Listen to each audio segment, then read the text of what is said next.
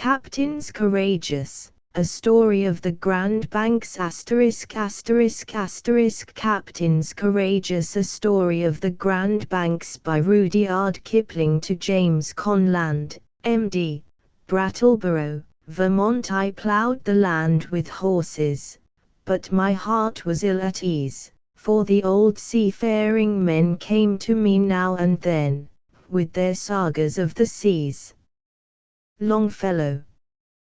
Chapter I, Chapter 2, Chapter 3, Chapter 4, Chapter V, Chapter 6, Chapter 7, Chapter 8, Chapter 9, Chapter X, Chapter I. The weather door of the smoking room had been left open to the North Atlantic fog, as the big liner rolled and lifted, whistling to warn the fishing fleet.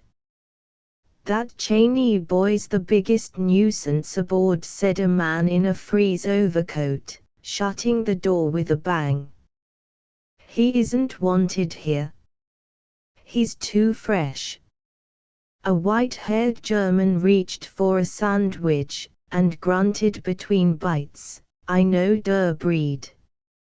America is full of dot kind. I tell you, you should but ropes ends free under your dereth." "Pshaw! There isn't any real harm to him. He's more to be pitied than anything," a man from New York drawled, as he lay at full length along the cushions under the wet skylight. "They've dragged him around from hotel to hotel ever since he was a kid. I was talking to his mother this morning. She's a lovely lady, but she don't pretend to manage him. He's going to Europe to finish his education. Education isn't begun yet." This was a Philadelphian, curled up in a corner. "That boy gets $200 a month pocket money," he told me. "He isn't 16 either." "Railroads, his father, ain't he it?" said the German. "Yep. That and mines and lumber and shipping. Built one place at San Diego, the old man has, another at Los Angeles, owns half a dozen railroads, half the lumber on the Pacific Slope, and lets his wife spend the money." The Philadelphian went on lazily. "The West don't suit her, she says.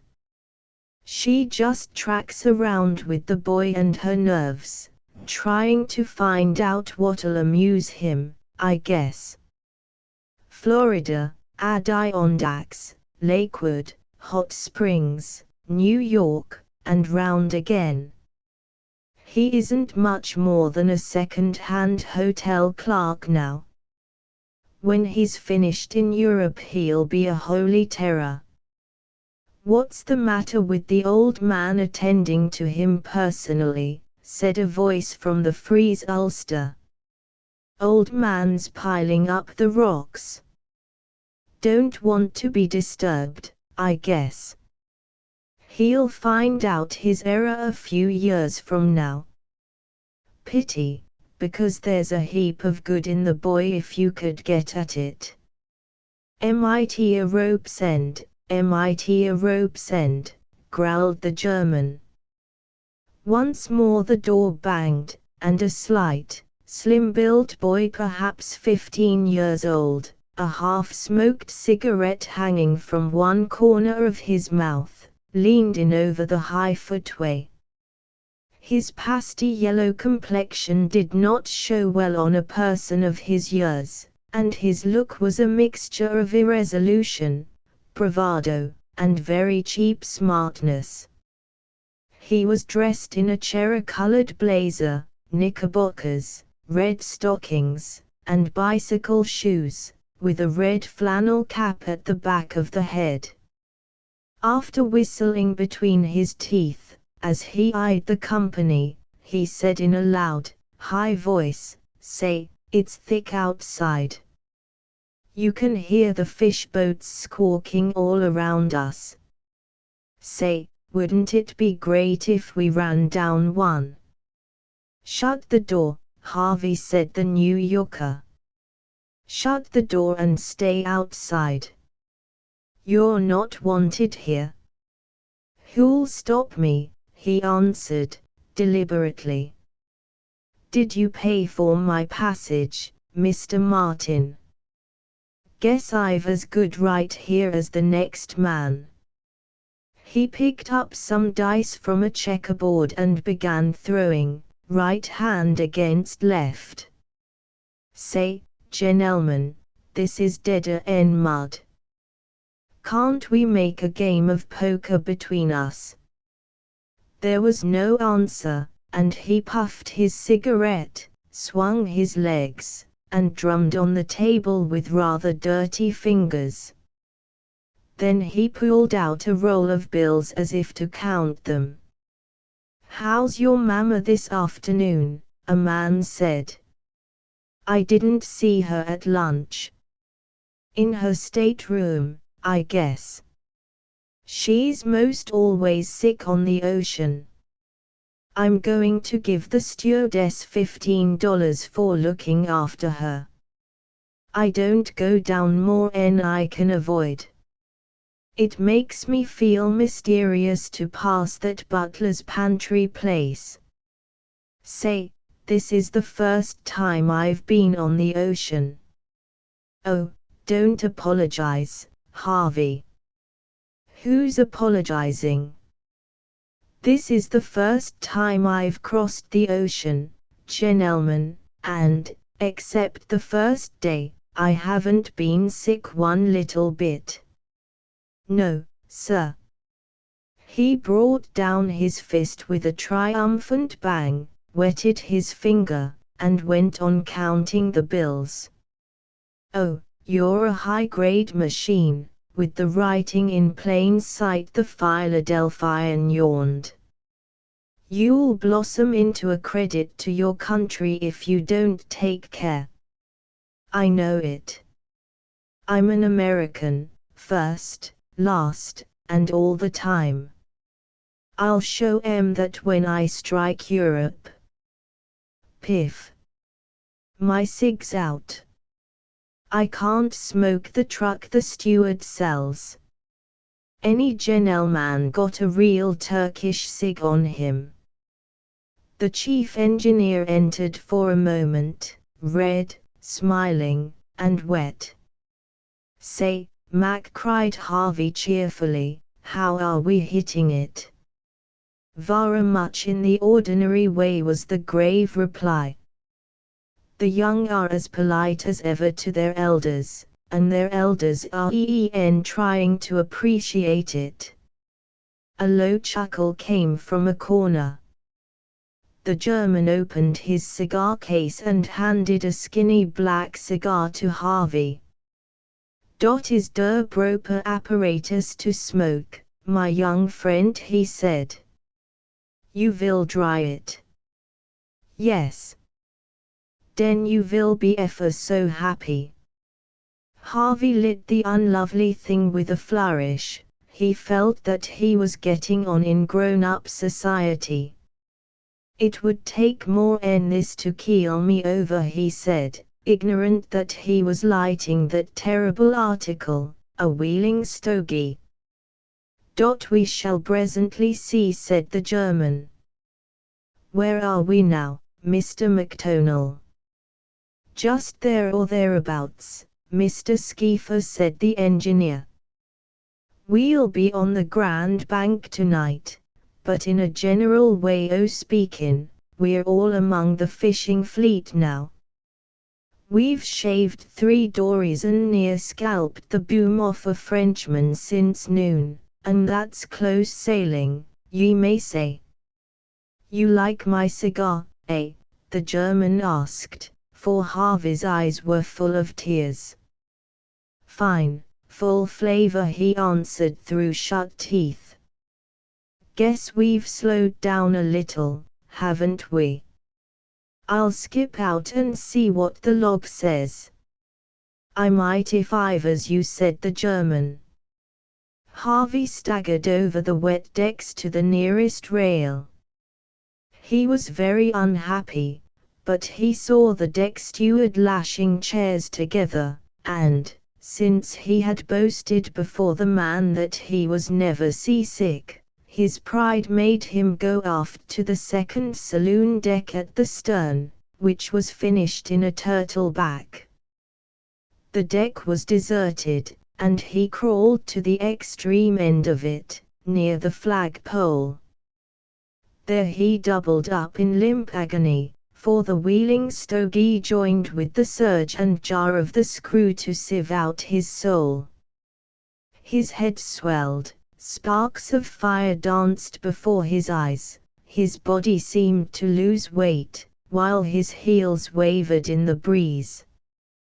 He was fainting from seasickness, and a roll of the ship tilted him over the rail onto the smooth lip of the turtle-back.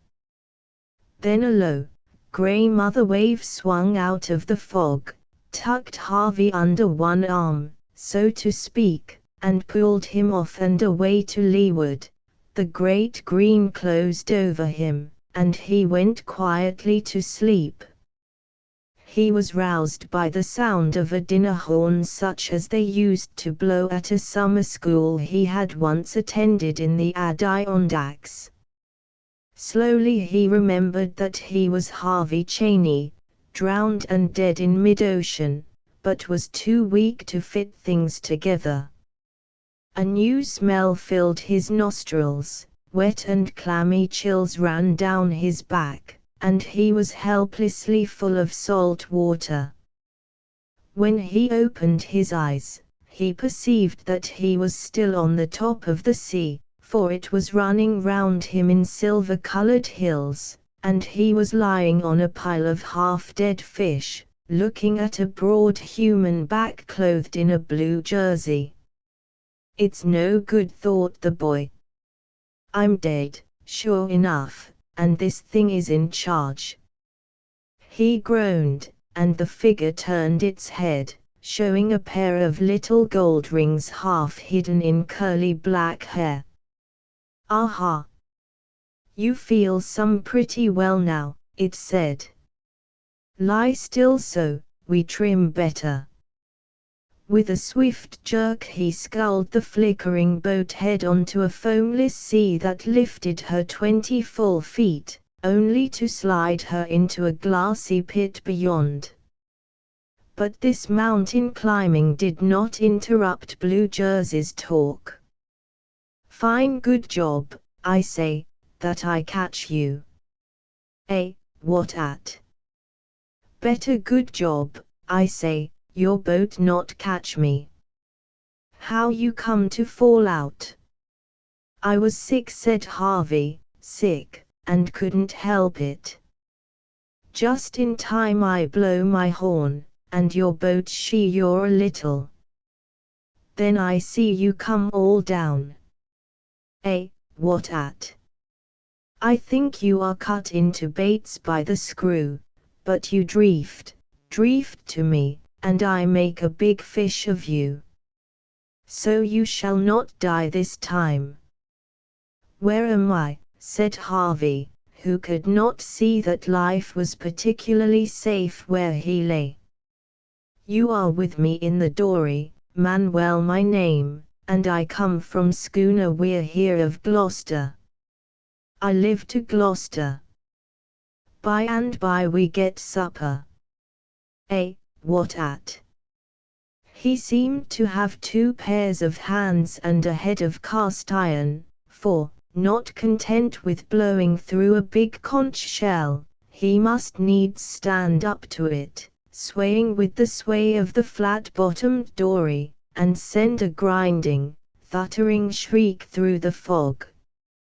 How long this entertainment lasted, Harvey could not remember, for he lay back terrified at the sight of the smoking swells. He fancied he heard a gun and a horn and shouting. Something bigger than the dory, but quite as lively, loomed alongside. Several voices talked at once. he was dropped into a dark, heaving hole, where men in oilskins gave him a hot drink and took off his clothes, and he fell asleep. When he waked, he listened for the first breakfast bell on the steamer, wondering why his stateroom had grown so small. Turning, he looked into a narrow, triangular cave, lit by a lamp hung against a huge square beam. A three-cornered table within arm's reach ran from the angle of the bows to the foremast. At the after end, behind a well-used Plymouth stove, sat a boy about his own age, with a flat red face and a pair of twinkling grey eyes. He was dressed in a blue jersey and high rubber boots. Several pairs of the same sort of footwear, an old cap, and some worn-out woolen socks lay on the floor, and black and yellow oilskins swayed to and fro beside the bunks. The place was packed as full of smells as a bale is of cotton. The oilskins had a peculiarly thick flavor of their own which made a sort of background to the smells of fried fish, burnt grease, paint, pepper, and stale tobacco, but these, again, were all hooped together by one encircling smell of ship and salt water. Harvey saw with disgust that there were no sheets on his bed place. He was lying on a piece of dingy ticking full of lumps and nubbles. Then, too, the boat's motion was not that of a steamer. She was neither sliding nor rolling, but rather wriggling herself about in a silly, aimless way, like a colt at the end of a halter. Water noises ran by close to his ear, and beams creaked and whined about him.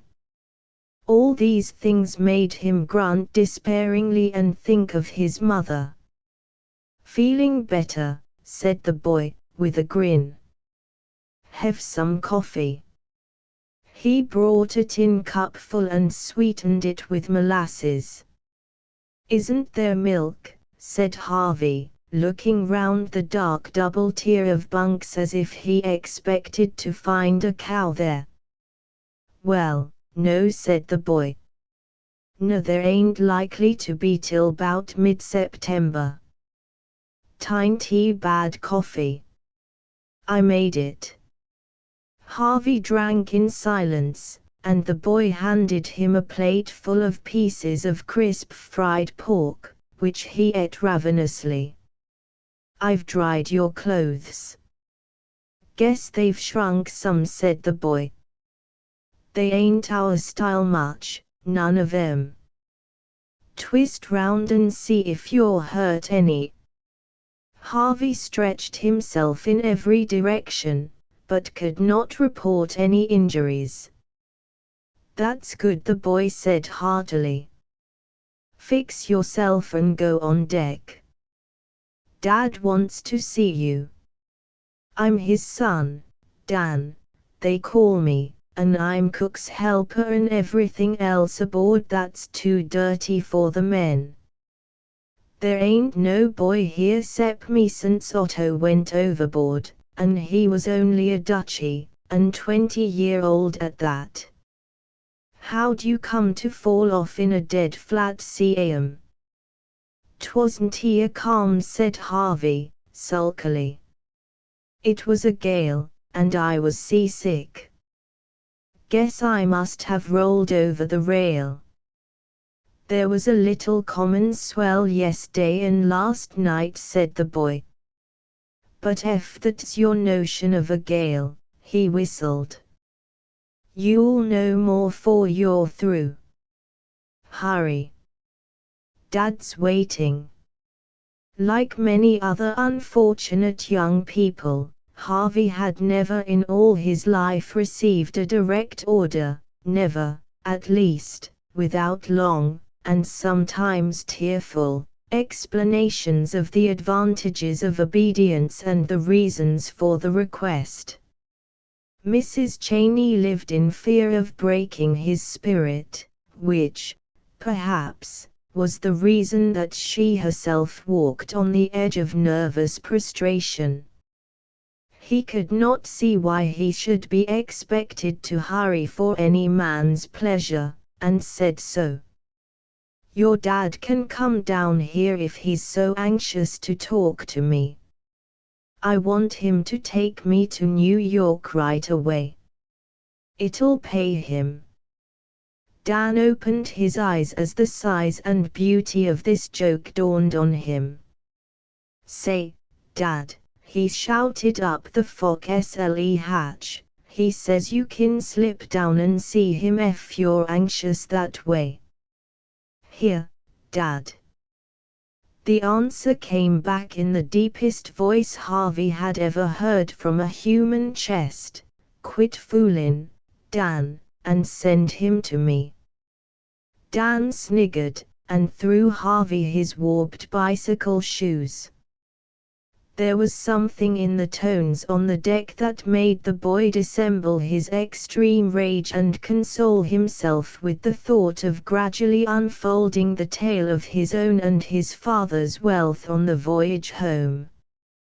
This rescue would certainly make him a hero among his friends for life. He hoisted himself on deck up a perpendicular ladder, and stumbled aft, over a score of obstructions, to where a small, thick-set, clean-shaven man with grey eyebrows sat on a step that led up to the quarterdeck. The swell had passed in the night, leaving a long, oily sea, dotted round the horizon with the sails of a dozen fishing boats. Between them lay little black specks, showing where the dories were out fishing. The schooner, with a triangular riding sail on the mainmast, played easily at anchor, and except for the man by the cabin roof, house they call it, she was deserted. "Morning, good afternoon, I should say. You've nigh slipped the clock round, young fella," was the greeting. "Morning," said Harvey. He did not like being called young fella, and, as one rescued from drowning, expected sympathy. His mother suffered agonies whenever he got his feet wet, but this mariner did not seem excited. "Now let's hear all about it. It's quite providential, first and last, for all concerned. What might be your name? Where from? We mistrust it's New York, and where bound? We mistrust it's Europe." Harvey gave his name, the name of the steamer, and a short history of the accident, winding up with a demand to be taken back immediately to New York, where his father would pay anything anyone chose to name. Said the shaven man, quite unmoved by the end of Harvey's speech. "I can't say we think special of any man, or boy even, that falls overboard from that kind o' packet in a flat sea. Least of all when his excuse is that he's seasick." "Excuse?" cried Harvey. "D'you suppose I'd fall overboard into your dirty little boat for fun?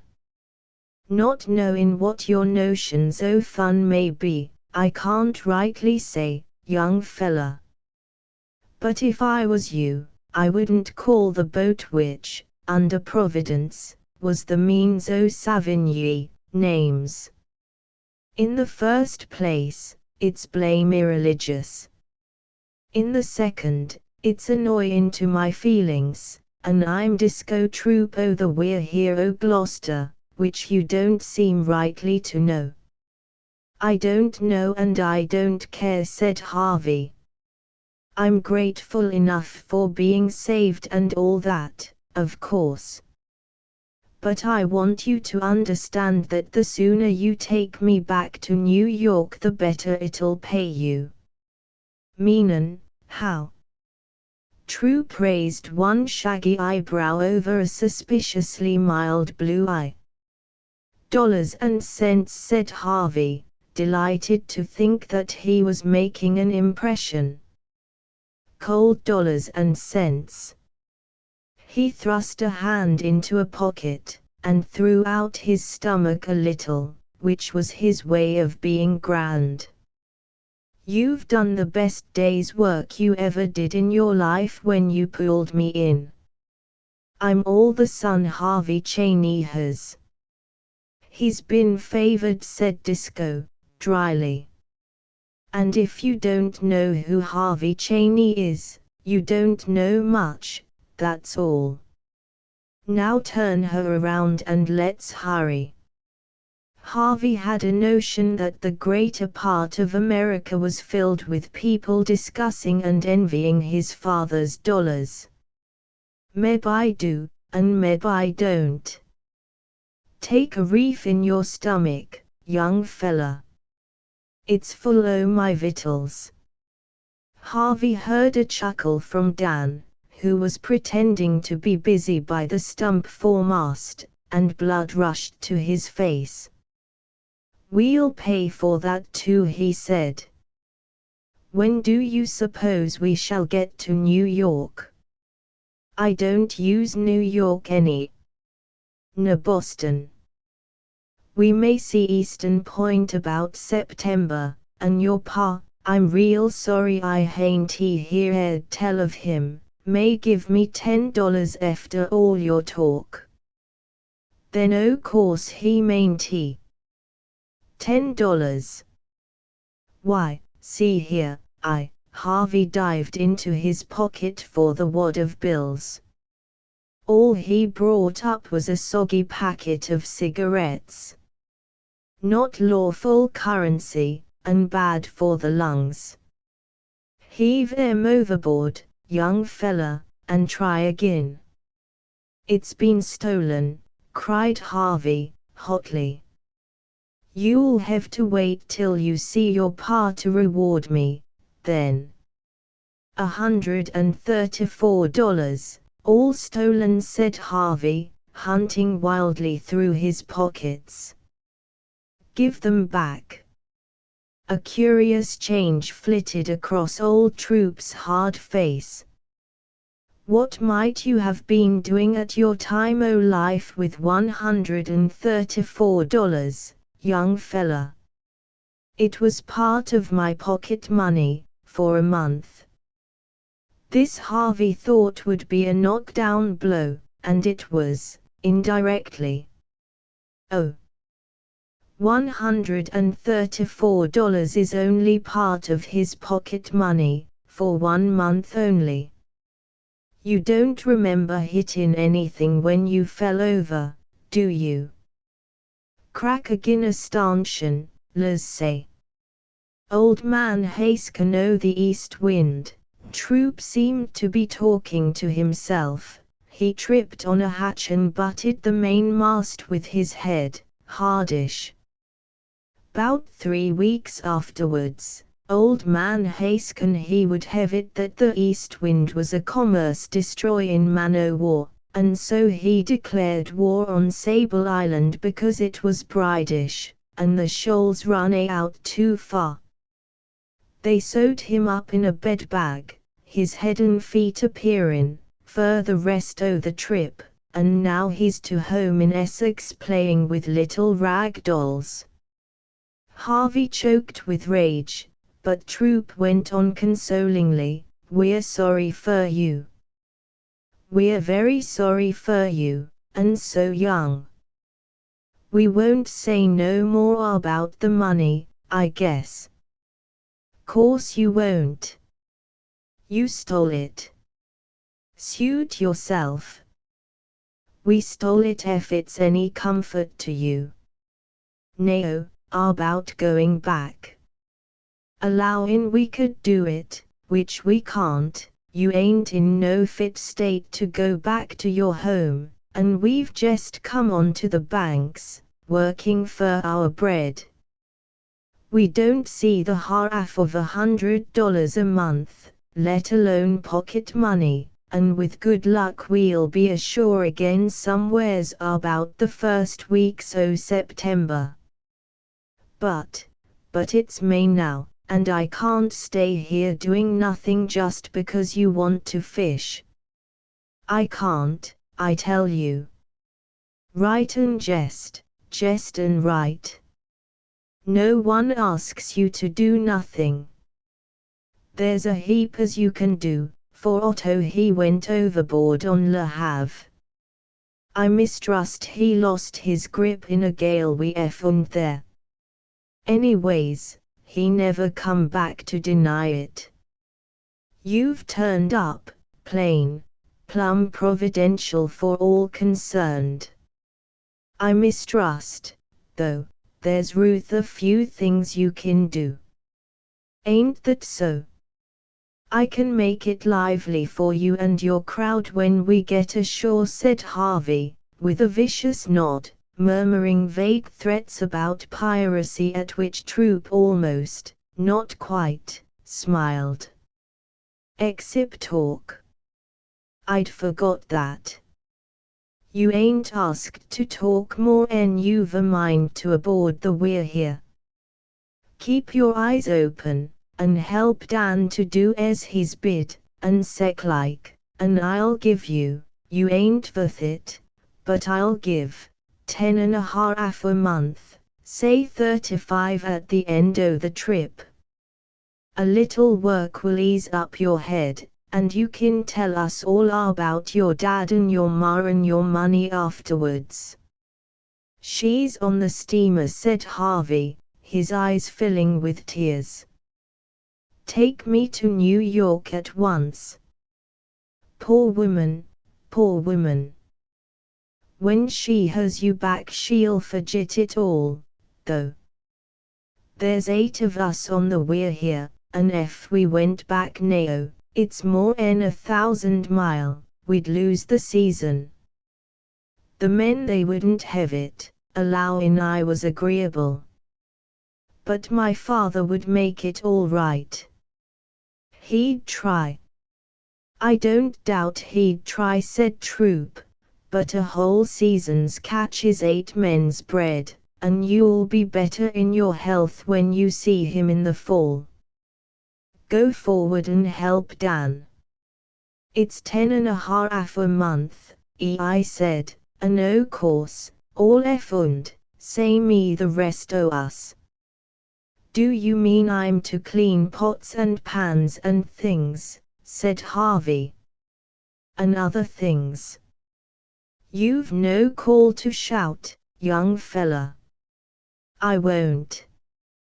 My father will give you enough to buy this dirty little fish kettle, Harvey stamped on the deck, 10 times over, if you take me to New York safe, and, you're in 130 by me, anyhow.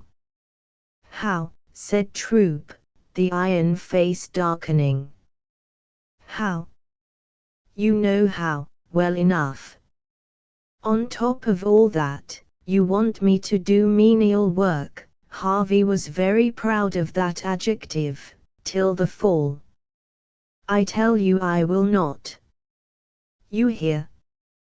Troop regarded the top of the mainmast with deep interest for a while, as Harvey harangued fiercely all around him. HSH, he said at last. I'm figuring out my responsibilities in my own mind. It's a matter o' judgment.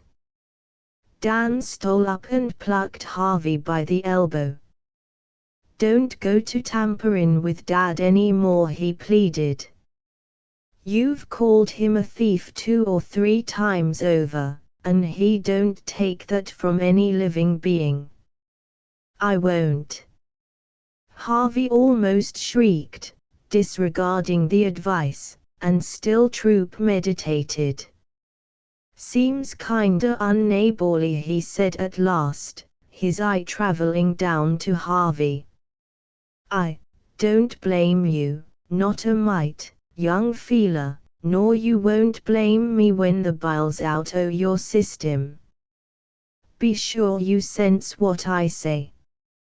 10.5 fur second boy on the schooner, and all found, fur to teach you and fur the sark o' your health. Yes or no? No, said Harvey. Take me back to New York or I'll see you. He did not exactly remember what followed. He was lying in the scuppers, holding on to a nose that bled while Troop looked down on him serenely. Dan, he said to his son, I was sot agin this young feeler when I first saw him on account o' hasty jigments. Never you be led astray by hasty jigments, Dan. Nao, I'm sorry for him, because he's clear distracted in his upper works. He ain't responsible fer the names he's give me, nor fer his other statements, nor fer jumpin' overboard, which I'm about half convinced he did. You be gentle with him, Dan, or I'll give you twice what I've give him. Them hemorrhages clears the head. Let him sluice it off. Troop went down solemnly into the cabin, where he and the older men bunked, leaving Dan to comfort the luckless heir to 30 millions. Chapter 2 I warned ye, said Dan, as the drops fell thick and fast on the dark, oiled planking. Dad ain't no ways hasty, but you fair earned it. Pshaw! There's no sense taking on so. Harvey's shoulders were rising and falling in spasms of dry sobbing. I know the feeling. First time Dad laid me out was the last, and that was my first trip. Makes ye feel sickish and lonesome. I know. It does, moaned Harvey. That man's either crazy or drunk, and I can't do anything. Don't say that to Dad, whispered Dan. He's set agin all liquor, well, he told me you was the madman. What in creation made you call him a thief? He's my dad. Harvey sat up, mopped his nose, and told the story of the missing wad of bills. I'm not crazy, he wound up. Only, your father has never seen more than a $5 bill at a time, and my father could buy up this boat once a week and never miss it. You don't know what the we're here's worth. Your dad must have a pile o' money. How did he get it? Dad said loonies can't shake out a straight yarn. Go ahead. In gold mines and things, West. I've read o' that kind o' business. Out West, too. Does he go around with a pistol on a trick pony, same as the circus? They call that the Wild West, and I've heard that their spurs and bridles was solid silver. You are a chump, said Harvey, amused in spite of himself. My father hasn't any use for ponies. When he wants to ride he takes his car. How? Lobster car? No. His own private car, of course. You've seen a private car sometime in your life. Slatin Beeman he has one, said Dan, cautiously. I saw her at the Union Depot in Boston, with 3 niggers hogging her run. Dan meant cleaning the windows. But Slatin Beeman he owns 'bout every railroad on Long Island, they say, and they say he's bought 'bout half New Hampshire and run a line fence around her, and filled her up with lions and tigers and bears and buffalo and crocodiles and such all. Slatin Beeman he's a millionaire, I've seen his car. Yes. Well, my father's what they call a multimillionaire, and he has 2 private cars. One's named for me, the Harvey, and one for my mother, the Constance. Hold on, said Dan. Dad, don't ever let me swear, but I guess you can. Before we go ahead, I want you to say hope you may die if you're lying. Of course, said Harvey. The ain't nif. Say, hope I may die if I ain't speaking truth. Hope I may die right here, said Harvey, if every word I've spoken isn't the cold truth. $134 and all, said Dan. I heard ye talking to Dad, and I half looked you'd be swallowed up, same's Jonah. Harvey protested, himself red in the face. Dan was a shrewd young person along his own lines, and 10 minutes questioning convinced him that Harvey was not lying much. Besides, he had bound himself by the most terrible oath known to boyhood, and yet he sat, alive, with a red-ended nose, in the scuppers, recounting marvels upon marvels.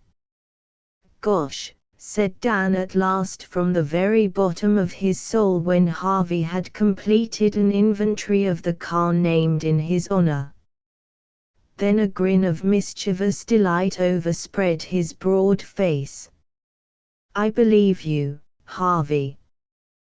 Dad's made a mistake for once in his life. He has, sure, said Harvey, who was meditating an early revenge. He'll be mad clear through. Dad just hates to be mistook in his judgments. Dan lay back and slapped his thigh. Oh, Harvey, don't you spoil the catch by letting on. I don't want to be knocked down again. I'll get even with him, though.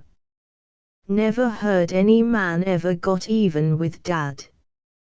But he'd knock ye down again sure. The more he was mistook, the more he'd do it.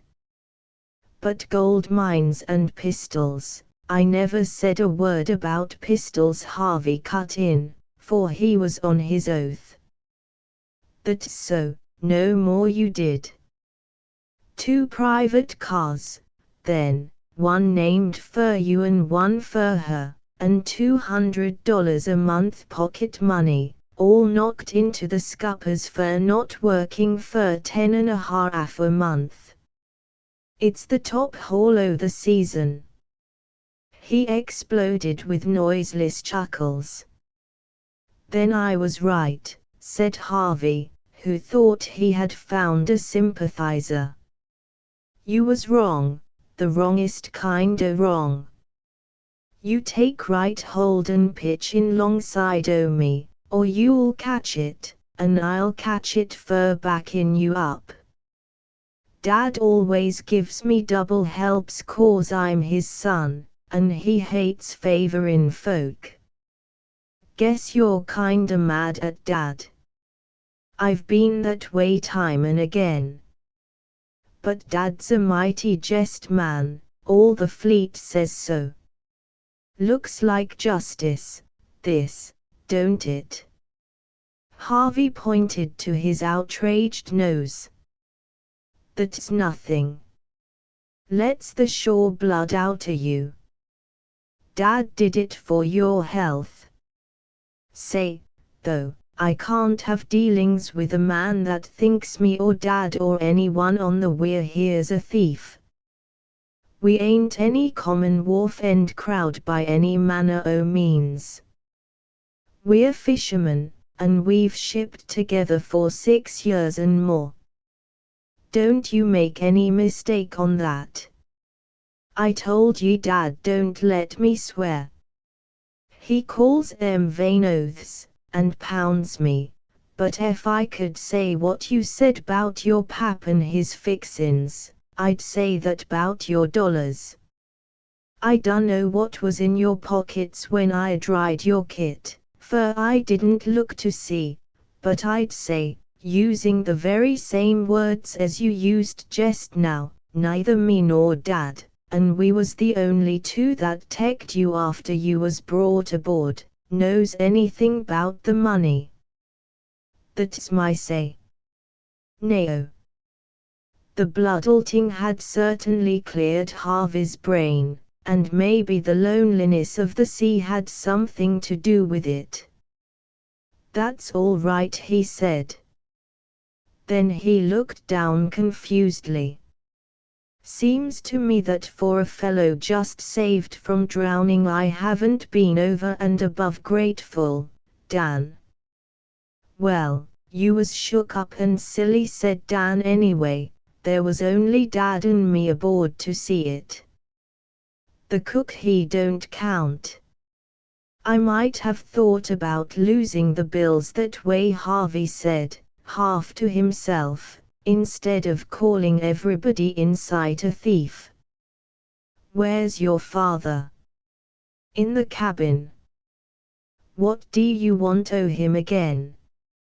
You'll see, said Harvey, and he stepped, rather groggily, for his head was still singing, to the cabin steps where the little ship's clock hung in plain sight of the wheel. Troop, in the chocolate and yellow painted cabin, was busy with a notebook and an enormous black pencil which he sucked hard from time to time. I haven't acted quite right, said Harvey, surprised at his own meekness. What's wrong, Nao? Said the skipper. Walked into Dan, have ye? No, it's about you. I'm here to listen. Well, I'm here to take things back, said Harvey very quickly. When a man's saved from drowning, he gulped. You'll make a man yet if you go on this way. Oughtn't he begin by calling people names? Jest and right and jest, said Troop, with the ghost of a dry smile. So I'm here to say I'm sorry. Another big gulp. Troop heaved himself slowly off the locker he was sitting on and held out an 11-inch hand. I mistrusted 'twould do you sight so good, and this shows I weren't mistook in my jigments. A smothered chuckle on deck caught his ear. I am very seldom mistook in my jigments. The 11-inch hand closed on Harvey's, numbing it to the elbow. We'll put a little more gristle to that 'fore we've done with you, young fella, and I don't think any worse of ye for anything that's gone by. You wasn't fairly responsible. Go right about your business and you won't take no hurt. You're white, said Dan, as Harvey regained the deck, flushed to the tips of his ears. I don't feel it, said he. I didn't mean that way.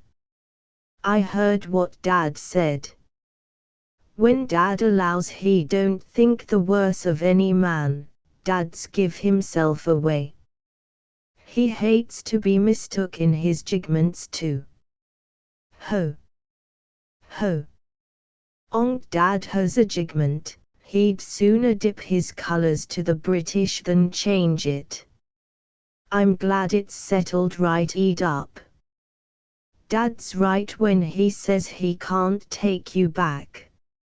It's all the living we make here, fish in. The men'll be back like sharks after a dead whale in half an hour. What for? Said Harvey.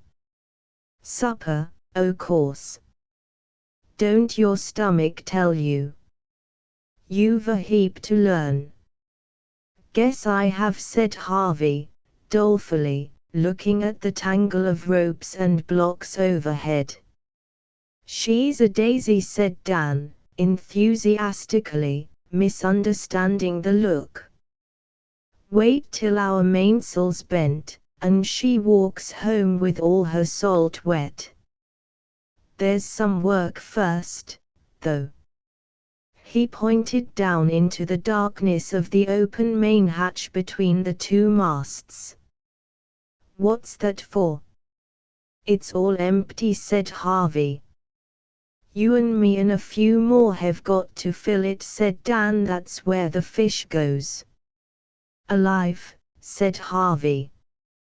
"Well, no. They're so's to be ruther dead, and flat, and salt. There's 100 hogshead o' salt in the bins, and we hain't more 'en covered our dunnage to now." "Where are the fish, though?" "In the sea, they say, in the boats we pray," said Dan, quoting a fisherman's proverb. "You come in last night with 'bout 40 of 'em." He pointed to a sort of wooden pen just in front of the quarterdeck. "You and me, we'll sluice that out when they're through. Send we'll have full pens tonight. I've seen her down half a foot with fish waiting to clean, and we stood to the tables till we was splitting ourselves inside o' them, we was so sleepy." "Yes, they're comin' now." Dan looked over the low bulwarks at half a dozen dories rowing towards them over the shining, silky sea. "I've never seen the sea from so low down," said Harvey. "It's fine." The low sun made the water all purple and pinkish, with golden lights on the barrels of the long swells, and blue and green mackerel shades in the hollows. Each schooner in sight seemed to be pulling her dories towards her by invisible strings, and the little black figures in the tiny boats pulled like clockwork toys. "They've struck on good," said Dan, between his half-shut eyes. "Manuel, hain't he room for another fish? Low as a lily pad in still water, indeed he." "Which is Manuel?" "I don't see how you can tell 'em way off, as you do." "Last boat to the south'ard. He found you last night," said Dan, pointing. "Manuel Rose Portuguese, ye can't mistake him. East o' him, he's a heap better 'en he Rose, is Pennsylvania. Loaded with saleratus, by the looks of him. East o' him, see how pretty they string out all along, with the humpy shoulders, is Long Jack. He's a Galway man inhabitin' South Boston, where they all live mostly, and mostly them Galway men are good in a boat. North, away yonder, you'll hear him tune up in a minute, is Tom Platt. Man o' war's man, he was on the old Ohio, first of our Navy, he says, to go around the Horn. He never talks of much else, 'cept when he sings, but he has fair fishin' luck. There. What did I tell you?" A melodious bellow stole across the water from the northern dory. Harvey heard something about somebody's hands and feet being cold, and then, "Bring forth the chart, the doleful chart, see where the mountings meet. The clouds are thick around their heads, the mists around their feet."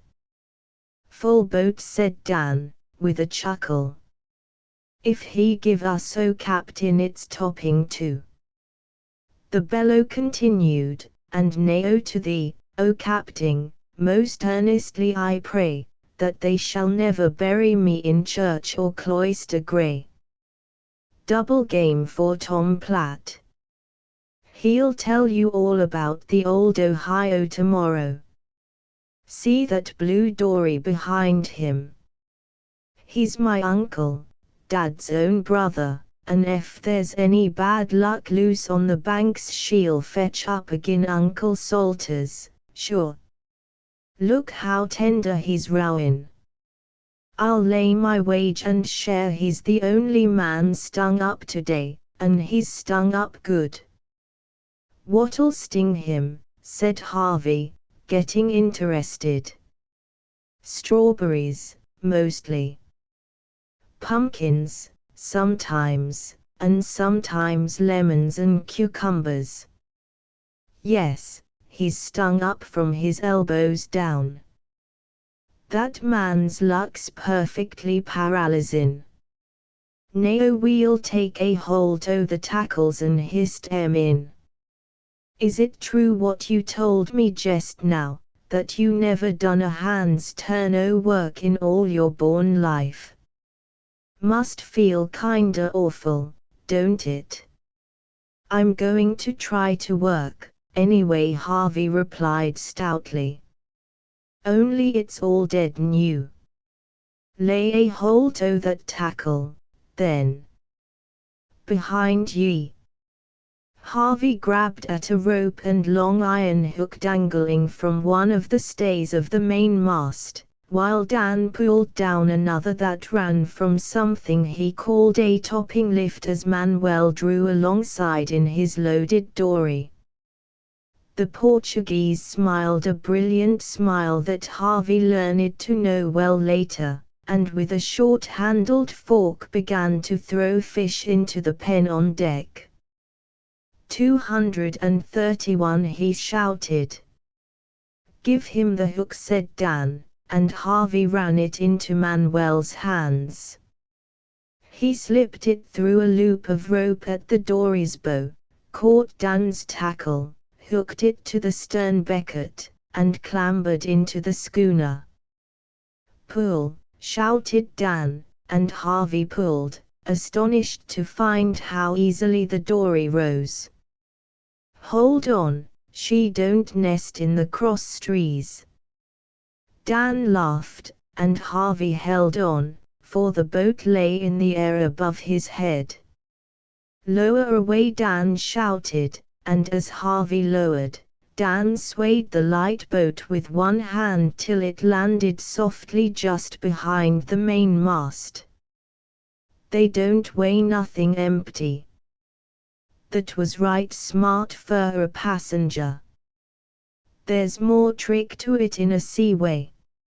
Aha, said Manuel, holding out a brown hand. You are some pretty well now. This time last night the fish they fish for you. Now you fish for fish. Eh, what at? I'm ever so grateful, Harvey stammered, and his unfortunate hand stole to his pocket once more, but he remembered that he had no money to offer. When he knew Manuel better, the mere thought of the mistake he might have made would cover him with hot, uneasy blushes in his bunk. There is no to be thankful for to me, said Manuel. How shall I leave you drift all around the banks? Now you are a fisherman, eh, what at? Ooh. Or. He bent backward and forward stiffly from the hips to get the kinks out of himself. I have not cleaned boat today. Too busy. They struck on quick. Danny, my son, clean for me. Harvey moved forward at once. Here was something he could do for the man who had saved his life. Dan threw him a swab, and he leaned over the dory, mopping up the slime clumsily, but with great goodwill. Hike out the footboards, they slide in them grooves, said Dan. Swab 'em and lay 'em down. Never let a footboard jam. Ye may want her bad some day. Here's Long Jack. A stream of glittering fish flew into the pen from a dory alongside. Manuel, you take the tackle. I'll fix the tables. Harvey, clear Manuel's boat.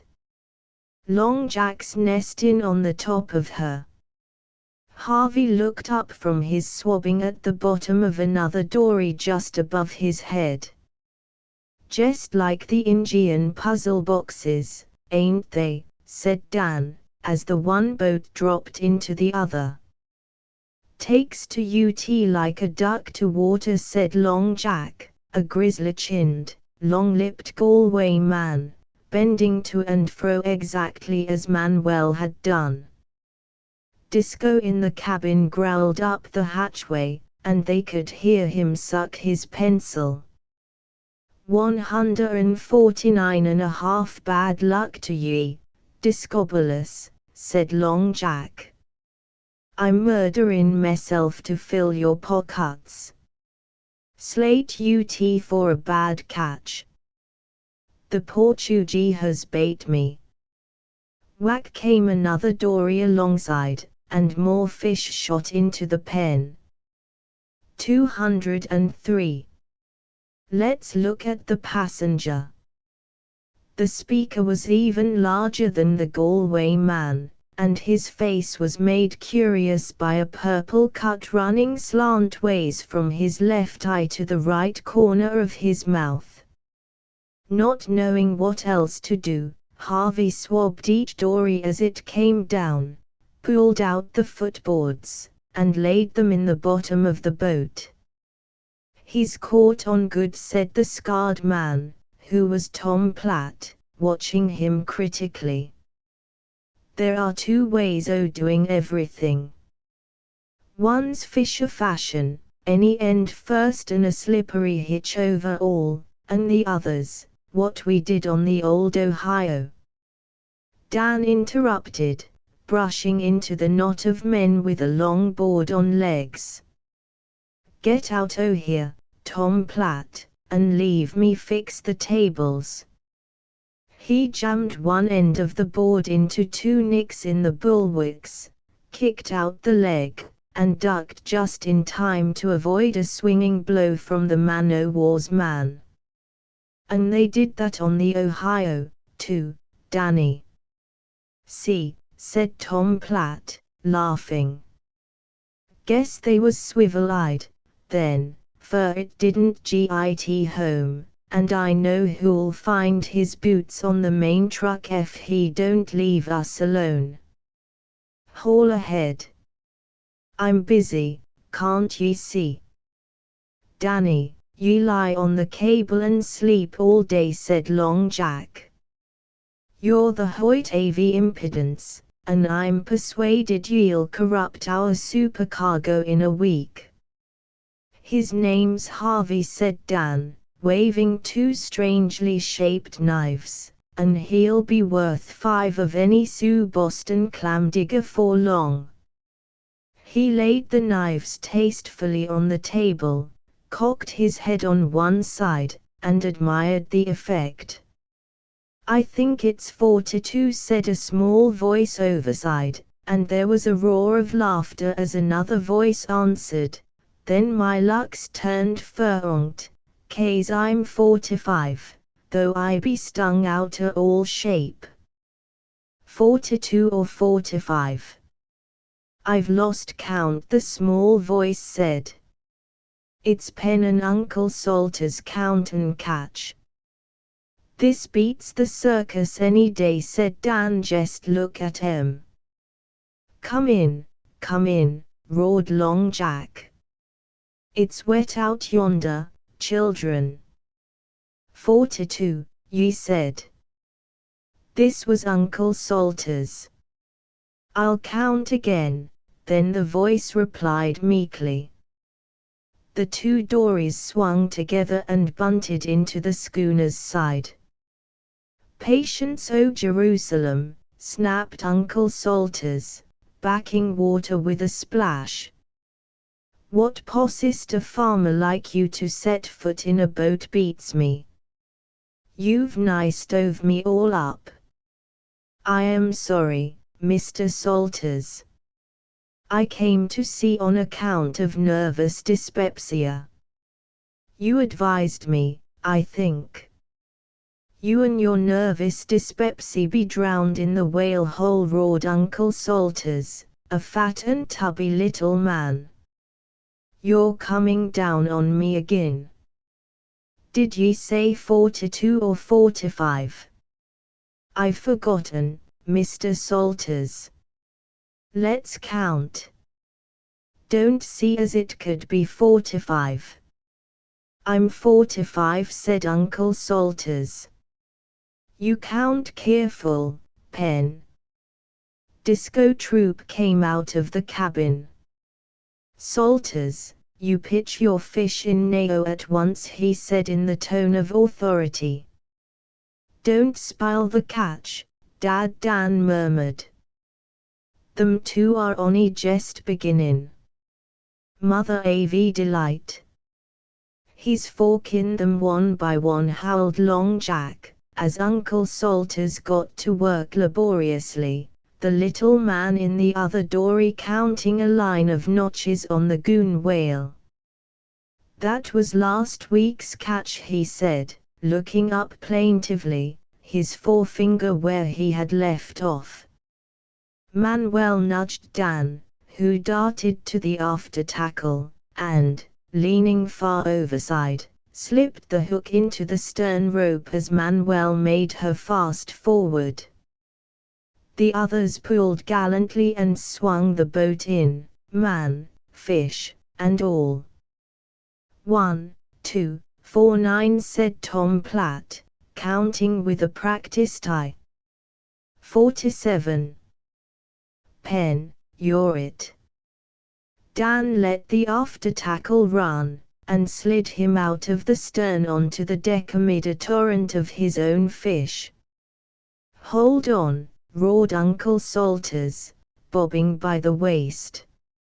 Hold on, I'm a bit mixed in my count. He had no time to protest, but was hove inboard and treated like Pennsylvania. 41, said Tom Platt. Beat by a farmer, Salters. A New Secker sailor, too. 20 fair count, said he, stumbling out of the pen, and I'm stung up all to pieces. His thick hands were puffy and mottled purpley white. Some folks will find Strawberry Bottom, said Dan, addressing the newly risen moon, if they have to dive for it, seems to me. And others, said Uncle Salters, eats the fat o' the land in sloth, and mocks their own blood kin. Seat ye! Seat ye! A voice Harvey had not heard called from the forecastle.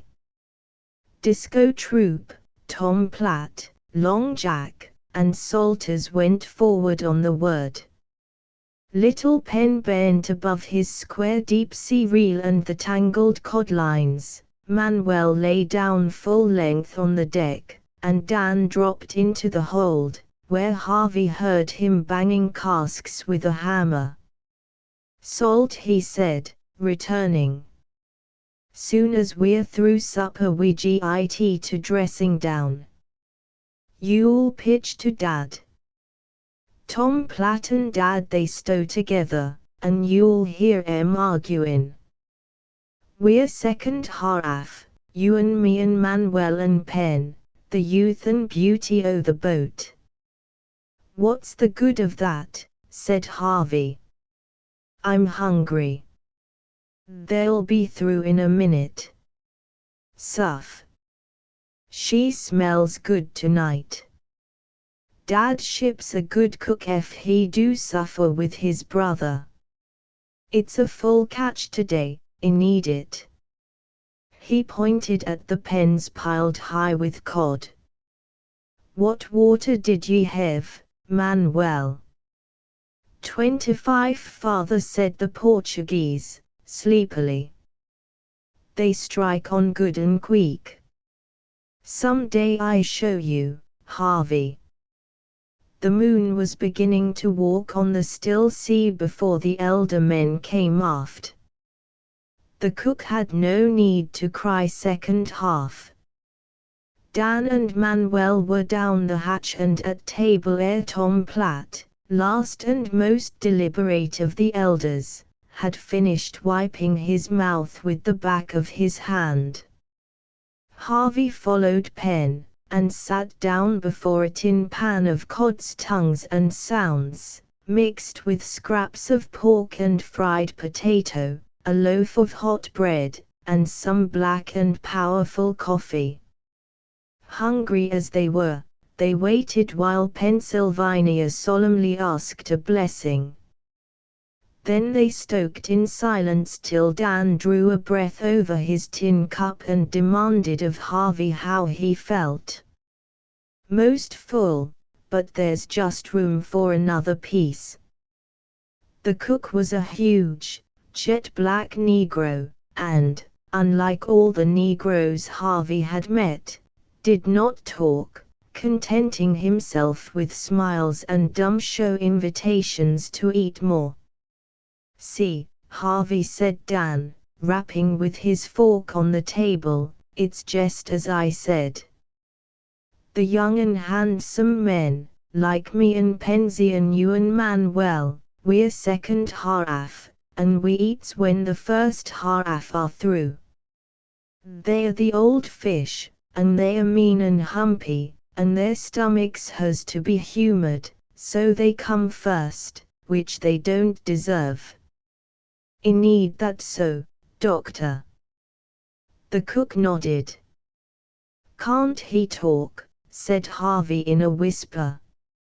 "'Nough to get along. Not much o' anything we know.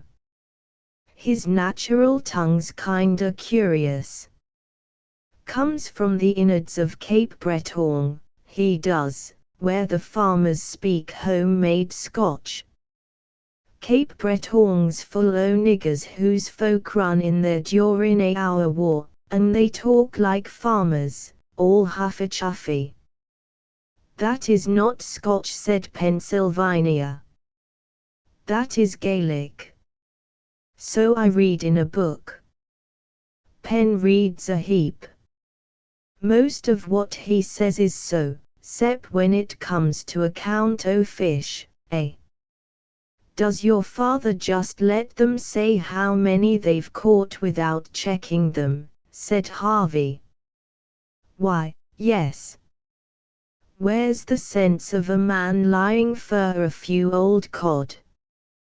"Was a man once lied for his catch?" Manuel put in. "Lied every day. 5, 10, 25 more fish than come he say there was." "Where was that?" said Dan. "None o' our folk." "Frenchmen of Anguille." "Ah. Them West Shore Frenchmen don't count anyway." "Stands to reason they can't count. If you run across any of their soft hooks, Harvey, you'll know why," said Dan, with an awful contempt. "Always more and never less. Every time we come to dress Long Jack roared down the hatch, and the second half scrambled up at once. The shadow of the masts and rigging, with the never-furled riding sail, rolled to and fro on the heaving deck in the moonlight, and the pile of fish by the stern shone like a dump of fluid silver. In the hold there were tramplings and rumblings where Disco Troop and Tom Platt moved among the salt bins. Dan passed Harvey a pitchfork, and led him to the inboard end of the rough table, where Uncle Salters was drumming impatiently with a knife haft. A tub of salt water lay at his feet. "You pitch to Dad and Tom Platt down the hatch, and take care Uncle Salters don't cut your eye out," said Dan, swinging himself into the hold. "I'll pass salt below." Penn and Manuel stood knee-deep among cod in the pen, flourishing drawn knives. Long Jack, a basket at his feet and mittens on his hands, faced Uncle Salters at the table, and Harvey stared at the pitchfork and the tub. "Hi!" shouted Manuel, stooping to the fish, and bringing one up with a finger under its gill and a finger in its eyes. He laid it on the edge of the pen. The knife blade glimmered with a sound of tearing, and the fish, slit from throat to vent, with a nick on either side of the neck, dropped at Long Jack's feet. "Hi!" said Long Jack, with a scoop of his mittened hand. The cod's liver dropped in the basket. Another wrench and scoop sent the head and offal flying, and the empty fish slid across to Uncle Salters, who snorted fiercely. There was another sound of tearing. The backbone flew over the bulwarks, and the fish, headless, gutted, and open, splashed in the tub, sending the salt water into Harvey's astonished mouth. After the first yell, the men were silent. The cod moved along as though they were alive, and long ere Harvey had ceased wondering at the miraculous dexterity of it all, his tub was full. "Pitch!" grunted Uncle Salters, without turning his head, and Harvey pitched the fish by twos and threes down the hatch. "Hi! Pitch 'em bunchy!" shouted Dan. "Don't scatter. Uncle Salters is the best splitter in the fleet. Watch him mind his book." Indeed, it looked a little as though the round uncle were cutting magazine pages against time. Manuel's body, cramped over from the hips, stayed like a statue, but his long arms grabbed the fish without ceasing. Little Pen toiled valiantly, but it was easy to see he was weak. Once or twice Manuel found time to help him without breaking the chain of supplies, and once Manuel howled because he had caught his finger in a Frenchman's hook. These hooks are made of soft metal, to be rebent after use, but the cod very often get away with them and are hooked again elsewhere, and that is one of the many reasons why the Gloucester boats despise the Frenchman. Down below, the rasping sound of rough salt rubbed on rough flesh sounded like the whirring of a grindstone, steady undertune to the click-nick of knives in the pen, the wrench and schloop of torn heads, dropped liver, and flying offal, the carrara of Uncle Salters's knife scooping away backbones, and the flap of wet, open bodies falling into the tub. At the end of an hour Harvey would have given the world to rest, for fresh, wet cod weigh more than you would think, and his back ached with the steady pitching. But he felt for the first time in his life that he was one of the working gang of men, took pride in the thought, and held on sullenly. "Knife-o!" shouted Uncle Salters at last. Pen doubled up, gasping among the fish. Manuel bowed back and forth to supple himself, and Long Jack leaned over the bulwarks. The cook appeared, noiseless as a black shadow, collected a mass of backbones and heads, and retreated. "Blood ends for breakfast and head chowder," said Long Jack, smacking his lips. "Knife-o!" repeated Uncle Salters, waving the flat, curved splitter's weapon. "Look by your foot," half cried Dan below. Harvey saw half a dozen knives stuck in a cleat in the hatch combing. He dealt these around, taking over the dulled ones. "Water," said Disco Troop. "Scuttlebutts forward and the dippers alongside." "Hurry," half said Dan. He was back in a minute with a big dipper full of stale brown water which tasted like nectar, and loosed the jaws of Disco and Tom Platt. "These are cod," said Disco. "They ain't Damascus figs, Tom Platt, nor yet silver bars. I've told you that every single time since we've sailed together." "A matter o' 7 seasons," returned Tom Platt coolly. "Good stowin' all the same, and there's a right and a wrong way o' stowin' ballast even. If you'd ever seen 400 ton o' iron set into the high." With a yell from Manuel the work began again, and never stopped till the pen was empty. The instant the last fish was down, Disco Troop rolled aft to the cabin with his brother. Manuel and Long Jack went forward. Tom Platt only waited long enough to slide home the hatch ere he too disappeared. In half a minute Harvey heard deep snores in the cabin, and he was staring blankly at Dan and Pen. "I did a little better that time," Danny said. Pen, whose eyelids were heavy with sleep. "But I think it is my duty to help clean." "Wouldn't have your conscience for 1,000 quintals," said Dan. "Turn in, Pen. You've no call to do boys' work. Draw a bucket, Harvey. Oh, Pen, dump these in the gurry butt 'fore you sleep. Can you keep awake that long?"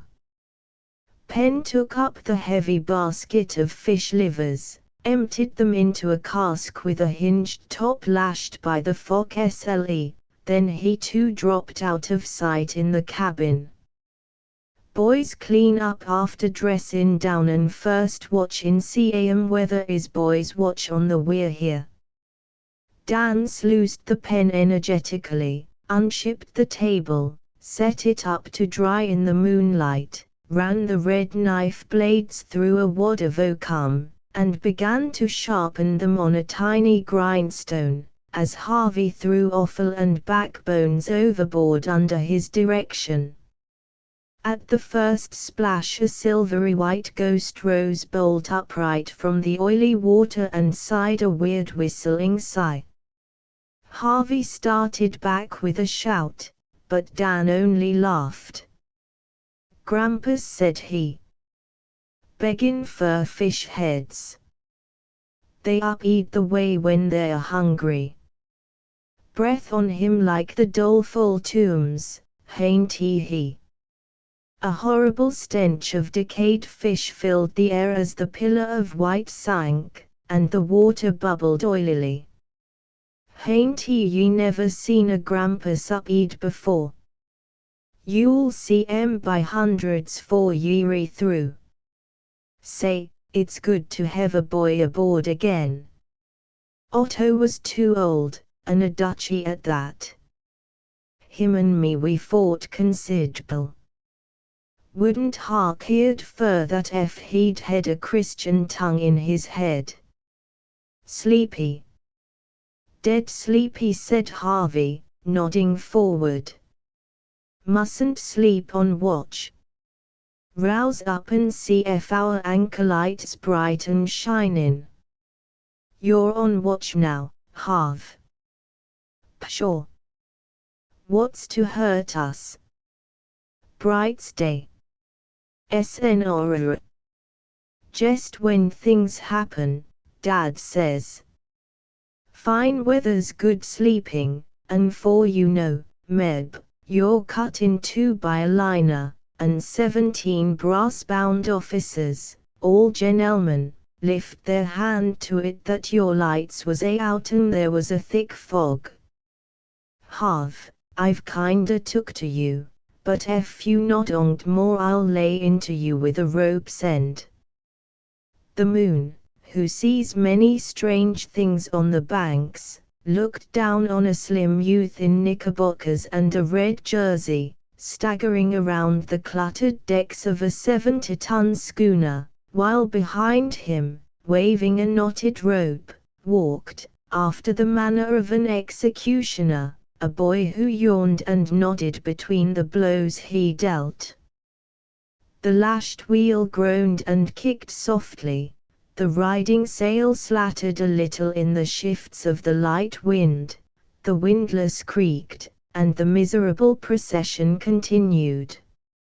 Harvey expostulated, threatened, whimpered, and at last wept outright, while Dan, the words clotting on his tongue, spoke of the beauty of watchfulness and slashed away with the rope's end, punishing the dories as often as he hit Harvey.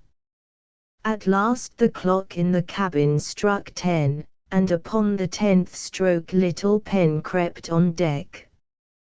He found 2 boys in 2 tumbled heaps side by side on the main hatch, so deeply asleep that he actually rolled them to their berths. Chapter 3 It was the 40-fathom slumber that clears the soul and eye and heart, and sends you to breakfast ravening. They emptied a big tin dish of juicy fragments of fish, the blood ends the cook had collected overnight.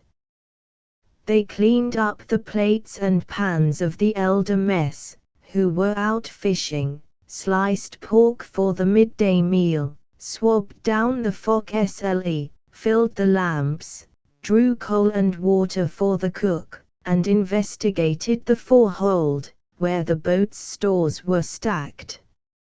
It was another perfect day, soft, mild, and clear, and Harvey breathed to the very bottom of his lungs.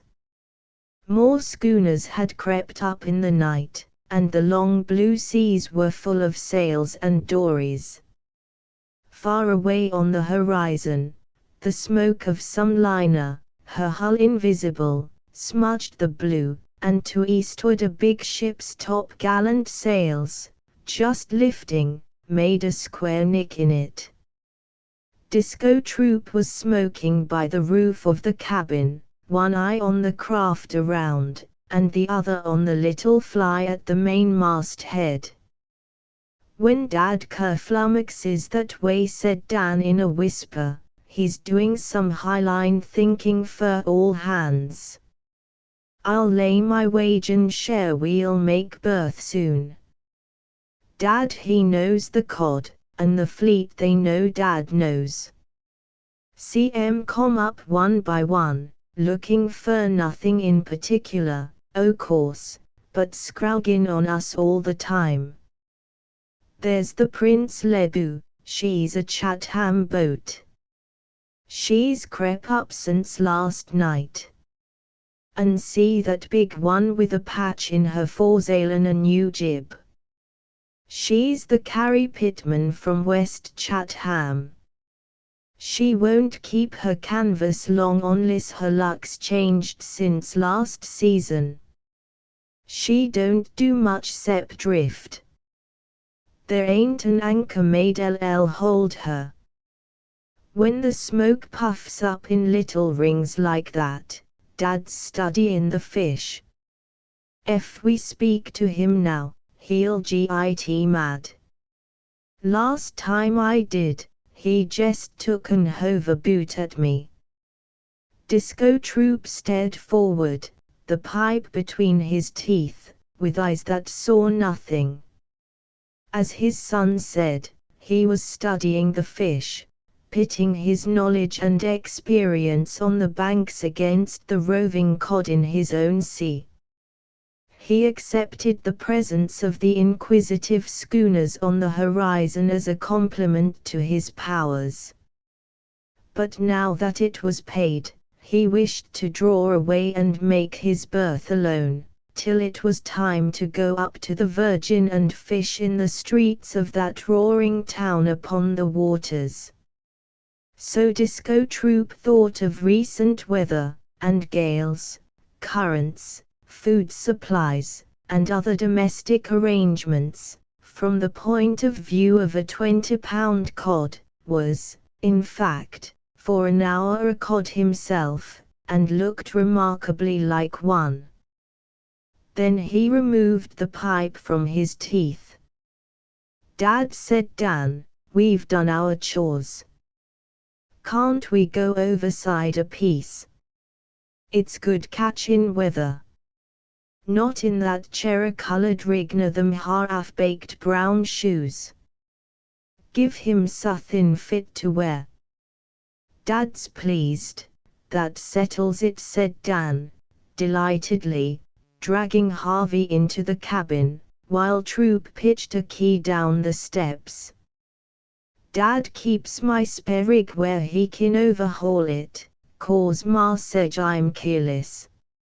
He rummaged through a locker, and in less than 3 minutes Harvey was adorned with fisherman's rubber boots that came half up his thigh, a heavy blue jersey well darned at the elbows, a pair of nippers, and a sou'wester. "Now ye look something like," said Dan. "Hurry.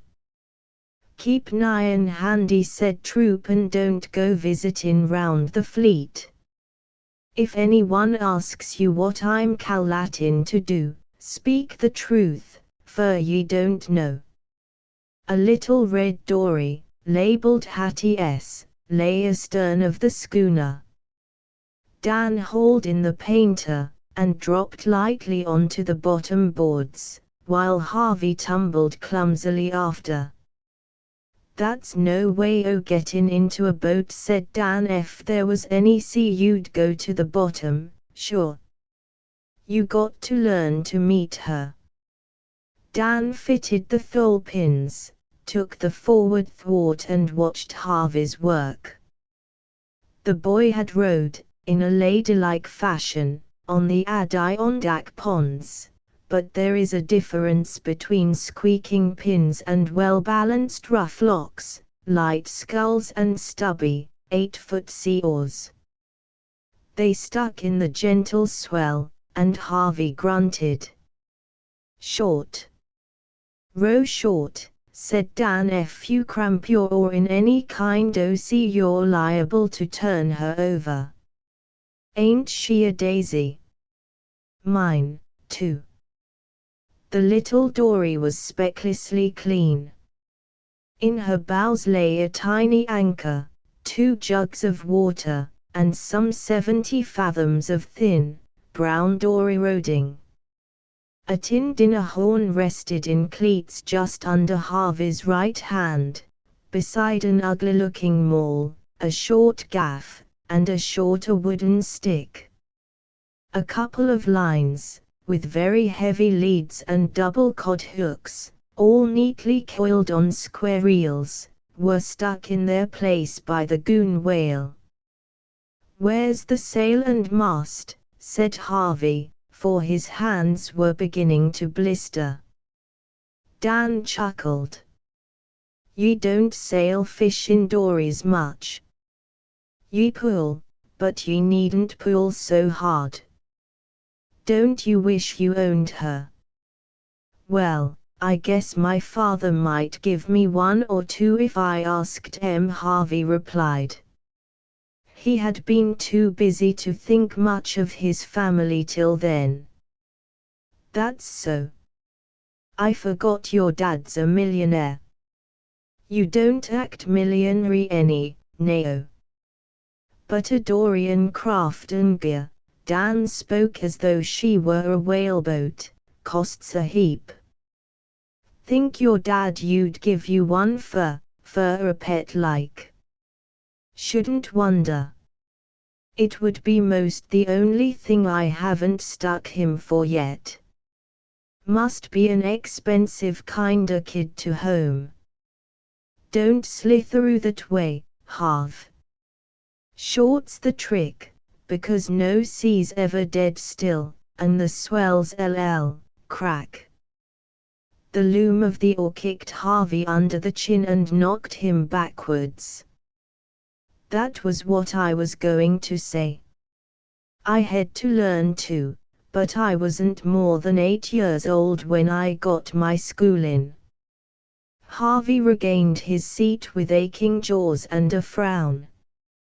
"No good gettin' mad at things, Dad says. It's our own fault if we can't handle 'em, he says. Let's try here. Manuel LL give us the water. The Portuguese was rocking fully a mile away, but when Dan upended an oar he waved his left arm 3 times. 30 fathoms, said Dan, stringing a salt clam onto the hook. Over with the doughboys. Bait same side do, Harvey, and don't snarl your reel. Dan's line was out long before Harvey had mastered the mystery of baiting and heaving out the leads.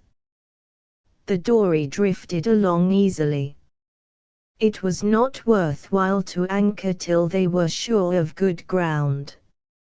Here we come, Dan shouted, and a shower of spray rattled on Harvey's shoulders as a big cod flapped and kicked alongside.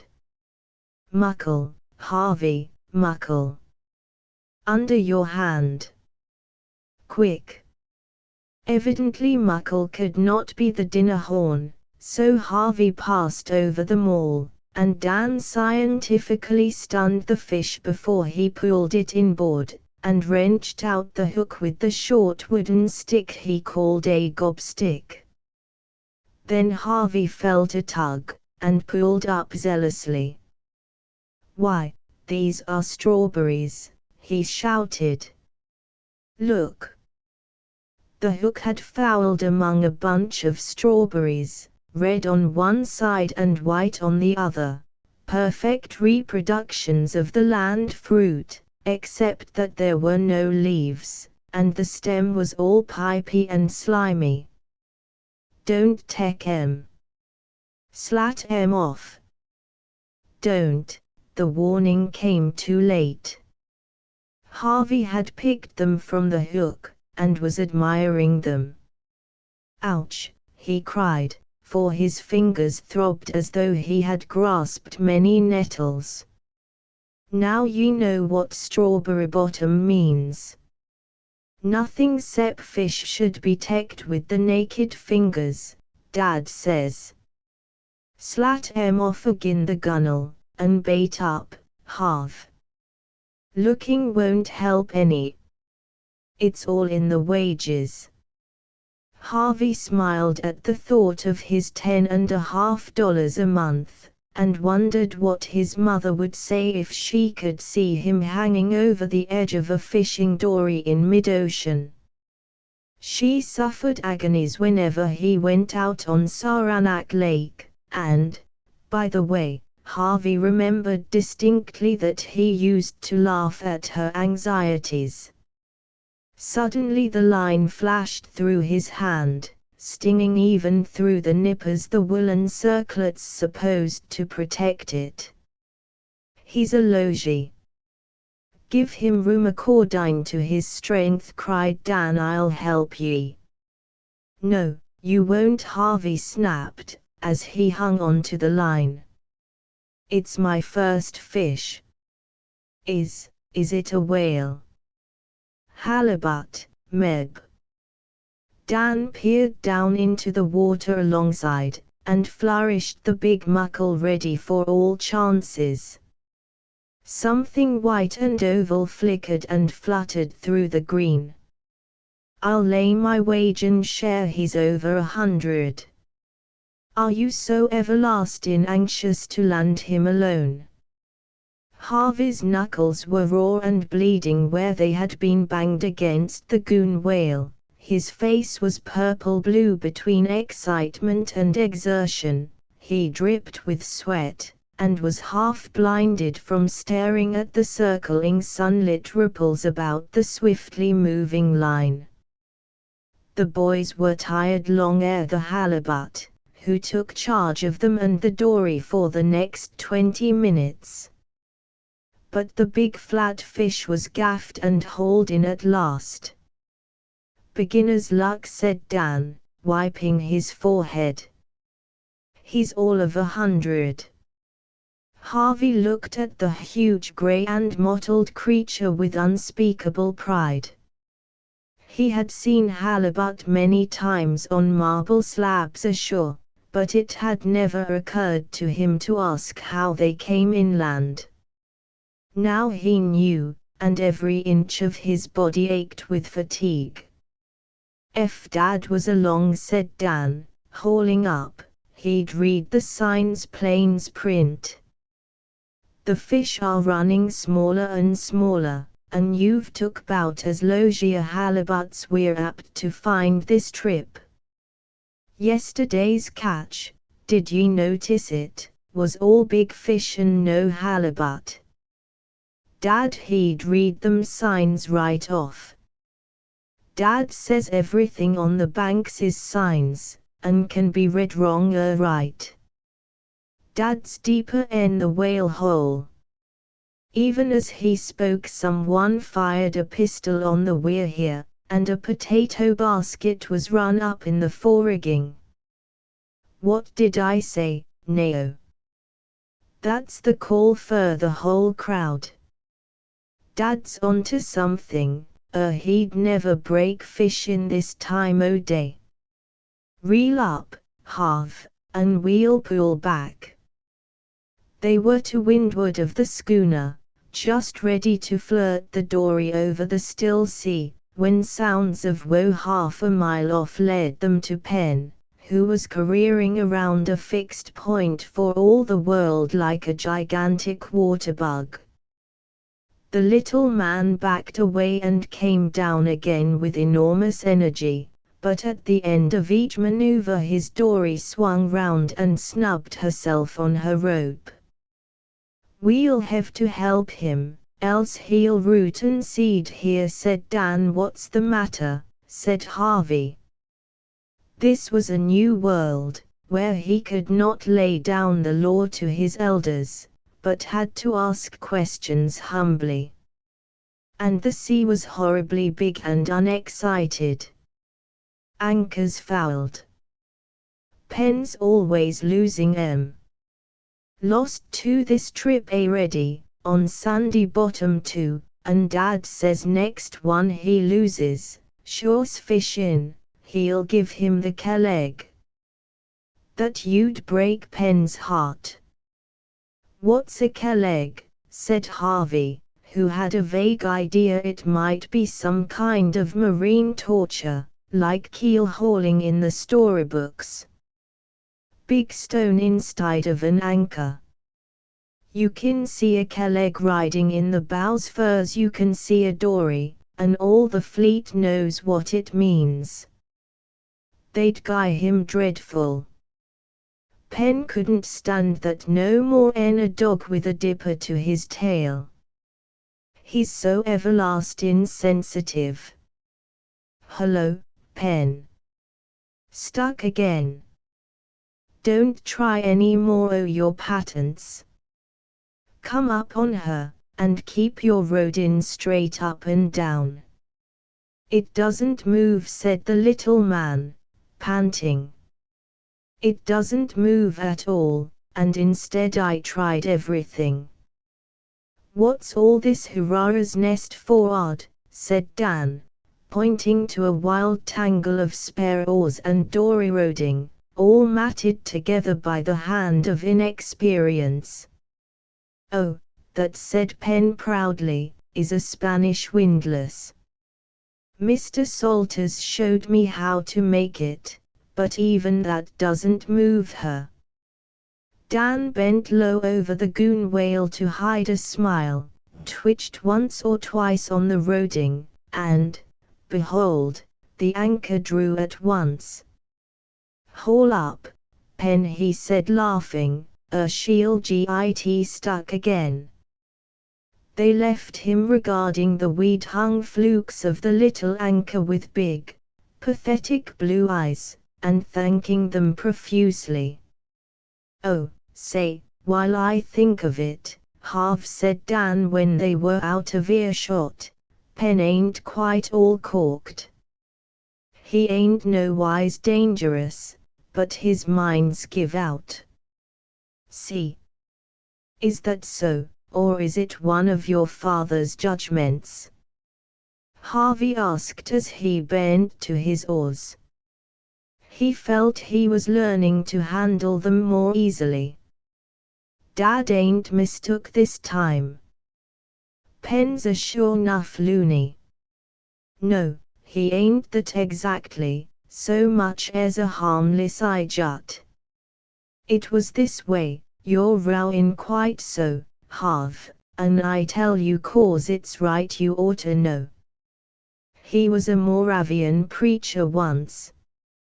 Jacob Boiler was his name, Dad told me, and he lived with his wife and 4 children somewheres out Pennsylvania way. Well, Penn he took his folks along to a Moravian meeting, camp meeting most like, and they stayed over just one night in Johnstown. You've heard talk o' Johnstown? Harvey considered. Yes, I have. But I don't know why. It sticks in my head same as Ashtabula. Both was big accidents, that's why, Harv. Well, that one single night Penn and his folks was to the hotel Johnstown was wiped out. Dam bustin' flooded her, and the houses struck adrift and bumped into each other and sunk. I've seen the pictures, and they're dreadful. Penn he saw his folk drowned all in a heap 'fore he rightly knew what was coming. His mind give out from that on.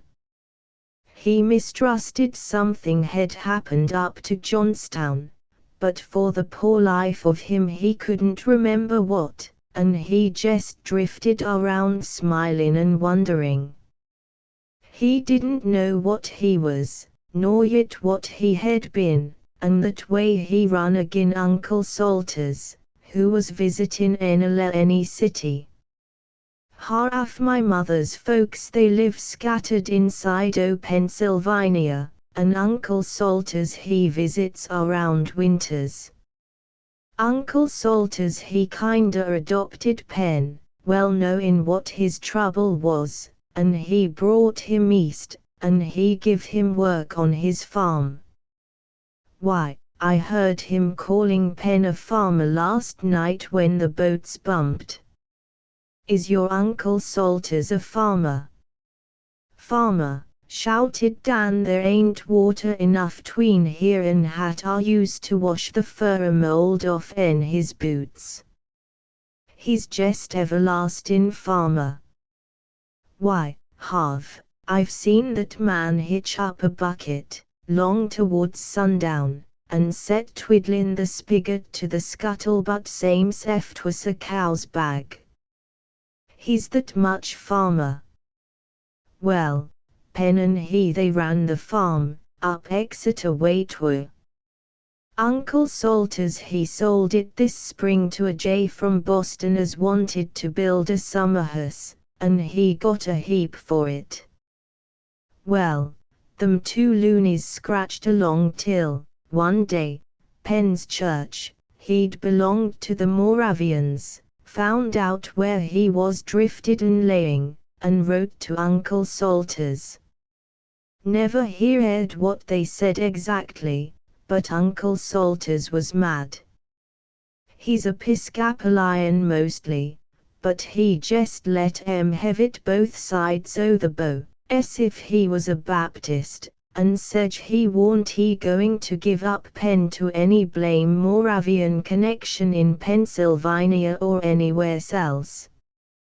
Then he come to Dad, towin' Penn, that was 2 trips back, and said he and Penn must fish a trip for their health.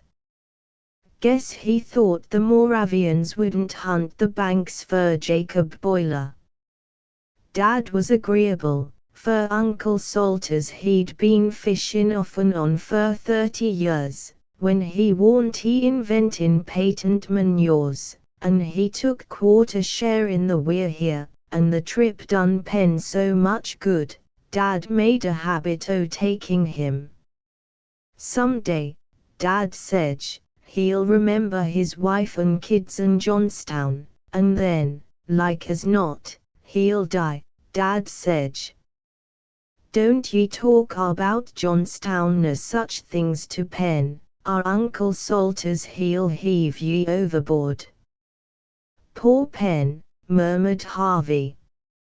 I shouldn't ever have thought Uncle Salters cared for him by the look of 'em together.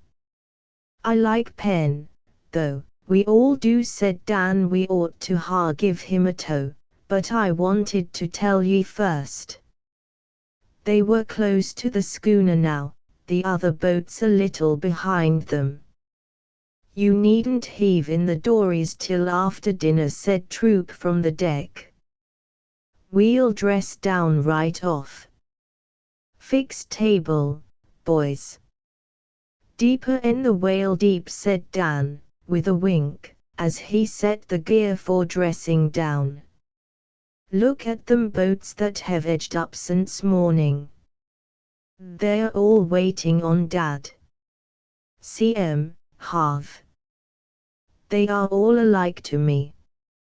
And indeed to a landsman, the nodding schooners around seemed run from the same mould. They ain't, though. That Yola, dirty packet with her bowsprit steved that way, she's the Hope of Prague. Nick Brady's her skipper, the meanest man on the banks. We'll tell him so when we strike the main ledge. Way off yonder's the Day's Eye. The two Gerards own her. She's from Harwich, fastish, too, and has good luck, but Dad he'd find fish in a graveyard. The mother three, sighed along, they're the Margie Smith, Rose, and Edith S. Whalen, all from home. Guess we'll see the Abby M. Deering tomorrow, Dad, won't we?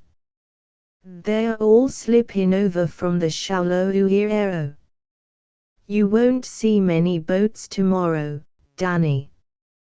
When Troop called his son Danny, it was a sign that the old man was pleased. Boys, we're too crowded, he went on, addressing the crew as they clambered inboard. We'll leave 'em to bait big and catch small. He looked at the catch in the pen, and it was curious to see how little and level the fish ran. Save for Harvey's halibut, there was nothing over 15 pounds on deck. I'm waiting on the weather, he added. You'll have to make it yourself, Disco, for there's no sign I can see, said Long Jack, sweeping the clear horizon. And yet, half an hour later, as they were dressing down, the bank fog dropped on them, between fish and fish as they say. It drove steadily and in wreaths, curling and smoking along the colorless water. The men stopped dressing down without a word. Long Jack and Uncle Salters slipped the windlass brakes into their sockets, and began to heave up the anchor, the windlass jarring as the wet hempen cable strained on the barrel. Manuel and Tom Platt gave a hand at the last. The anchor came up with a sob, and the riding sail bellied as Troop steadied her at the wheel. Up jib and foresail, said he. Slip 'em in the smother, shouted Long Jack, making fast the jib sheet, while the others raised the clacking, rattling rings of the foresail, and the foreboom creaked as the We're Here looked up into the wind and dived off into blank, whirling white. There's wind behind this fog, said Troop. It was wonderful beyond words to Harvey, and the most wonderful part was that he heard no orders except an occasional grunt from Troop, ending with, "That's good, my son." "Never seen anchor weighed before," said Tom Platt, to Harvey gaping at the damp canvas of the foresail. "No. Where are we going? Fish and make berth, as you'll find out for you've been a week aboard. It's all new to you, but we never know what may come to us. Now, take me, Tom Platt, I'd never ha thought. It's better than $14 a month and a bullet in your belly, said Troop, from the wheel. Is your jumbo a grind? Dollars and cents better, returned the man-o'-war's man, doing something to a big jib with a wooden spar tied to it. But we didn't think that when we manned the windlass brakes on the Miss Jim Buck, outside Beaufort Harbor, with Fort Macon heaving hot shot at our stern, and a living gale atop of all. Where was you then, Disco? Just here, or hereabouts, Disco replied, earning my bread on the deep waters, and dodging red privateers. Sorry I can't accommodate you with red hot shot, Tom Platt, but I guess we'll come out all right on wind 4 we see Eastern Point. There was an incessant slapping and chatter at the bows now, varied by a solid thud and a little spout of spray that clattered down on the forecastle. The rigging dripped clammy drops, and the men lounged along the lee of the house, all save Uncle Salters, who sat stiffly on the main hatch nursing his stung hands. Guess she'd carry stays, said Disco, rolling one eye at his brother. Guess she wouldn't to any sort o' profit. What's the sense o' wastin' canvas? The farmer sailor replied. The wheel twitched almost imperceptibly in Disco's hands. A few seconds later a hissing wave top slashed diagonally across the boat, smote Uncle Salters between the shoulders, and drenched him from head to foot. He rose sputtering, and went forward only to catch another. See Dad chase him all around the deck, said Dan. Uncle Salters, he thinks his quarter shares our canvas. Dad's put this duck in act up on him 2 trips running. Hi! That found him where he feeds. Uncle Salters had taken refuge by the foremast, but a wave slapped him over the knees. Disco's face was as blank as the circle of the wheel. Guess she'd lie easier under stays, Salters, said Disco, as though he had seen nothing. Set your old kite, then roared the victim through a cloud of spray, only don't lay it to me if anything happens. Pen, you go below right off and git your coffee. You ought to have more sense than to bum around on deck this weather. Now they'll swill coffee and play checkers till the cows come home, said Dan, as Uncle Salters hustled Pen into the fore cabin. Looks to me like's if we'd all be doing so for a spell. There's nothing in creation dead limsy idler en a banker when she ain't on fish.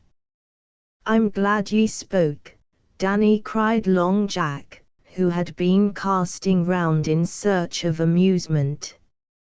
I'd clean forgot we'd a passenger under that T-wharf hat.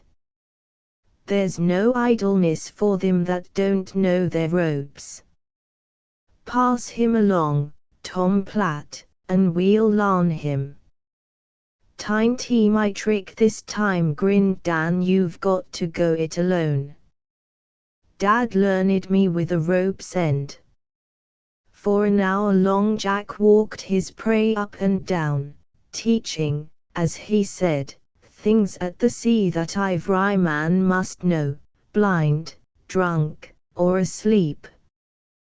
There is not much gear to a 70-ton schooner with a stump foremast, but Long Jack had a gift of expression. When he wished to draw Harvey's attention to the peak halyards, He dug his knuckles into the back of the boy's neck and kept him at gaze for half a minute. He emphasized the difference between fore and aft generally by rubbing Harvey's nose along a few feet of the boom, and the lead of each rope was fixed in Harvey's mind by the end of the rope itself.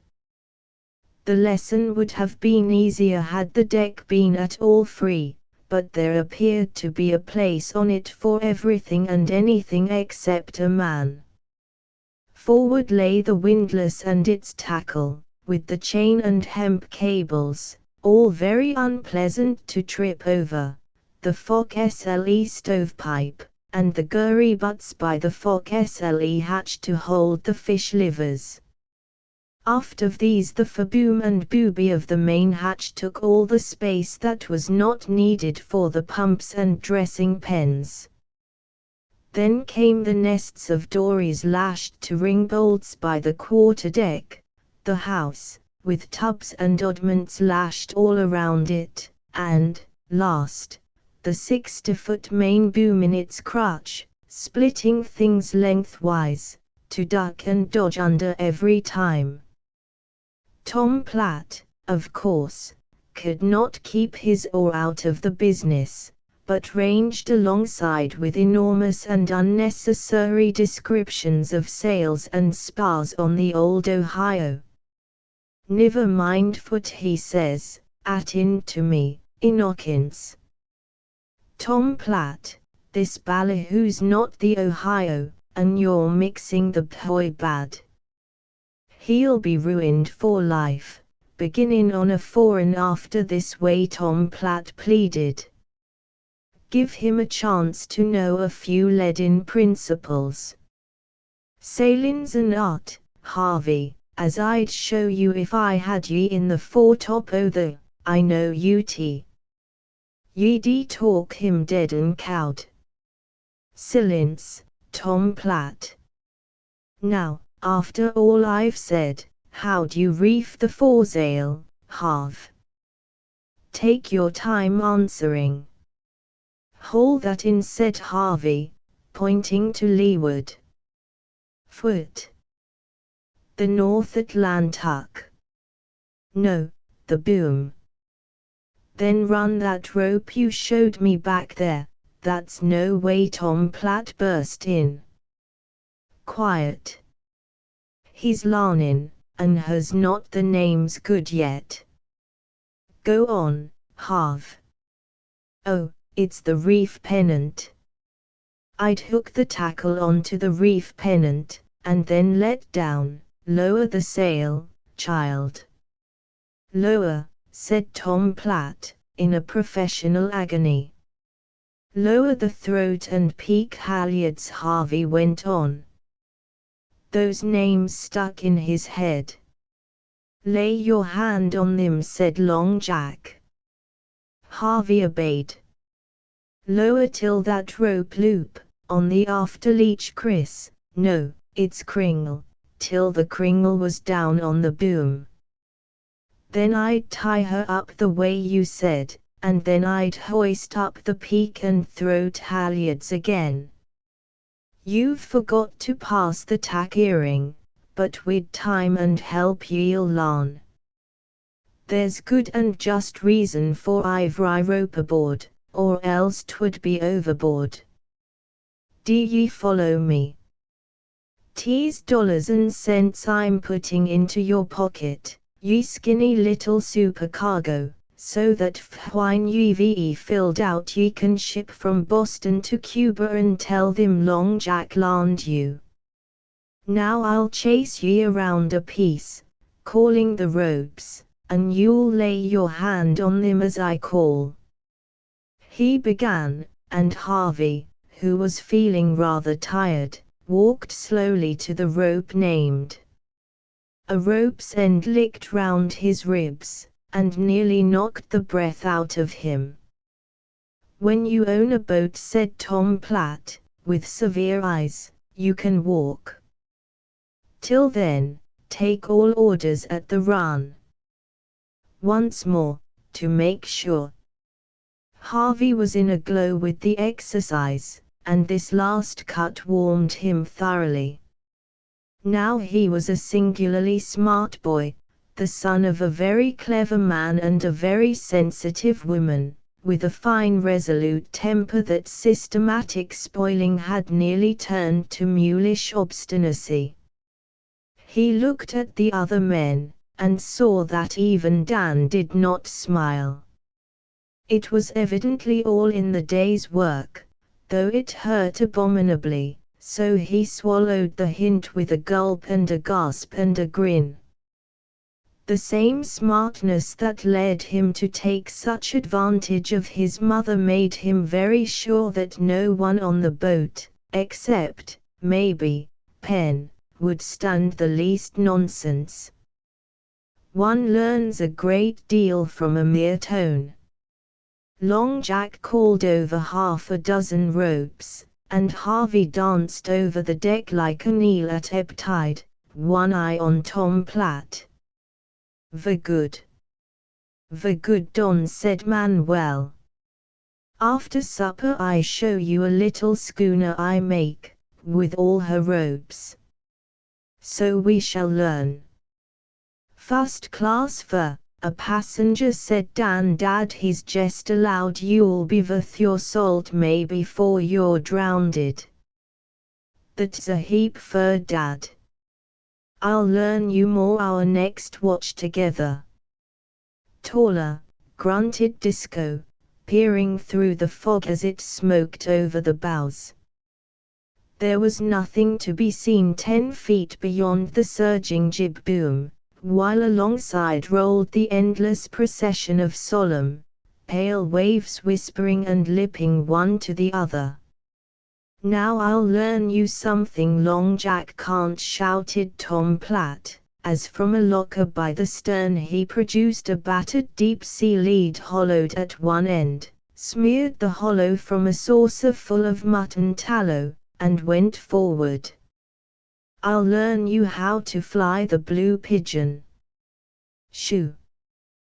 Disco did something to the wheel that checked the schooner's way, while Manuel, with Harvey to help, and a proud boy was Harvey, let down the jib in a lump on the boom. The lead sung a deep droning song as Tom Platt whirled it round and round. "Go ahead, man," said Long Jack, impatiently. "We're not drawing 25 feet off Fire Island in a fog. There's no trick to UT. Don't be jealous, Galway." The released lead plopped into the sea far ahead as the schooner surged slowly forward. "Soundin' is a trick, though," said Dan, "when your dipsy leads all the eye you're like to have for a week. What d'you make it, Dad?" Disco's face relaxed.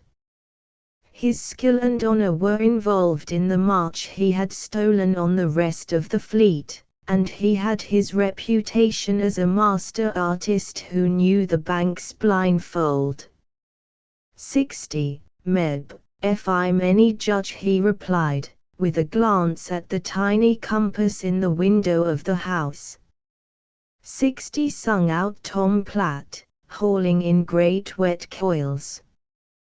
The schooner gathered way once more. "Heave," said Disco, after a quarter of an hour. "What d'you make it?" Dan whispered, and he looked at Harvey proudly. But Harvey was too proud of his own performances to be impressed just then. 50, said the father. "I mistrust we're right over the Nico Green Bank on old 6 to 50. 50, roared Tom Platt. They could scarcely see him through the fog. "She's bust within a yard, like the shells at Fort Macon." "Bait up," half said Dan, diving for a line on the reel. The schooner seemed to be straying promiscuously through the smother, her headsail banging wildly. The men waited and looked at the boys who began fishing. Phew! Dan's lines twitched on the scored and scarred rail. Now how in thunder did Dad know? Help us here, Harv. It's a big UN. Poke hooked, too. They hauled together, and landed a goggle-eyed 20-pound cod. He had taken the bait right into his stomach. Why, he's all covered with little crabs, cried Harvey, turning him over. By the great hook block, they're lousy already, said Long Jack. Disco, ye keep your spare eyes under the keel. Splash went the anchor, and they all heaved over the lines, each man taking his own place at the bulwarks. Are they good to eat?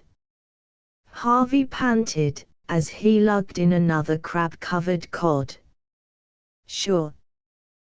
When they're lousy it's a sign they've all been herden together by the thousand, and when they take the bait that way they are hungry. Never mind how the bait sets. They'll bite on the bare hook. Say, this is great! Harvey cried, as the fish came in gasping and splashing, nearly all poke-hooked, as Dan had said. Why can't we always fish from the boat instead of from the dories? Alas can, till we begin to dress down. After that, the heads and offals you'd scare the fish to fundy. Boat fishin' ain't reckoned progressive, though, unless ye know as much as Dad knows. Guess we'll run out our trawl tonight. Harder on the back, this, than from the dory, ain't it? It was rather back-breaking work, for in a dory the weight of a cod is waterborne till the last minute, and you are, so to speak, abreast of him, but the few feet of a schooner's freeboard make so much extra dead hauling, and stooping over the bulwarks cramps the stomach. But it was wild and furious sport so long as it lasted, and a big pile lay aboard when the fish ceased biting. Where's Pen and Uncle Salters? Harvey asked, slapping the slime off his oilskins, and reeling up the line in careful imitation of the others. Gits coffee and C. Under the yellow glare of the lamp on the pole post, the Fock SLE table down and opened, utterly unconscious of fish or weather, sat the two men, a checkerboard between them, Uncle Salters snarling at Pen's every move. What's the matter now? Said the former, as Harvey, one hand in the leather loop at the head of the ladder, hung shouting to the cook. Big fish and lousy, heaps and heaps, Harvey replied, quoting Long Jack. How's the game? Little Pen's jaw dropped. "'Twarn't his fault," snapped Uncle Salters. "Pen's deef." "Checkers, weren't it?" said Dan, as Harvey staggered aft with the steaming coffee in a tin pail.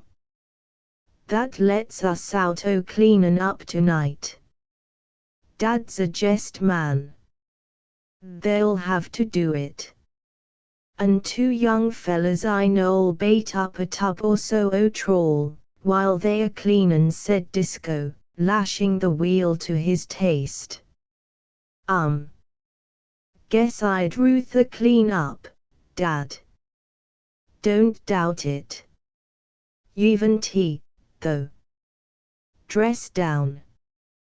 Dress down. Pen'll pitch while you two bait up." "Why in thunder didn't them blame boys tell us you'd struck on?" said Uncle Salters, shuffling to his place at the table. "This knife's gum blunt, Dan." F sticking out cable don't wake ye. Guess you'd better hire a boy o' your own, said Dan, muddling about in the dusk over the tubs full of trawl line lashed to windward of the house. Oh, Harv, don't ye want to slip down and gits bait? Bait as we are, said Disco. I mistrust shag fishin' will pay better, as things go. That meant the boys would bait with selected offal of the cod as the fish were cleaned, an improvement on paddling bare-handed in the little bait barrels below. The tubs were full of neatly coiled line carrying a big hook each few feet, and the testing and baiting of every single hook, with the stowage of the baited line so that it should run clear when shot from the dory, was a scientific business. Dan managed it in the dark, without looking, while Harvey caught his fingers on the barbs and bewailed his fate. But the hooks flew through Dan's fingers like tatting on an old maid's lap. I helped bait up trawl ashore 'fore I could well walk, he said. But it's a putterin' job all the same. Oh, Dad. This shouted towards the hatch, where Disco and Tom Platt were salting. How many skates you reckon we'll need?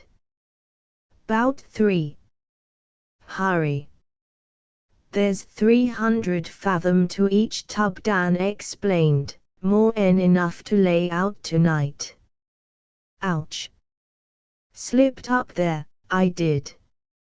He stuck his finger in his mouth. I tell you, Harv, there ain't money in Gloucester you'd hire me to ship on a reg'lar trawler. It may be progressive, but, barrin' that, it's the putterin'est, slim-jammest business top of earth. I don't know what this is, if 'tisn't regular trawling, said Harvey sulkily. My fingers are all cut to frazzles. Pshaw. This is just one o' Dad's blame experiments. He don't trawl less there's mighty good reason fer it. Dad knows. That's why he's baitin' as he is. We'll have her saggin' full when we take her up we won't see a fin. Pen and Uncle Salters cleaned up as Disco had ordained, but the boys profited little. No sooner were the tubs furnished than Tom Platt and Long Jack, who had been exploring the inside of a dory with a lantern, snatched them away, loaded up the tubs and some small, painted trawl buoys, and hove the boat overboard into what Harvey regarded as an exceedingly rough sea. They'll be drowned. Why, the dory's loaded like a freight car, he cried. We'll be back, said Long Jack, and in case you'll not be looking for us, we'll lay into you both if the trawl's snarled. The dory surged up on the crest of a wave, and just when it seemed impossible that she could avoid smashing against the schooner's side, slid over the ridge, and was swallowed up in the damp dusk. Take our hold here, and keep ringing steady, said Dan, passing Harvey the lanyard of a bell that hung just behind the windlass. Harvey rang lustily, for he felt 2 lives depended on him. But Disco in the cabin, scrawling in the logbook, did not look like a murderer, and when he went to supper he even smiled dryly at the anxious Harvey. This ain't no weather, said Dan. Why, you and me could set the trawl. They've only gone out jest far 'nough so's not to foul our cable. They don't need no bell really. Clang. Clang. Clang. Harvey kept it up, varied with occasional rub-a-dubs, for another half hour. There was a bellow and a bump alongside. Manuel and Dan raced to the hooks of the dory tackle. Long Jack and Tom Platt arrived on deck together, it seemed, one half the North Atlantic at their backs, and the dory followed them in the air, landing with a clatter. "Nary snarl," said Tom Platt as he dripped. "Danny, you'll do yet." "The pleasure av your company to the banquet," said Long Jack, squelching the water from his boots as he capered like an elephant and stuck an oil-skinned arm into Harvey's face. "We do be condescending to honor the second half with our presence." And off they all four rolled to supper, where Harvey stuffed himself to the brim on fish chowder and fried pies, and fell fast asleep just as Manuel produced from a locker a lovely 2-foot model of the Lucy Holmes, his first boat, and was going to show Harvey the ropes. Harvey never even twiddled his fingers as Penn pushed him into his bunk. "It must be a sad thing, a very sad thing," said Penn, watching the boy's face, "for his mother and his father, who think he is dead. To lose a child, to lose a man-child."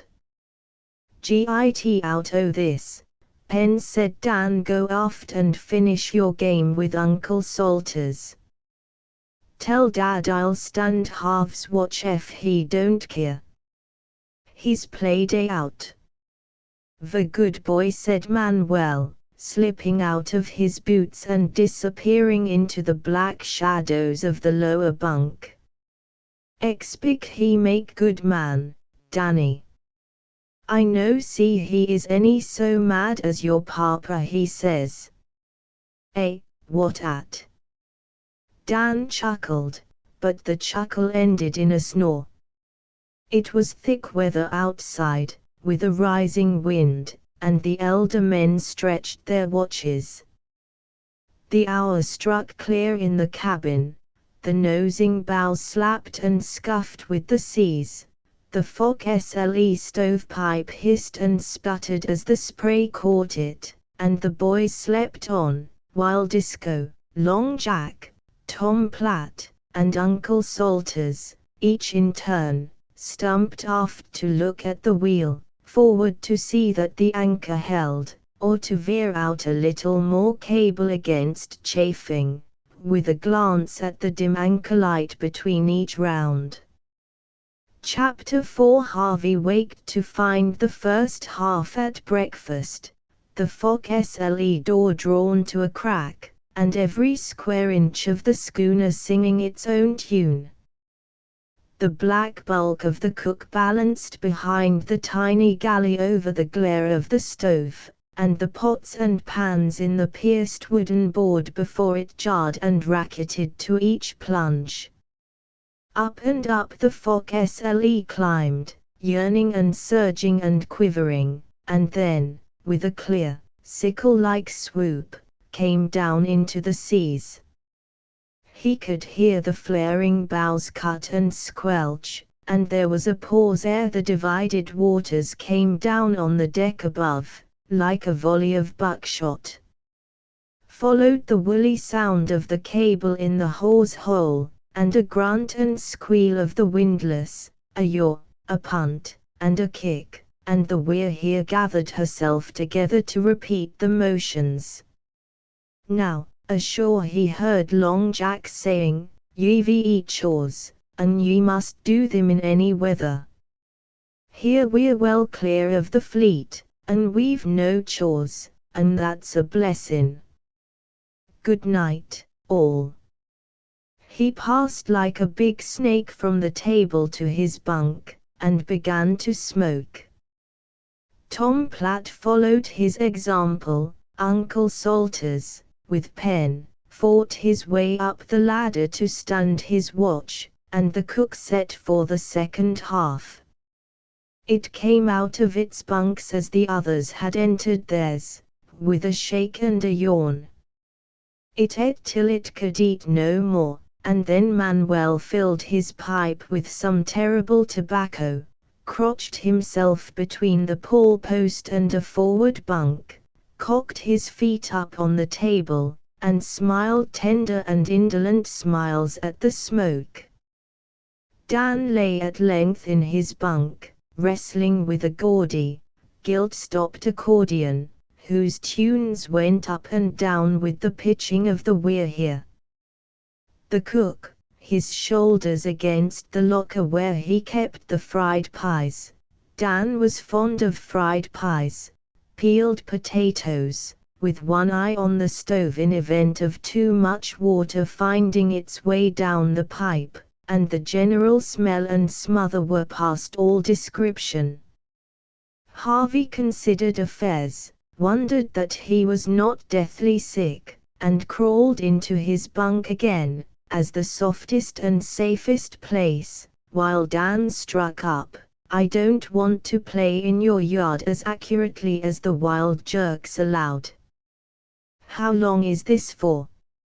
Harvey asked of Manuel.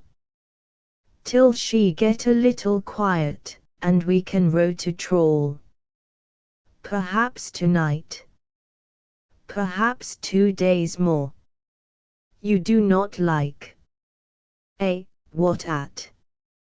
"I should have been crazy sick a week ago, but it doesn't seem to upset me now, much." "That is because we make you fishermen, these days.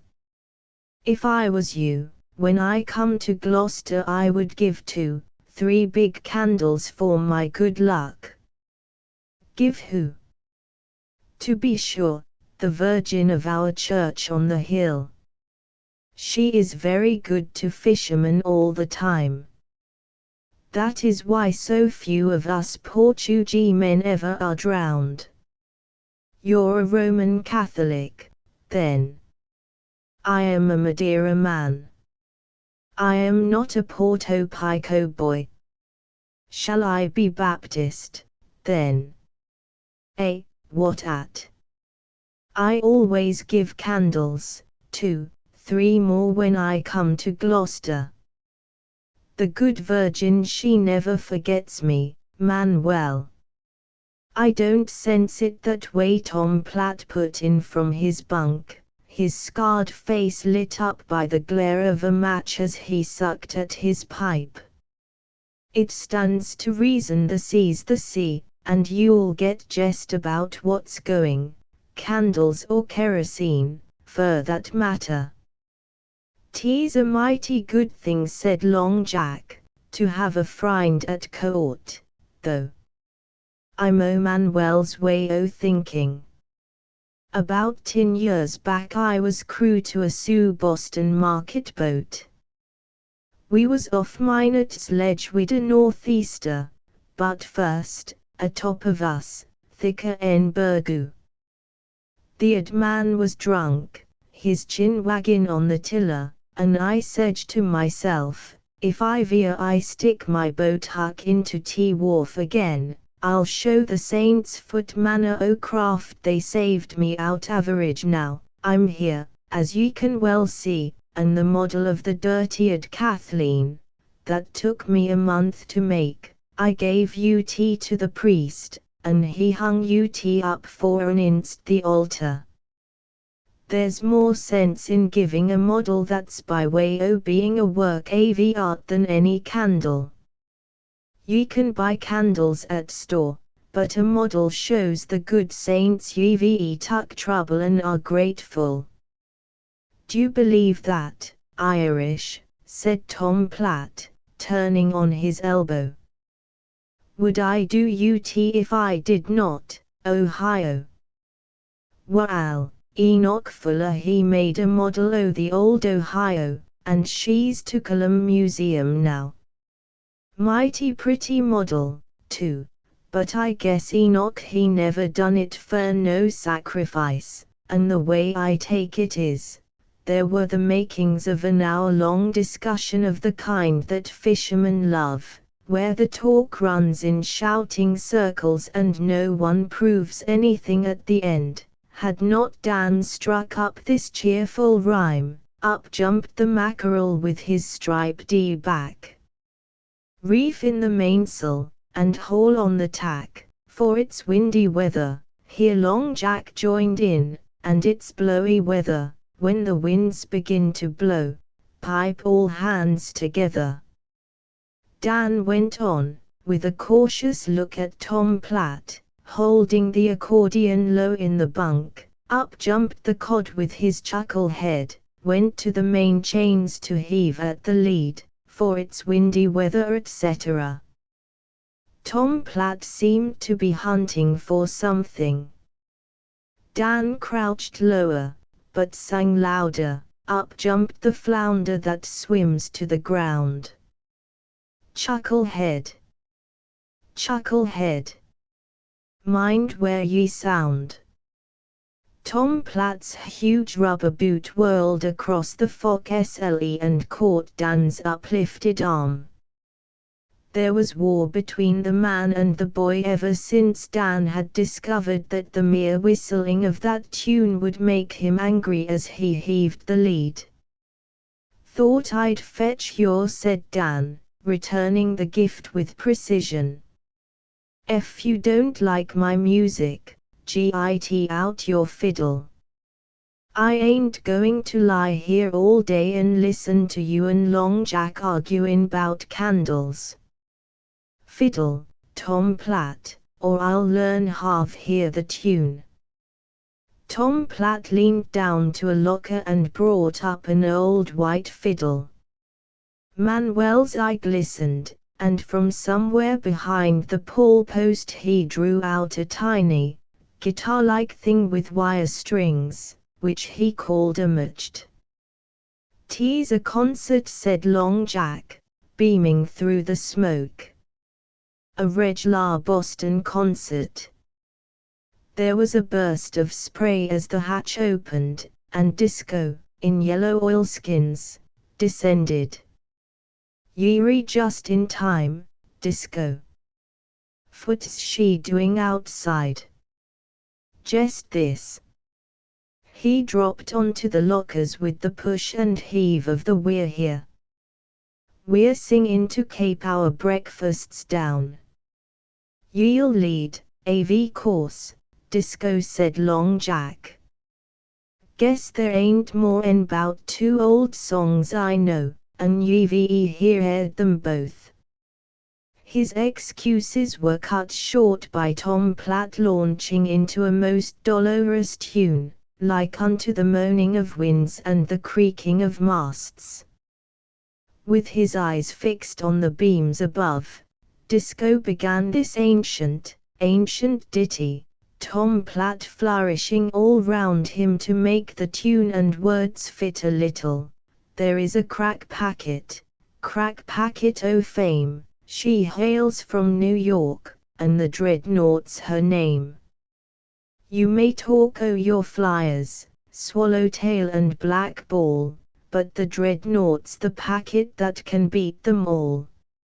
Now the Dreadnought she lies in the River Mersey, because of the tugboat to take her to sea, but when she's off soundings you shortly will know."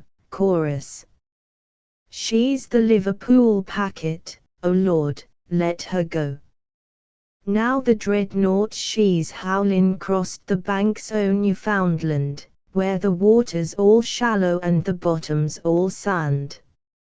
Sedge all the little fishes that swim to and fro." Chorus. "She's the Liverpool packet, oh Lord, let her go."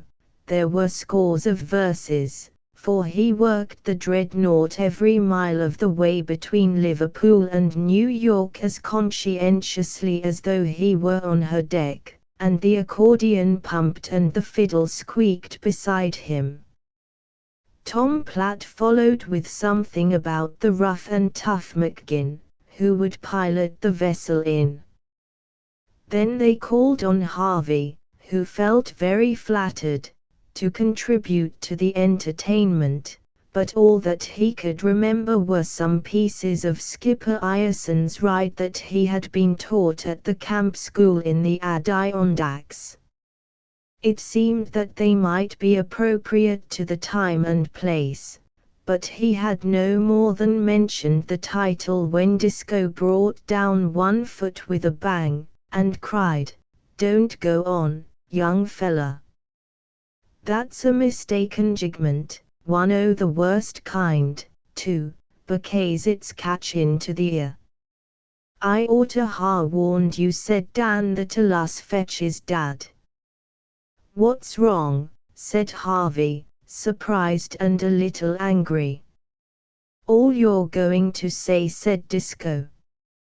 "All dead wrong from start to finish, and Whittier he's to blame. I have no special call to right any Marblehead man, but 'tweren't no fault o' Ireson's. My father he told me the tale time and again, and this is the way 'twas. For the 100th time," put in Long Jack under his breath, "Ben Ireson he was skipper o' the Betty, young fella, coming home from the Banks. That was before the War of 1812, but justice is justice at all times. They fund the Active o' Portland, and Gibbons o' that town he was her skipper, they fund her leakin' off Cape Cod Light. There was a terrible gale on, and they was gettin' the Betty home as fast as they could crowd her. Well, Ireson he said there warn't any sense to reskin a boat in that sea, the men they wouldn't have it, and he laid it before them to stay by the Active till the sea run down a piece. They wouldn't have that either, haggin' around the Cape in any sec weather, leak or no leak. They jest upstays and quit, naturally taking Ireson with them.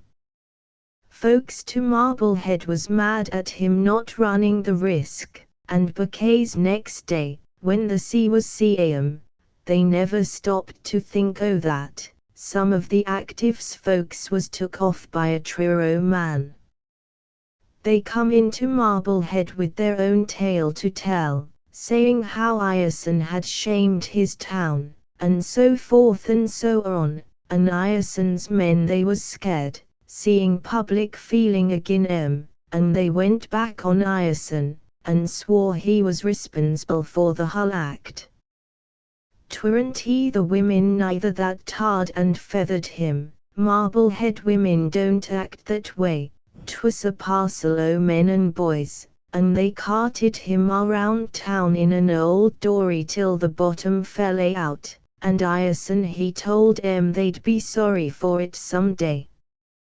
Well, the facts come out later, same's they usually do, too late to be anyways useful to an honest man, and Whittier he come along and picked up the slack end of a lying tale, and tarred and feathered Ben Ireson all over and more after he was dead. 'Twas the only tune Whittier ever slipped up, and 'tweren't he fair. I whaled Dan good when he brought that piece back from school. You don't know no better, o' course, but I've give you the facts, hereafter and evermore to be remembered. Ben Ireson weren't no sec kind o' man as Whittier makes out, my father he knew him well, before and after that business, and you beware o' hasty jigments, young fella. Next. Harvey had never heard Disco talk so long, and collapsed with burning cheeks, but, as Dan said promptly, a boy could only learn what he was taught at school, and life was too short to keep track of every lie along the coast. Then Manuel touched the jangling, jarring little match to a queer tune, and sang something in Portuguese about Nina, innocent, ending with a full-handed sweep that brought the song up with a jerk.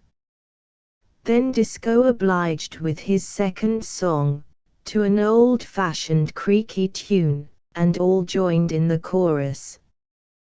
This is one stanza: now April is over and melted the snow, and out o' New Bedford we shortly must tow. Yes, out o' New Bedford we shortly must clear. We're the whalers that never see wheat in the ear.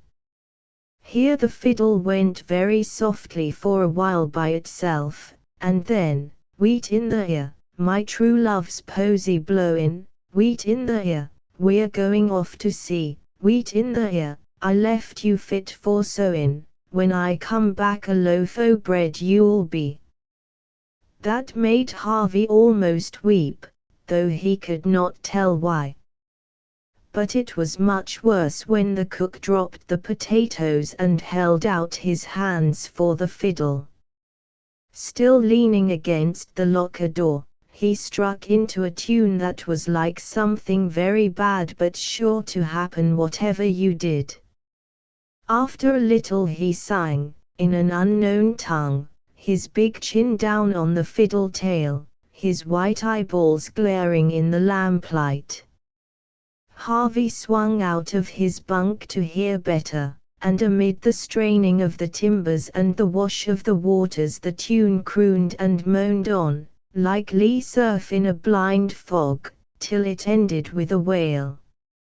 Jimmy Christmas. That gives me the blue creevils, said Dan. What in thunder is it? The song of Finn McCa, said the cook, when he was going to Norway. His English was not thick, but all clear-cut, as though it came from a phonograph. Faith, I've been to Norway, but I didn't make that unwholesome noise. 'Tis like some of the old songs, though, said Long Jack, sighing. Don't let's have another without something between, said Dan, and the accordion struck up a rattling, catchy tune that ended, it's 26 Sundays since last we saw the land, with 1500 quintal, and 1500 quintal, 1,500 top in quintal, twixt old Quero and Grand. Hold on, roared Tom Platt. Do ye want to nail the trip, Dan? That's Jonah sure, less you sing it after all our salt's wet. No, Tiny, is it, Dad? Not unless you sing the very last verse. You can't learn me anything on Jonahs. What's that? Said Harvey. What's a Jonah? A Jonah's anything that spoils the luck. Sometimes it's a man, sometimes it's a boy, or a bucket. I've known a splittin' knife Jonah 2 trips till we was on to her, said Tom Platt. There's all sorts o' Jonahs. Jim Book was one till he was drowned on George's. I'd never ship with Jim Book, not if I was starvin'. There was a green dory on the Ezra flood. That was a Jonah, too, the worst sort o' Jonah. Drowned 4 men, she did, and used to shine fiery o' nights in the nest. And you believe that, said Harvey, remembering what Tom Platt had said about candles and models. Haven't we all got to take what's served? A mutter of dissent ran round the bunks. Outboard, yes, inboard, things can happen, said Disco.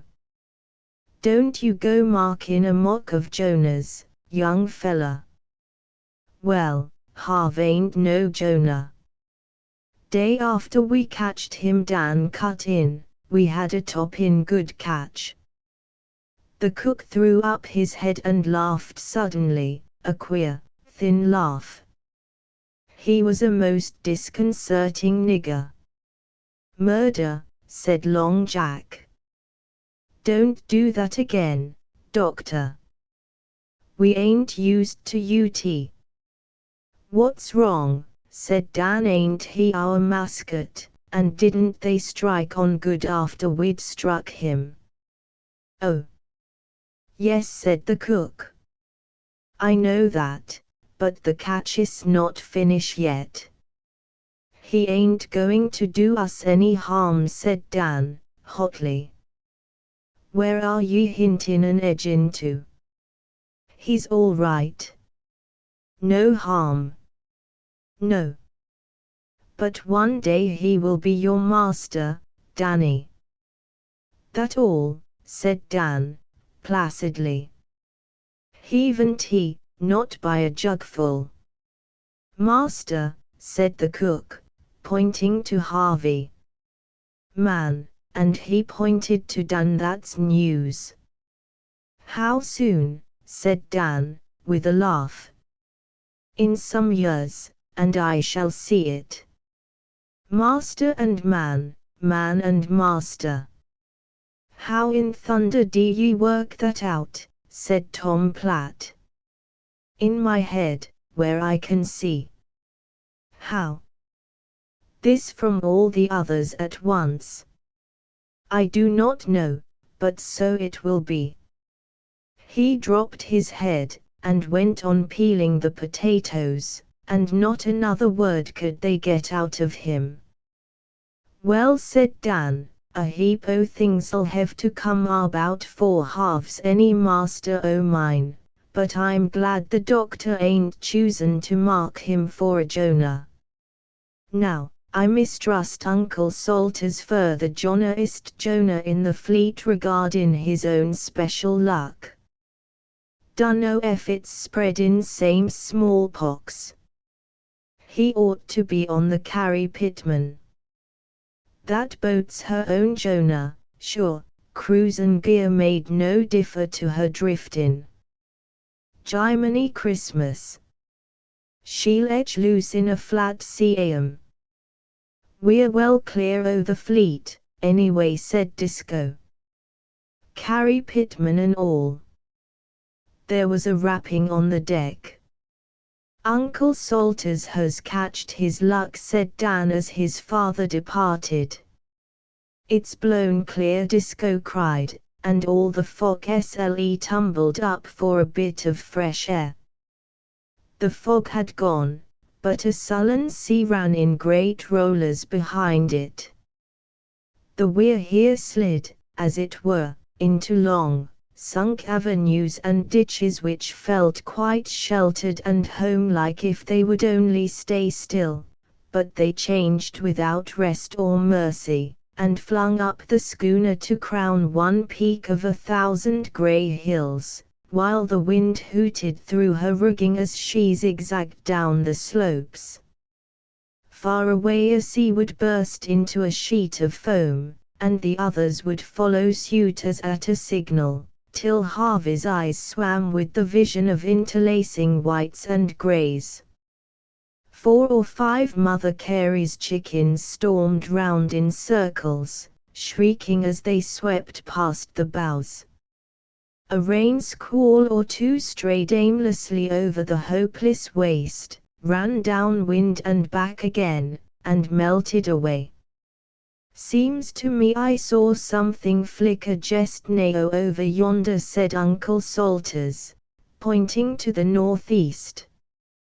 Can't be any of the fleet, said Disco, peering under his eyebrows, a hand on the forecastle gangway as the solid bows hatcheted into the troughs.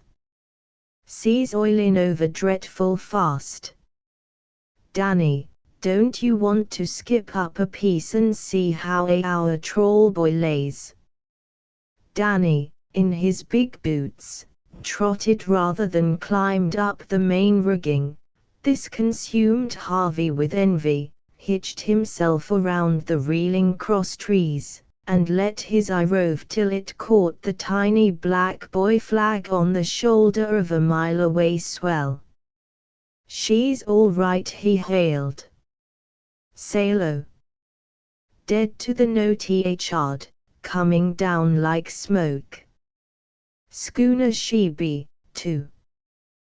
They waited yet another half hour, the sky clearing in patches, with a flicker of sickly sun from time to time that made patches of olive-green water. Then a stump foremast lifted, ducked, and disappeared, to be followed on the next wave by a high stern with old-fashioned wooden snails' horn davits. The snails were red-tanned. "Frenchman," shouted Dan. "No, tain't he, neither." "The ad." "That's no French," said Disco. "Salters, your blame luck holds tighter 'en a screw in a keg head. I vise. It's Uncle Abishai. You can't no wise tell for sure." "The head king of all Jonahs," groaned Tom Platt. "Oh, Salters, Salters, why wasn't you abed and asleep?" "How could I tell?" said poor Salters, as the schooner swung up. "She might have been the very Flying Dutchman, so foul, draggled, and unkempt was every rope and stick aboard. Her old-style quarterdeck was some 5 feet high, and her rigging flew knotted and tangled like weed at a wharf end. She was running before the wind, yawing frightfully, her staysail let down to act as a sort of extra foresail, scandalized they call it, and her foreboom guyed out over the side. Her bowsprit cocked up like an old-fashioned frigate's. Her jib-boom had been fished and spliced and nailed and clamped beyond further repair, and as she hove herself forward, and sat down on her broad tail, she looked for all the world like a blousy, fruzy, bad old woman sneering at a decent girl. "That's Abishai," said Salters. "Full o' gin and Judic men, and the judgments o' Providence laying for him and never taking good hold he's run into bait, meekle on way." "He'll run her under," said Long Jack. "That's no rig for this weather." "Not he, he'd done it long ago," Disco replied. "Looks as if he cal'lated to run us under." "Ain't she down by the head more 'en natural, Tom Platt?" "Ef it's his style o' loadin' her she ain't safe," said the sailor slowly. "Ef she's spewed her come he'd better git to his pumps mighty quick." The creature threshed up, wore round with a clatter and raffle, and lay head to wind within earshot. A grey beard wagged over the bulwark, and a thick voice yelled something Harvey could not understand. But Disco's face darkened. "He'd resk every stick he has to carry bad news. Says we're in for a shift o' wind." "He's in for worse." "Abishai. Abishai." He waved his arm up and down with the gesture of a man at the pumps, and pointed forward. The crew mocked him and laughed. "Jounce ye, and strip ye and trip ye," yelled Uncle Abishai. "A living gale, a living gale. Yib. Cast up for your last trip, all you Gloucester haddocks. You won't see Gloucester no more, no more." "Crazy fool, as usual," said Tom Platt. "Wish he hadn't spied us, though." She drifted out of hearing while the grey-head yelled something about a dance at the Bay of Bulls and a dead man in the forecastle. Harvey shuddered. He had seen the Sloven tilt decks and the savage-eyed crew. "And that's a fine little float in hell for her draft," said Long Jack. "I wonder what mischief he's been at ashore." "He's a trawler," Dan explained to Harvey, "and he runs in fur bait all along the coast." "Oh, no, not home, he don't go. He deals along the south and east shore up yonder." He nodded in the direction of the pitiless Newfoundland beaches. Dad won't never take me ashore there. They're a mighty tough crowd, and Abishai's the toughest. You saw his boat. Well, she's nigh 70-year-old, they say, the last o' the old Marblehead heel tappers. They don't make them quarter-decks any more. Abishai don't use Marblehead, though. He ain't wanted there. He jays drifts around, in debt, trawlin' and cussin' like you've heard. Been a Jonah for years and years, he has. Gets liquor from the Feecamp boats for markin' spells and selling winds and such truck. Crazy, I guess. Toon't he be any use underrun in the trawl tonight, said Tom Platt, with quiet despair. He come alongside special to cuss us. I'd give my wage and share to see him at the gangway o' the old Ohio 'fore we quit floggin'. Jest about 6 dozen, and Sam Mocatta laying 'em on criss-cross. The dishevelled heel tapper danced drunkenly downwind, and all eyes followed her. Suddenly the cook cried in his phonograph voice, it was his own death made him speak so. He is Fay, I tell you. Look. She sailed into a patch of watery sunshine 3 or 4 miles distant. The patch dulled and faded out, and even as the light passed so did the schooner. She dropped into a hollow and was not run under by the great hook block, shouted Disco, jumping aft.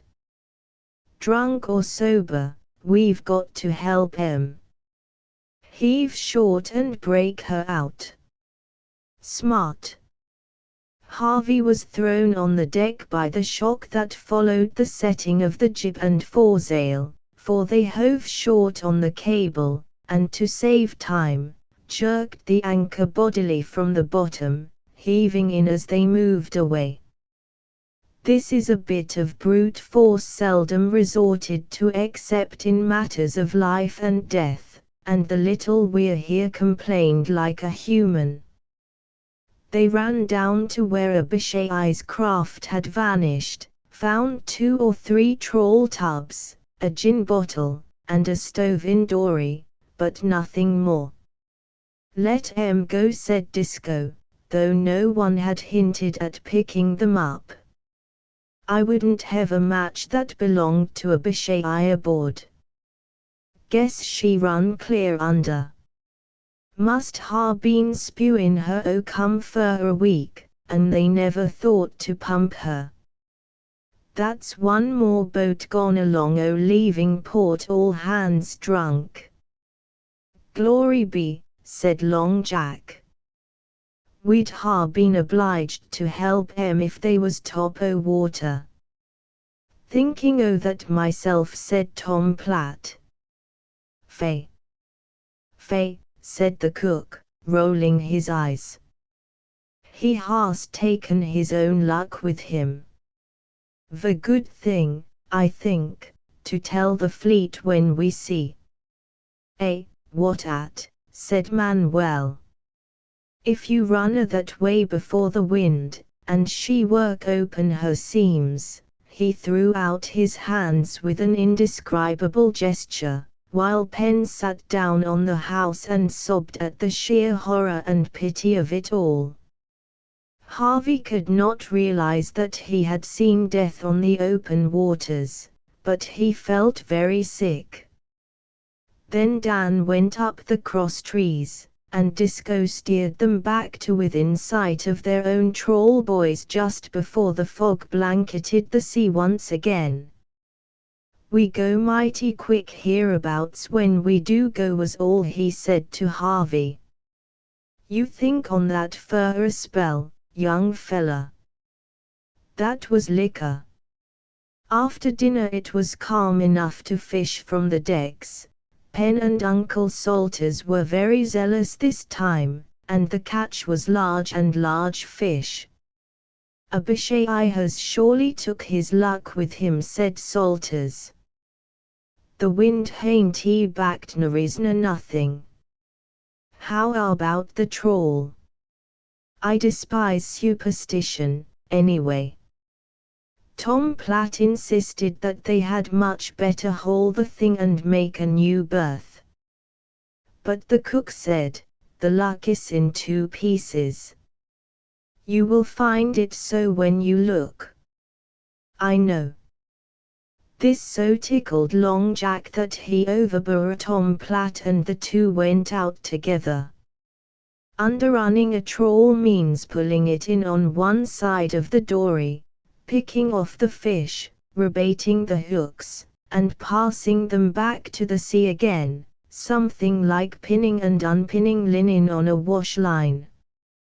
It is a lengthy business and rather dangerous, for the long, sagging line may twitch a boat under in a flash.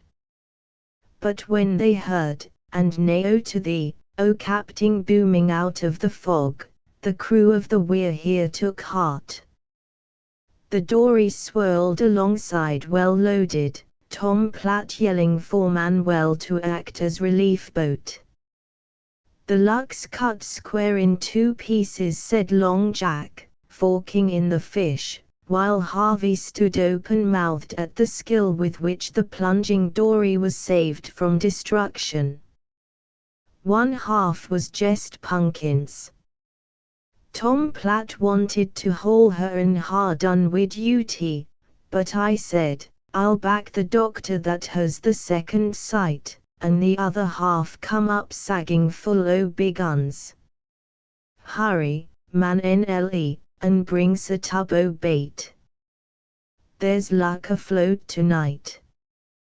The fish bit at the newly baited hooks from which their brethren had just been taken, and Tom Platt and Long Jack moved methodically up and down the length of the trawl, the boat's nose surging under the wet line of hooks, stripping the sea cucumbers that they called pumpkins, slatting off the fresh-caught cod against the goon whale, rebaiting, and loading Manuel's dory till dusk.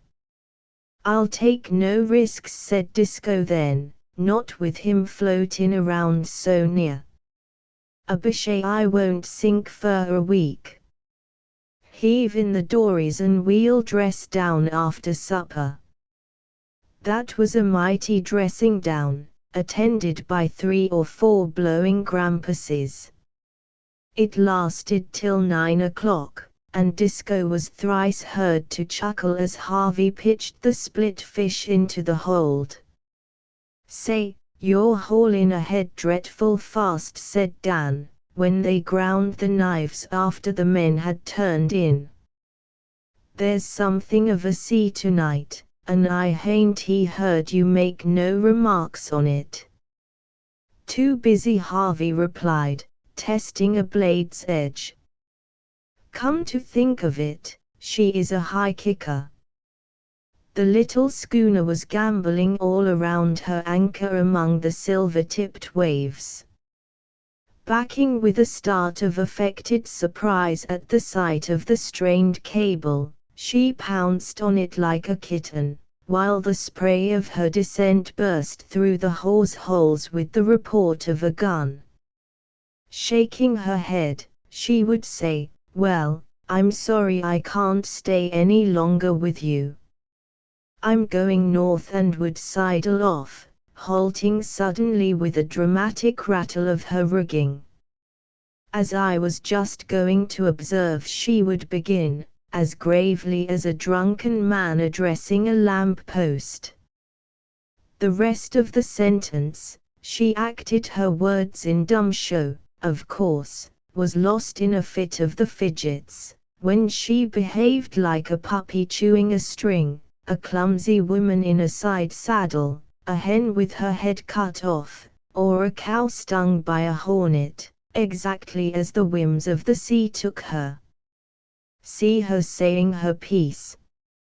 She's Patrick Henry Neo, said Dan. She swung sideways on a roller, and gesticulated with her jib boom from port to starboard. But as for me, give me liberty or give me death. Whoop! She sat down in the moon path on the water, courtesying with a flourish of pride impressive enough had not the wheel gear sniggered mockingly in its box. Harvey laughed aloud. Why, it's just as if she was alive, he said. She's as steady as a hearse and as dry as a herring, said Dan enthusiastically, as he was slung across the deck in a batter of spray. Fence 'em off and fence 'em off, and don't ye come anigh me, she said. Look at her, just look at her. Sakes! You should see one o' them toothpicks histin' up her anchor on her spike out of 15-fathom water. What's a toothpick, Dan? Them new haddockers and herring boats. Finds a yacht forward, with yacht sterns to 'em, and spike bowsprits, and a hearse that you'd take our hold. I've heard that Burgess himself he made the models for 3 or 4 of 'em. Dad's sot agin 'em on account o' their pitchin' and joltin', but there's heaps o' money in 'em. Dad can find fish, but he ain't no ways progressive, he don't go with the march o' the times. They're chock full o' labour-savin' jigs and sec all. Ever seed the Elector o' Gloucester? She's a daisy, if she is a toothpick. What do they cost, Dan? Hills o' dollars. 15,000, perhaps, more, meb. There's gold leaf and everything you can think of. Then to himself, half under his breath, guess I'd call her Hattie S, too. Chapter V. That was the first of many talks with Dan, who told Harvey why he would transfer his Dory's name to the imaginary Burgess-modelled haddocker. Harvey heard a good deal about the real Hattie at Gloucester, saw a lock of her hair, which Dan, finding fair words of no avail, had hooked as she sat in front of him at school that winter, and a photograph. Hattie was about 14 years old, with an awful contempt for boys, and had been trampling on Dan's heart through the winter. All this was revealed under oath of solemn secrecy on moonlit decks, in the dead dark, or in choking fog, the whining wheel behind them, the climbing deck before, and without, the unresting, clamorous sea. Once, of course, as the boys came to know each other, there was a fight, which raged from bow to stern till Penn came up and separated them, but promised not to tell Disco, who thought fighting on watch rather worse than sleeping. Harvey was no match for Dan physically, but it says a great deal for his new training that he took his defeat and did not try to get even with his conqueror by underhand methods. That was after he had been cured of a string of boils between his elbows and wrists, where the wet jersey and oilskins cut into the flesh. The salt water stung them unpleasantly, but when they were ripe Dan treated them with Disco's razor, and assured Harvey that now he was a blooded banker, the affliction of gory sores being the mark of the caste that claimed him. Since he was a boy and very busy, he did not bother his head with too much thinking. He was exceedingly sorry for his mother, and often longed to see her and above all to tell her of this wonderful new life, and how brilliantly he was acquitting himself in it. Otherwise he preferred not to wonder too much how she was bearing the shock of his supposed death. But one day, as he stood on the forecastle ladder, guying the cook, who had accused him and Dan of hooking fried pies, it occurred to him that this was a vast improvement on being snubbed by strangers in the smoking room of a hired liner. He was a recognized part of the scheme of things on the Weir here, had his place at the table and among the bunks, and could hold his own in the long talks on stormy days, when the others were always ready to listen to what they called his fairy tales of his life ashore. It did not take him more than 2 days and a quarter to feel that if he spoke of his own life, it seemed very far away. No one except Dan, and even Dan's belief was sorely tried, credited him. So he invented a friend, a boy he had heard of, who drove a miniature 4-pony drag in Toledo, Ohio, and ordered 5 suits of clothes at a time and led things called Germans at parties where the oldest girl was not quite 15, but all the presents were solid silver. Salters protested that this kind of yarn was desperately wicked, if not indeed positively blasphemous, but he listened as greedily as the others, and their criticisms at the end gave Harvey entirely new notions on Germans' clothes, cigarettes with gold leaf tips, rings, watches, scent, small dinner parties, champagne, card playing, and hotel accommodation. Little by little he changed his tone when speaking of his friend whom Long Jack had christened the Crazy Kid, the Gilt-Edged Baby, the Sucking Vanderpoop, and other pet names, and with his sea-booted feet cocked up on the table would even invent histories about silk pajamas and specially imported neckwear, to the friend's discredit. Harvey was a very adaptable person, with a keen eye and ear for every face and tone about him. Before long he knew where Disco kept the old green-crusted quadrant that they called the hog yoke, under the bed-bag in his bunk. When he took the sun, and with the help of the old farmer's almanac found the latitude, Harvey would jump down into the cabin and scratch the reckoning and date with a nail on the rust of the stovepipe. Now, the chief engineer of the liner could have done no more, and no engineer of 30 years' service could have assumed one half of the ancient mariner air with which Harvey, first careful to spit over the side, made public the schooner's position for that day, and then and not till then relieved Disco of the quadrant. There is an etiquette in all these things. The said hog yoke and Eldridge chart, the farming almanac, Blunt's coast pilot and Bowditch's navigator were all the weapons Disco needed to guide him, except the deep-sea lead that was his spare eye.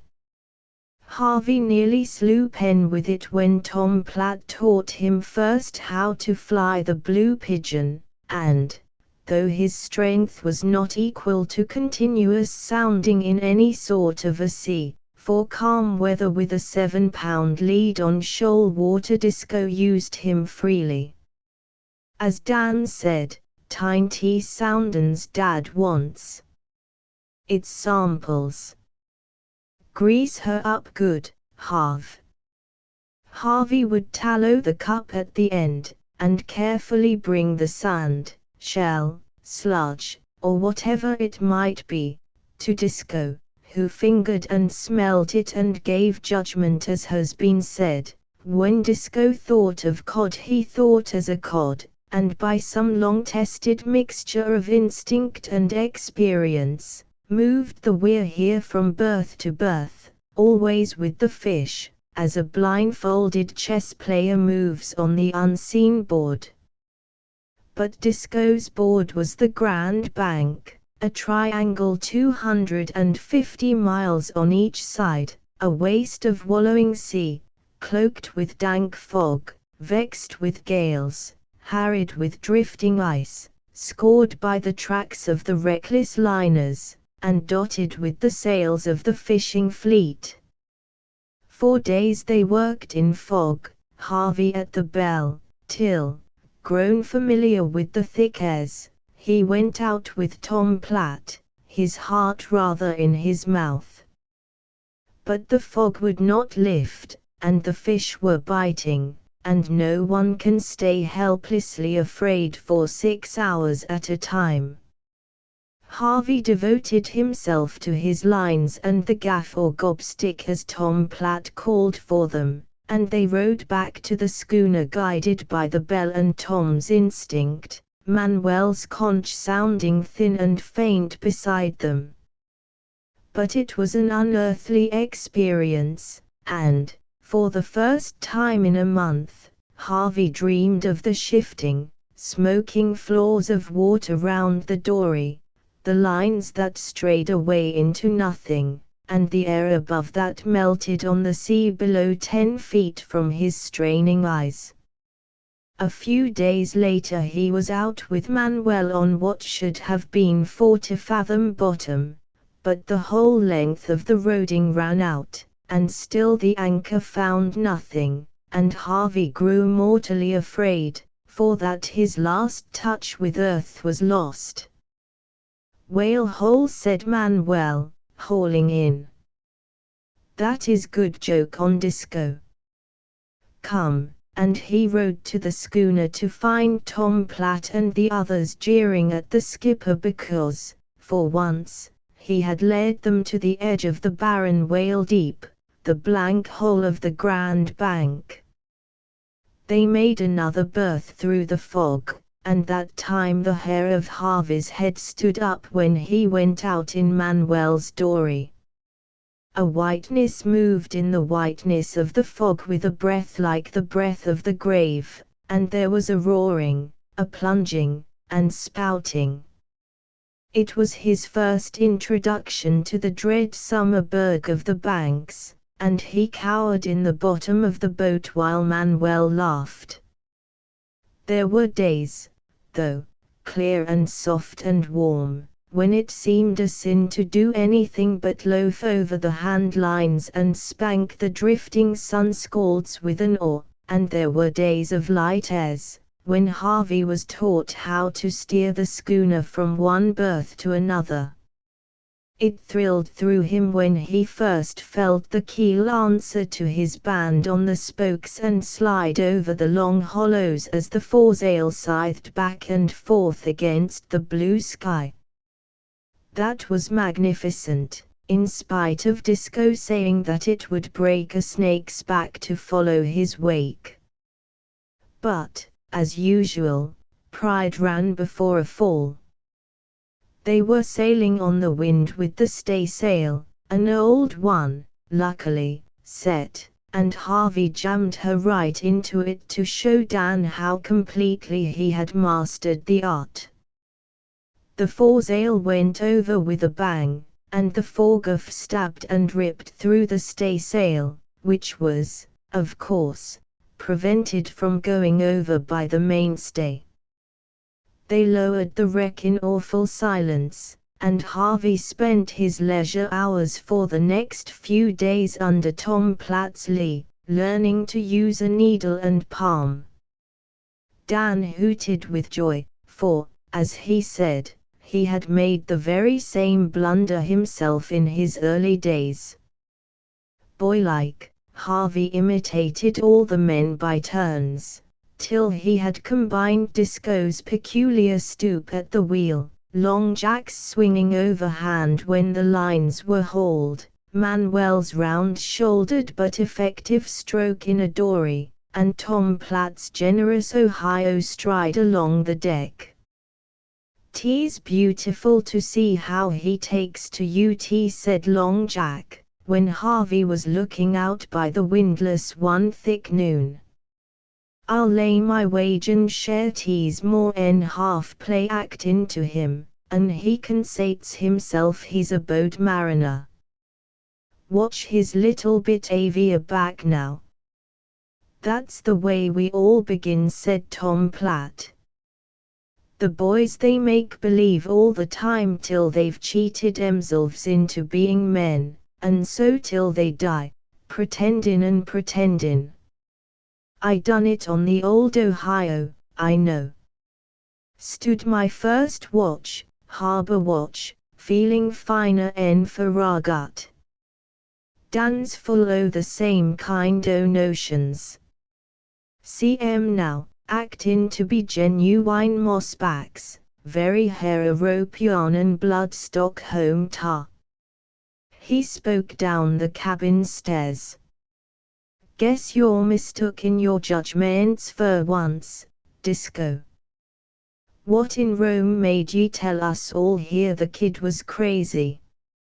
He was, Disco replied. Crazy as a loon when he come aboard, but I'll say he's sobered up considerable since. I cured him. He yawns good, said Tom Platt. T'other night he told us about a kid of his own size steerin' a cunnin' little rig and 4 ponies up and down Toledo, Ohio, I think 'twas, and giving suppers to a crowd o' simlar kids.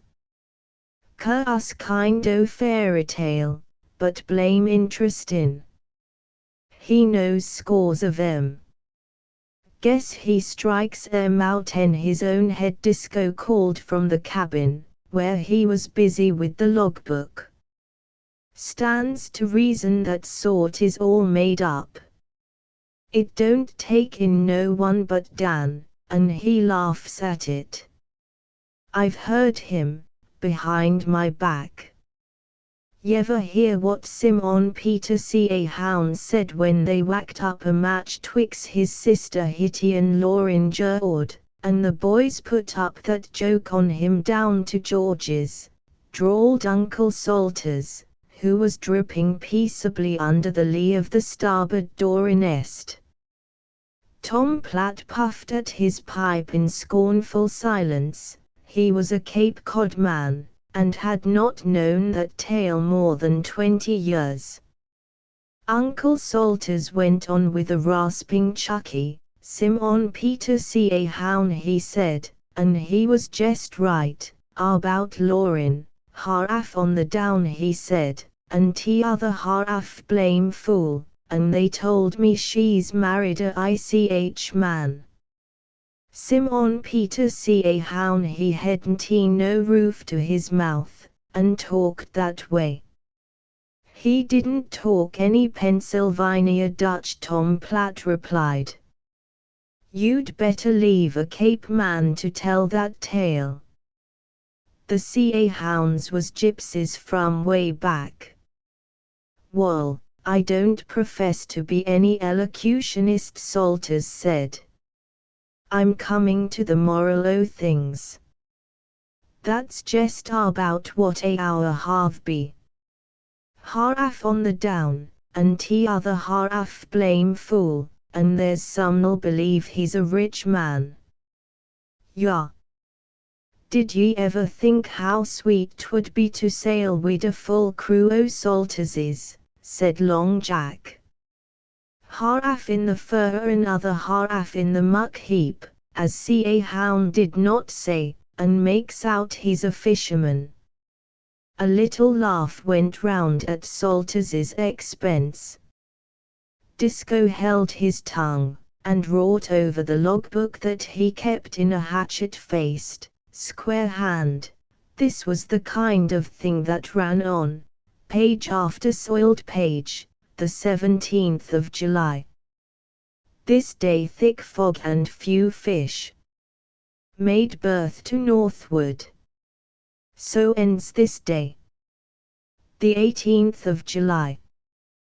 This day comes in with thick fog. Caught a few fish. The 19th of July. This day comes in with light breeze from any and fine weather. Made a berth to eastward. caught plenty fish. The 20th of July. This, the Sabbath, comes in with fog and light winds. So ends this day. Total fish caught this week, 3478. They never worked on Sundays, but shaved, and washed themselves if it were fine, and Pennsylvania sang hymns. Once or twice he suggested that, if it was not an impertinence, he thought he could preach a little. Uncle Salters nearly jumped down his throat at the mere notion, reminding him that he was not a preacher and mustn't think of such things. We'd have him remember in Johnstown next, Salters explained, and what would happen then. So they compromised on his reading aloud from a book called Josephus. It was an old leather-bound volume, smelling of 100 voyages, very solid and very like the Bible, but enlivened with accounts of battles and sieges, and they read it nearly from cover to cover. Otherwise Penn was a silent little body. He would not utter a word for 3 days on end sometimes, though he played checkers, listened to the songs, and laughed at the stories. When they tried to stir him up, he would answer, "I don't wish to seem unneighborly, but it is because I have nothing to say. My head feels quite empty. I've almost forgotten my name." He would turn to Uncle Salters with an expectant smile. "Why, Pennsylvania Pratt," Salters would shout, "you'll forget me next." "No, never," Penn would say, shutting his lips firmly. "Pennsylvania Pratt," of course he would repeat over and over. Sometimes it was Uncle Salters who forgot, and told him he was Haskins or Rich or McVitie, but Penn was equally content, till next time. He was always very tender with Harvey, whom he pitied both as a lost child and as a lunatic, and when Salters saw that Penn liked the boy, he relaxed, too. Salters was not an amiable person. He esteemed it his business to keep the boys in order, and the first time Harvey, in fear and trembling, on a still day, managed to shin up to the main truck, Dan was behind him ready to help.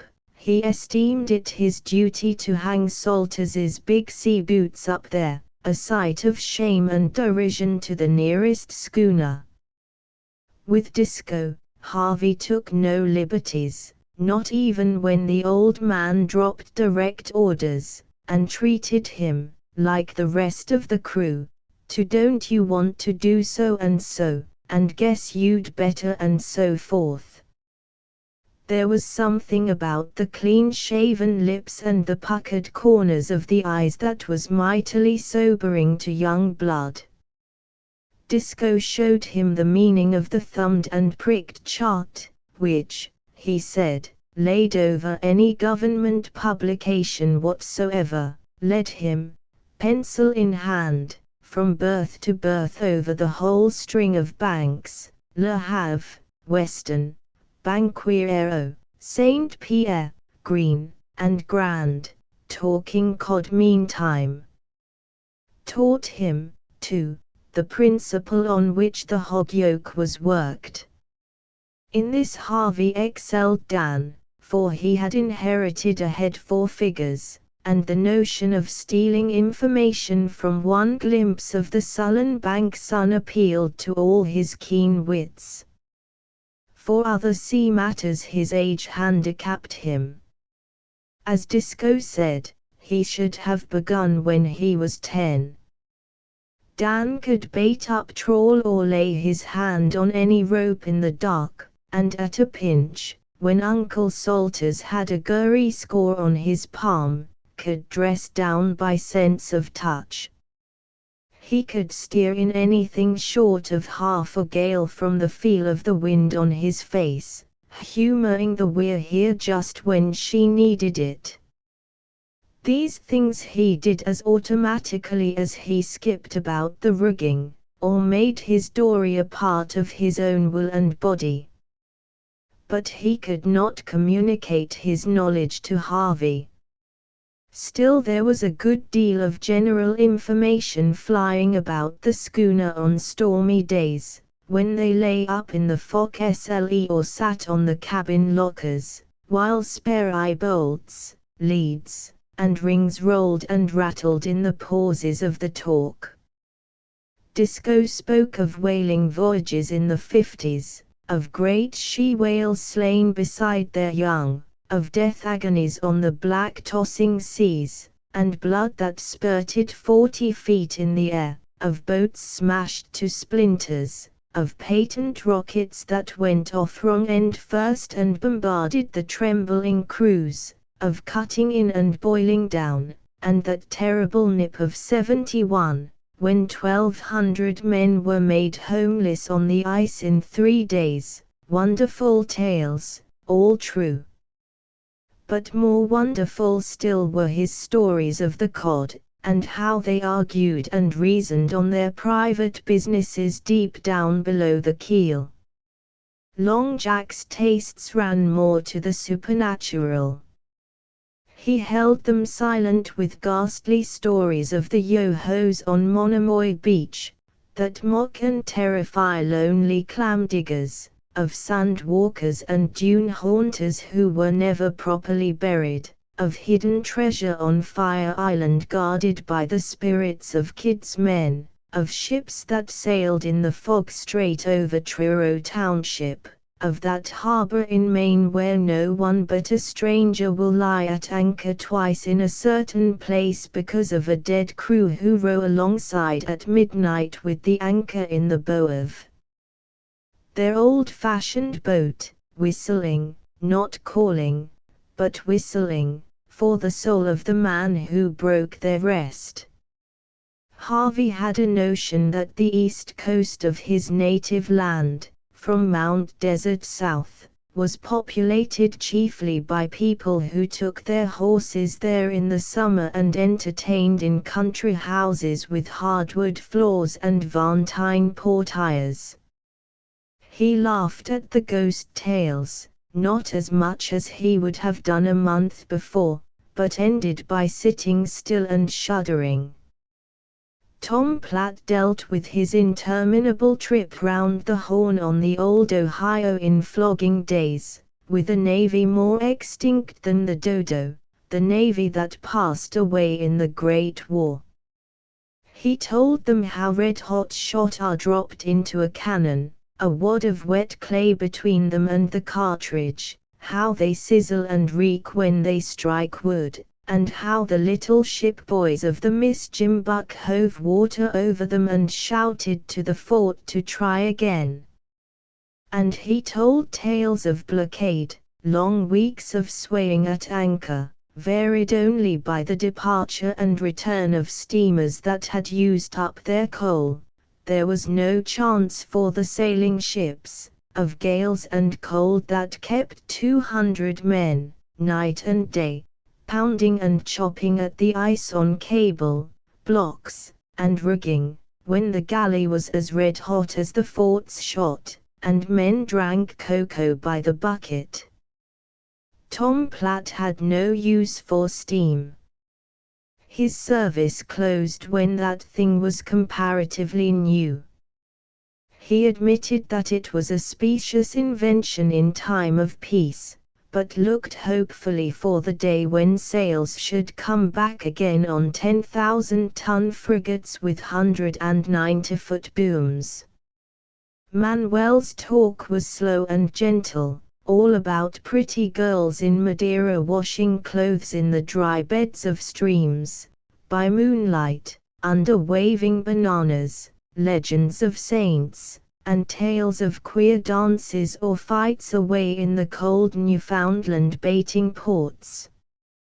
Salters was mainly agricultural, for, though he read Josephus and expounded it, his mission in life was to prove the value of green manures, and specially of clover, against every form of phosphate whatsoever. He grew libellous about phosphates. He dragged greasy orange jud books from his bunk and intoned them, wagging his finger at Harvey, to whom it was all Greek. Little Pen was so genuinely pained when Harvey made fun of Salters's lectures that the boy gave it up, and suffered in polite silence. That was very good for Harvey. The cook naturally did not join in these conversations. As a rule, he spoke only when it was absolutely necessary, but at times a queer gift of speech descended on him, and he held forth, half in Gaelic, half in broken English, an hour at a time. He was especially communicative with the boys, and he never withdrew his prophecy that one day Harvey would be Dan's master, and that he would see it. He told them of mail carrying in the winter up Cape Breton way, of the dog train that goes to Coudray, and of the ram steamer Arctic, that breaks the ice between the mainland and Prince Edward Island. Then he told them stories that his mother had told him, of life far to the southward, where water never froze, and he said that when he died his soul would go to lie down on a warm white beach of sand with palm trees waving above. That seemed to the boys a very odd idea for a man who had never seen a palm in his life. Then, too, regularly at each meal, he would ask Harvey, and Harvey alone, whether the cooking was to his taste, and this always made the second half laugh. Yet they had a great respect for the cook's judgment, and in their hearts considered Harvey something of a mascot by consequence. And while Harvey was taking in knowledge of new things at each poor and hard health with every gulp of the good air, the Weir here went her ways and did her business on the bank, and the silvery grey kenches of well-pressed fish mounted higher and higher in the hold. No one day's work was out of common, but the average days were many and close together. Naturally, a man of Disco's reputation was closely watched, scrouged upon Dan called it, by his neighbours, but he had a very pretty knack of giving them the slip through the curdling, glidy fog banks. Disco avoided company for two reasons.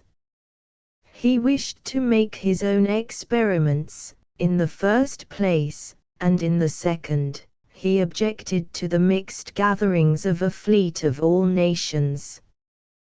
The bulk of them were mainly Gloucester boats, with a scattering from Provincetown, Harwich, Chatham, and some of the main ports, but the crews drew from goodness knows where.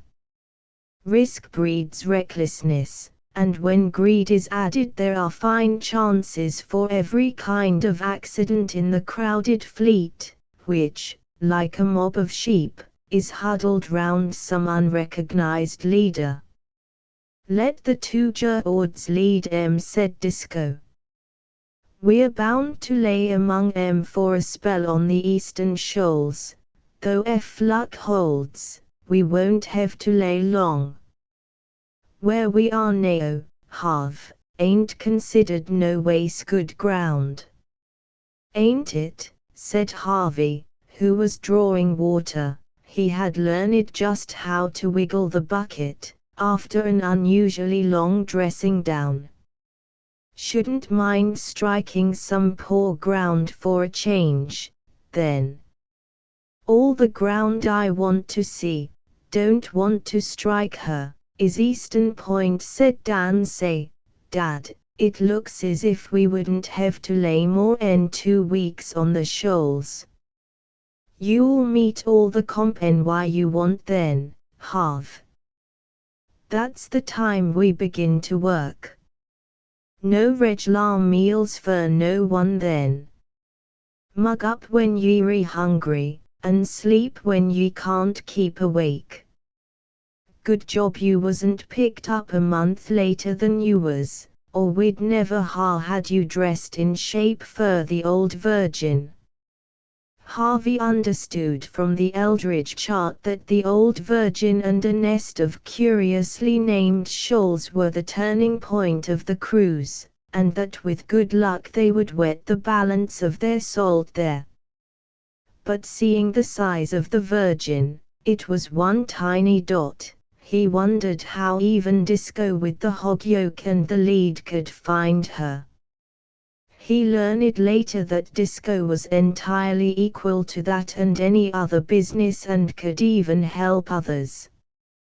A big 4x5 blackboard hung in the cabin, and Harvey never understood the need of it till, after some blinding thick days, they heard the unmelodious tooting of a foot-power foghorn, a machine whose note is as that of a consumptive elephant.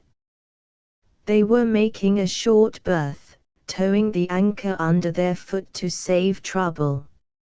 "Squaring a bellow in for his latitude," said Long Jack. The dripping red-head sails of a bark glided out of the fog, and the Weir here rang her bell thrice, using sea shorthand. The larger boat backed her topsail with shrieks and shoutings. "Frenchman," said Uncle Salters, scornfully. "Miquelon boat from St. Malo." The farmer had a weatherly sea eye. "I'm most out o' baccy, too, Disco." "Same here," said Tom Platt. "Hi. Baccy's views, baccy's views. Standes a ways, you but ended mucho bono." "Where you from, Saint Malo, eh?" "Ah, ha. Mucho bono. OUI. OUI. Close poulet, Saint Malo." "Saint Pierre at Miquelon," cried the other crowd, waving woolen caps and laughing. Then all together, "Board. Board. Bring up the board, Danny. Beats me how them Frenchmen fetch anywheres, except in America's fairish broadly. 46-49's good enough for them, and I guess it's about right, too." Dan chalked the figures on the board, and they hung it in the main rigging to a chorus of messes from the bark. "Seems kinda unbally to let 'em swedge off like this," Salters suggested, feeling in his pockets. "Have ye learned French then since last trip?" said Disco. "I don't want no more stone ballast hove at us long o' your calling Miquelon boats footy cochines same's you did off Le Havre. Harmon Rush he said that was the way to rise 'em. Plain United States is good enough for me. We're all dreadful short on tarbacca." "Young fella, don't you speak French?" "Oh, yes," said Harvey valiantly, and he bawled, "Hi. Say. Arites vus. Attendes. Now soms venant pour tabac." "Ah, tabac, tabac," they cried, and laughed again. "That hit 'em. Let's heave a dory over, anyway," said Tom Platt. "I don't exactly hold no certificates on French, but I know another lingo that goes, I guess. Come on, Harv, and interpret." The raffle and confusion when he and Harvey were hauled up the bark's black side was indescribable. Her cabin was all stuck round with glaring colored prints of the Virgin of Newfoundland, they called her. Harvey found his French of no recognized bank brand, and his conversation was limited to nods and grins. But Tom Platt waved his arms and got along swimmingly. The captain gave him a drink of unspeakable gin, and the opera comic crew, with their hairy throats, red caps, and long knives, greeted him as a brother. Then the trade began. They had tobacco, plenty of it, American, that had never paid duty to France. They wanted chocolate and crackers. Harvey rode back to arrange with the cook and Disco, who owned the stores, and on his return the cocoa tins and cracker bags were counted out by the Frenchman's wheel. It looked like a piratical division of loot, but Tom Platt came out of it roped with black pigtail and stuffed with cakes of chewing and smoking tobacco. Then those jovial mariners swung off into the mist, and the last Harvey heard was a gay chorus, Par derrière chez ma tante, il y a un bois joli, it le rossignol y chanty it le je it la nuit. Que donneriez vous, belle, qui l'amenerait ici? Je donnerai Quebec, sur it Saint-Denis. How was it my French didn't go, and your sign talk did? Harvey demanded when the barter had been distributed among the Weirheers. Sign talk. Platt guffawed. Well, yes, 'twas sign talk, but a heap older en your French, Harv. Them French boats are chock full o' Freemasons, and that's why. Are you a Freemason, then? Looks that way, don't it? Said the man-o'-war's man, stuffing his pipe, and Harvey had another mystery of the deep sea to brood upon. Chapter 6. The thing that struck him most was the exceedingly casual way in which some craft loafed about the broad Atlantic. Fishing boats, as Dan said, were naturally dependent on the courtesy and wisdom of their neighbors, but one expected better things of steamers. That was after another interesting interview, when they had been chased for 3 miles by a big lumbering old cattle boat, all boarded over on the upper deck, that smelled like 1,000 cattle pens. A very excited officer yelled at them through a speaking trumpet, and she lay and lolloped helplessly on the water while Disco ran the Weirheer under her lee and gave the skipper a piece of his mind. Where might ye be, eh? Ye don't deserve to be anywheres. You barnyard tramps go hogging the road on the high seas with no blame consideration for your neighbors, and your eyes in your coffee cups instead o' in your silly heads. At this the skipper danced on the bridge and said something about Disco's own eyes. We haven't had an observation for 3 days. D'you suppose we can run her blind? He shouted. Well, I can, Disco retorted. What's come to your lead? It. Can't ye smell bottom, or are them cattle too rank? What do ye feed 'em? Said Uncle Salters with intense seriousness, for the smell of the pens woke all the farmer in him. They say they fall off dreadful on a voyage.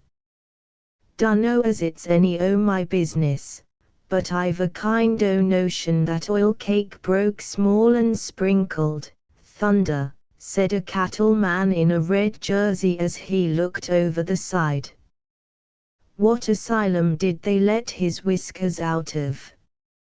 Young fella Salters began, standing up in the forerigging. Let me tell y'all 'fore we go any further that I've The officer on the bridge took off his cap with immense politeness. "Excuse me," he said, "but I've asked for my reckoning. If the agricultural person with the hair will kindly shut his head, the sea-green barnacle with the walleye may perhaps condescend to enlighten us." "Nao, you've made a show o' me," Salters said Disco, angrily. He could not stand up to that particular sort of talk, and snapped out the latitude and longitude without more lectures. "Well, that's a boatload of lunatics, sure," said the skipper, as he rang up the engine room and tossed a bundle of newspapers into the schooner. "Of all the blamed fools, next to you, Salters, him and his crowd are about the likeliest I've ever seen," said Disco as the weir here slid away. "I was just giving him my jigment on Lulsikin round these waters like a lost child, and you must cut in with your fool farmin'. Can't ye never keep things separate?" Harvey, Dan, and the others stood back, winking one to the other and full of joy, but Disco and Salters wrangled seriously till evening, Salters arguing that a cattle boat was practically a barn on blue water, and Disco insisting that, even if this were the case, decency and fisher pride demanded that he should have kept things separate. Long Jack stood it in silence for a time. An angry skipper makes an unhappy crew, and then he spoke across the table after supper. "Foot's the good o' bodderin' foot, they'll say," said he. "They'll tell that tale agin us for years, that's all," said Disco. "Oil cake sprinkled with salt, o' course," said Salters, impenitent, reading the farming reports from a week-old New York paper. "It's plumb mortifyin' to all my feelings," the skipper went on. "Can't see you that way," said Long Jack, the peacemaker. "Look at here, Disco. Is there another packet afloat this day in this weather? Cut ha met a trampin' over and above giving her reckonin', over and above that, I say, Cud ha discussed wid her quite intelligent on the management av steers and such at sea. Forget ut. Av course they will not. 'Twas the most companjus conversation that I've e'er accrued. Double game and twice running, all to us." Dan kicked Harvey under the table, and Harvey choked in his cup. "Well," said Salters, who felt that his honor had been somewhat plastered, "I said I didn't know as 'twas any business o' mine, 'fore I spoke." "And right there," said Tom Platt, experienced in discipline and etiquette, "right there, I take it, Disco, you should ha asked him to stop if the conversation was likely, in your judgment, to be anyways what it shouldn't." "Dunno but that's so," said Disco, who saw his way to an honorable retreat from a fit of the dignities. "Why, o' course it was so," said Salters, "you being skipper here, and I'd cheerful have stopped on a hint, not from any leadin' or conviction, but fur the sark o' bearin' an example to these two blame boys of ours. Didn't I tell you, Harv, 'twould come around to us 'fore we'd done? Always those blame boys. But I wouldn't have missed the show for a half share in a halibut," Dan whispered. "Still, things should ha been kept separate," said Disco, and the light of new argument lit in Salters's eye as he crumbled cut plug into his pipe. "There's a power av virtue in keeping things separate," said Long Jack, intent on stilling the storm. That's foot staining of staining and hair's and when he sent Cownahan fur skipper on the Marilla D. Coon, instead o' Cap. Newton that was took with inflammatory rheumatism and couldn't go. Cownahan the navigator we called him.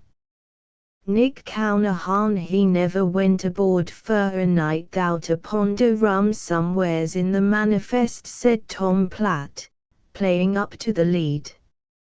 He used to bum around the sea mission houses to Boston looking for the Lord to make him captain of a towboat on his merits. Sam Coy, up to Atlantic Avenue, give him his board free for a year or more on account of his stories. Cownahan the navigator. TCK. TCK. Dead these 15 year, ain't he? 17, I guess. He died the year the Casper McVie was built, but he could never keep things separate. Staining took him for the reason the thief took the hot stove, because there was nothing else that season. The men was all to the banks, and Cownahan he whacked up an everlasting hard crowd for crew. Rum.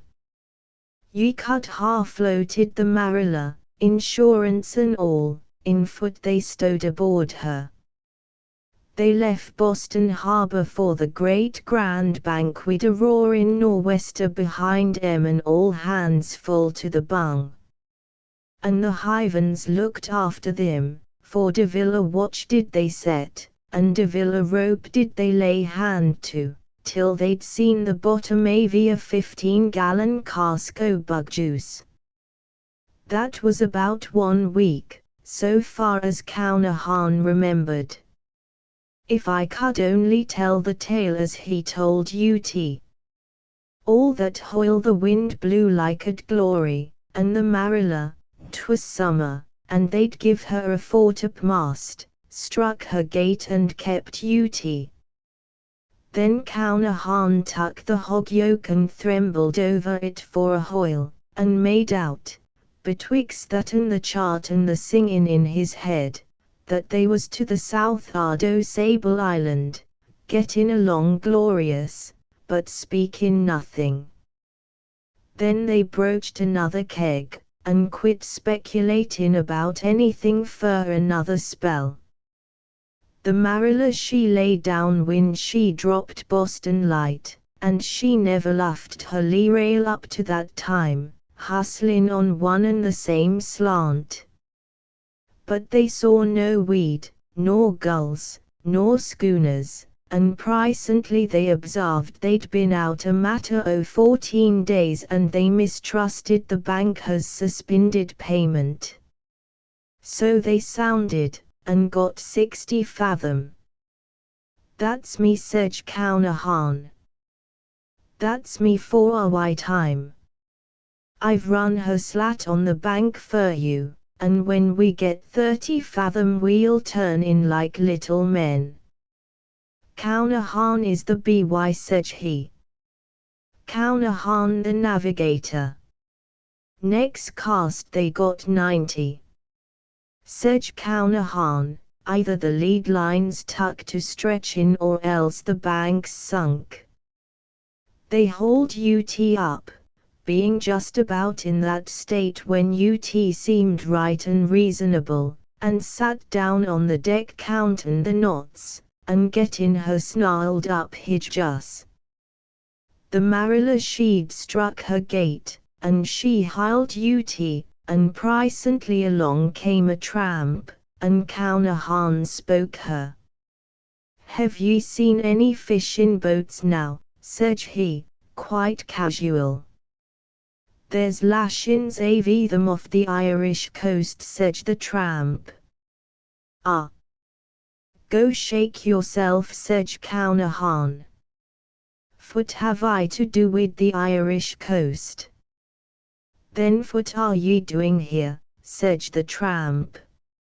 Suffering Christianity, said Cownahan, He always said that when his pumps sucked and he was not feeling good, suffering Christianity, he said, "Where am I at? 35 mile west west o Cape Clear," said the tramp, "if that's any consolation to you." Cownahan fetched one jump, 4 feet 7 inches, measured by the cook. "Consolation," said he, bowed as brass. "Do ye take me for a dialect? 35 mile from Cape Clear, and 14 days from Boston Light. Sufferin' Christianity, 'tis a record, and by the same token I've a mother to Skibbereen. Think avut. The gall av But ye see he could niver keep things separate. The crew was mostly Cork and Kerry men, barrin' one Marylander that wanted to go back, but they called him a mutineer, and they ran the Admarilla into Skibbereen, and they had an elegant time visitin' around with frinds on the Adsod for a week. Then they went back, and it cost 'em 32 days to beat to the banks again. 'Twas gettin' on towards fall, and grub was low, so Cownahan run her back to Boston, with no more bones to ut. And what did the firm say?" Harvey demanded. "Foot could they? The fish was on the banks, and Cownahan was at T-Wharf talking av his record trip east. They took their satisfaction out av that, and ut all came av not keeping the crew and the rum separate in the first place, and confusin' Skibbereen wid Quero, in the second. Cownahan the navigator, rest his soul. He was an impromptu citizen. Once I was in the Lucy Holmes," said Manuel, in his gentle voice. "They not want any of her fish in Gloucester." "Eh, what at? Give us no price. So we go across the water, and think to sell to some file man. Then it blow fresh, and we cannot see well. Eh, what at? Then it blow some more fresh, and we go down below and drive very fast, no one know where. By and by we see a land, and it get some hot. Then come 2, 3 nigger in a brick. Eh, what at? We ask where we are, and they say, 'Now, what you all think?'" "Grand Canary," said Disco, after a moment. Manuel shook his head, smiling. "Blanco," said Tom Platt. "No. Worse than that. We was below Bazagos, and the brick she was from Liberia. So we sell our fish there. Not bad, so. Eh, what at? Can a schooner like this go right across to Africa?" said Harvey. "Go around the Horn if there's anything worth going for, and the grub holds out," said Disco. "My father he run his packet, and she was a kind o' pinky, about 50 ton, I guess. The Rupert, he run her over to Greenland's icy mountains the year half our fleet was trying after cod there. And what's more, he took my mother along with him, to show her how the money was earned, I presume, and they was all iced up, and I was born at Disco. Don't remember nothing about it, o' course. We come back when the ice eased in the spring, but they named me fer the place. Kinda mean trick to put up on a baby, but we're all bound to make mistakes in our lives." Sure, said Salters, wagging his head. all bound to make mistakes, and I tell you two boys here that after you've made a mistake, ye don't make fewer 100 a day, the next best thing's to own up to it like men. Long Jack winked one tremendous wink that embraced all hands except Disco and Salters, and the incident was closed. Then they made berth after berth to the northward, the dories out almost every day, running along the east edge of the Grand Bank in 30 to 40 fathom water, and fishing steadily. It was here Harvey first met the squid, who is one of the best cod baits, but uncertain in his moods. They were waked out of their bunks one black night by yells of "Squiddo" from Salters, and for an hour and a half every soul aboard hung over his squid jig, a piece of lead painted red and armed at the lower end with a circle of pins bent backward like half-opened umbrella ribs. The squid, for some unknown reason, likes, and wraps himself round, this thing, and is hauled up ere he can escape from the pins. But as he leaves his home he squirts first water and next ink into his captor's face, and it was curious to see the men weaving their heads from side to dodge the shot. They were as black as sweeps when the flurry ended, but a pile of fresh squid lay on the deck, and the large cod thinks very well of a little shiny piece of squid tentacle at the tip of a clam-baited hook. Next day they caught many fish, and met the Carrie Pitman, to whom they shouted their luck, and she wanted to trade 7 cod for 1 fair-sized squid, but Disco would not agree at the price, and the Carrie dropped sullenly to leeward and anchored half a mile away, in the hope of striking onto some for herself. Disco said nothing till after supper, when he sent Dan and Manuel out to buoy the We're Here's cable and announced his intention of turning in with the broad axe. Dan naturally repeated these remarks to the dory from the Carrie, who wanted to know why they were buoying their cable, since they were not on rocky bottom. Dad said he wouldn't trust a ferry boat within 5 mile o' you, Dan howled cheerfully. Why don't he git out, then? Who's hinderin', said the other. "'Cause you've jest the same as lee 'bout him, and he don't take that from any boat, not to speak o' sech a driftin' gurry but as you be." "She ain't driftin' any this trip," said the man angrily, for the Carrie Pitman had an unsavory reputation for breaking her ground tackle. "Then how'd you make berths?" said Dan. "It's her best pinto sailin'. And if she's quit driftin', what in thunder are you doing with a new jib boom?" That shot went home. "Hey, you Portugoosey organ grinder, take your monkey back to Gloucester." "Go back to school, Dan Troop," was the answer. "Overalls." "Overalls," yelled Dan, who knew that one of the Carrie's crew had worked in an overall factory the winter before. "Shrimp. Gloucester shrimp.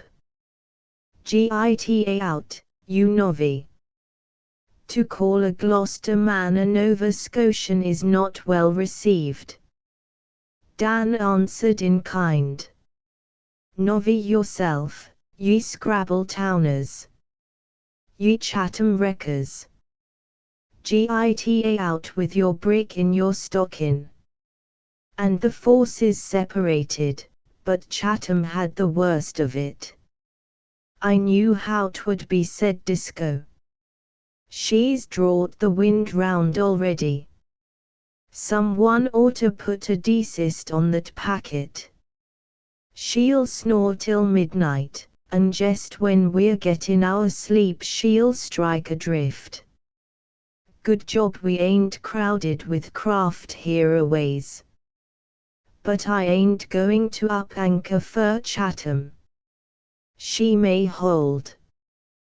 The wind, which had hauled round, rose at sundown and blew steadily.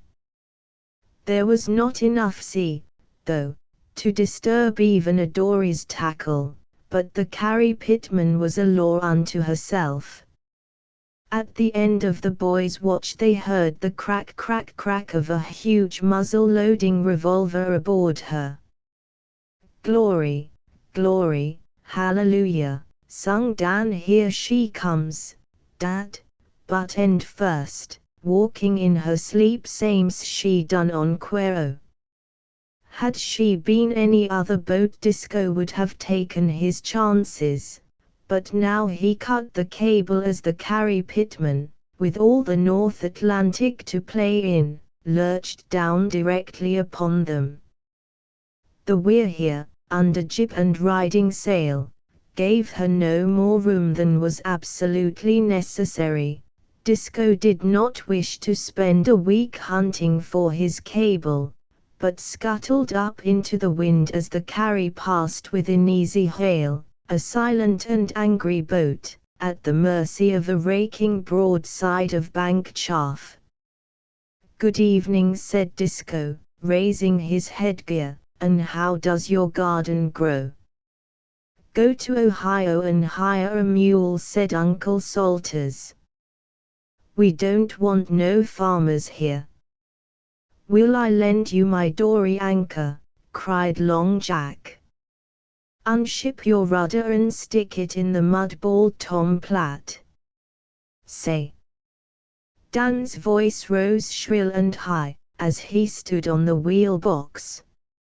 "Say! Is there a strike in the overall factory, or have they hired girls, ye shakamarksons?" "Veer out the tiller lines," cried Harvey, "and nail 'em to the bottom." That was a salt-flavored jest he had been put up to by Tom Platt. Manuel leaned over the stern and yelled, "Johanna Morgan, play the organ." "Aha!" He flourished his broad thumb with a gesture of unspeakable contempt and derision, while Little Pen covered himself with glory by piping up, "Gee a little HSSH. Come here." Haw! They rode on their chain for the rest of the night, a short, snappy, uneasy motion, as Harvey found, and wasted half the forenoon recovering the cable. But the boys agreed the trouble was cheap at the price of triumph and glory, and they thought with grief over all the beautiful things that they might have said to the discomfited Carrie. Chapter 7. Next day they fell in with more sails, all circling slowly from the east northerly towards the west. But just when they expected to make the shoals by the Virgin, the fog shut down, and they anchored, surrounded by the tinklings of invisible bells. There was not much fishing, but occasionally dory met dory in the fog and exchanged news. That night, a little before dawn, Dan and Harvey, who had been sleeping most of the day, tumbled out to hook fried pies. There was no reason why they should not have taken them openly, but they tasted better so, and it made the cook angry. The heat and smell below drove them on deck with their plunder, and they found Disco at the bell, which he handed over to Harvey. "Keep her going," said he. "I mistrust I hear something. If it's anything, I'm best where I am so's to get at things." It was a forlorn little jingle, the thick air seemed to pinch it off, and in the pauses Harvey heard the muffled shriek of a liner's siren, and he knew enough of the banks to know what that meant. It came to him, with horrible distinctness, how a boy in a cherry-colored jersey, he despised fancy blazers now with all a fisherman's contempt, how an ignorant, rowdy boy had once said it would be great if a steamer ran down a fishing boat. That boy had a stateroom with a hot and cold bath, and spent 10 minutes each morning picking over a gilt-edged bill of fare. And that same boy, no, his very much older brother, was up at 4 of the dim dawn in streaming, crackling oilskins, hammering, literally for the dear life, on a bell smaller than the steward's breakfast bell, while somewhere close at hand a 30-foot steel stem was storming along at 20 miles an hour. The bitterest thought of all was that there were folks asleep in dry, upholstered cabins who would never learn that they had massacred a boat before breakfast. So Harvey rang the bell. "Yes, they slow down one turn o' their blame propeller," said Dan, applying himself to Manuel's conch, "fur to keep inside the law, and that's consolin' when we're all at the bottom. Hark to her. She's a humper." "A-o-o-o-woo-whop," went the siren. Wingle-tingle-tick went the bell. Gra-ouch, went the conch, while sea and sky were all mired up in milky fog. Then Harvey felt that he was near a moving body, and found himself looking up and up at the wet edge of a cliff-like bow, leaping, it seemed, directly over the schooner. A jaunty little feather of water curled in front of it, and as it lifted it showed a long ladder of Roman numerals 15, 16, 17, 18, and so forth, on a salmon-colored gleaming side. It tilted forward and downward with a heart-stilling zoo. The ladder disappeared, a line of brass-rimmed portholes flashed past, a jet of steam puffed in Harvey's helplessly uplifted hands, a spout of hot water roared along the rail of the weir here, and the little schooner staggered and shook in a rush of screw-torn water, as a liner's stern vanished in the fog. Harvey got ready to faint or be sick, or both, when he heard a crack like a trunk thrown on a sidewalk, and, all small in his ear, a faraway telephone voice drawling, "Heave to.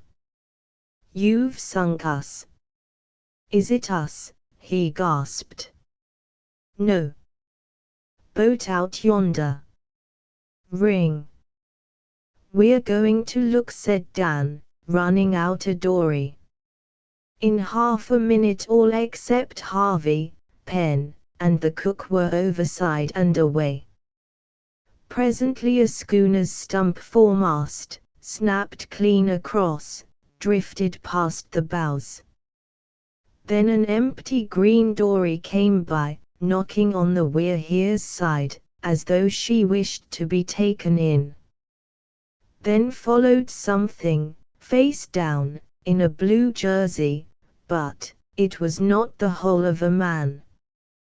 Penn changed color and caught his breath with a click. Harvey pounded despairingly at the bell, for he feared they might be sunk at any minute, and he jumped at Dan's hail as the crew came back. "The Jenny Cushman," said Dan, hysterically, "cut clean in half, ground up and trampled on at that. Not a quarter of a mile away. Dad's got the old man. There ain't anyone else, and there was his son, too. Oh, Harv, I can't stand it. I've seen." He dropped his head on his arms and sobbed while the others dragged a gray-headed man aboard. "What did you pick me up for?" the stranger groaned. Disco, what did you pick me up for? Disco dropped a heavy hand on his shoulder, for the man's eyes were wild and his lips trembled as he stared at the silent crew.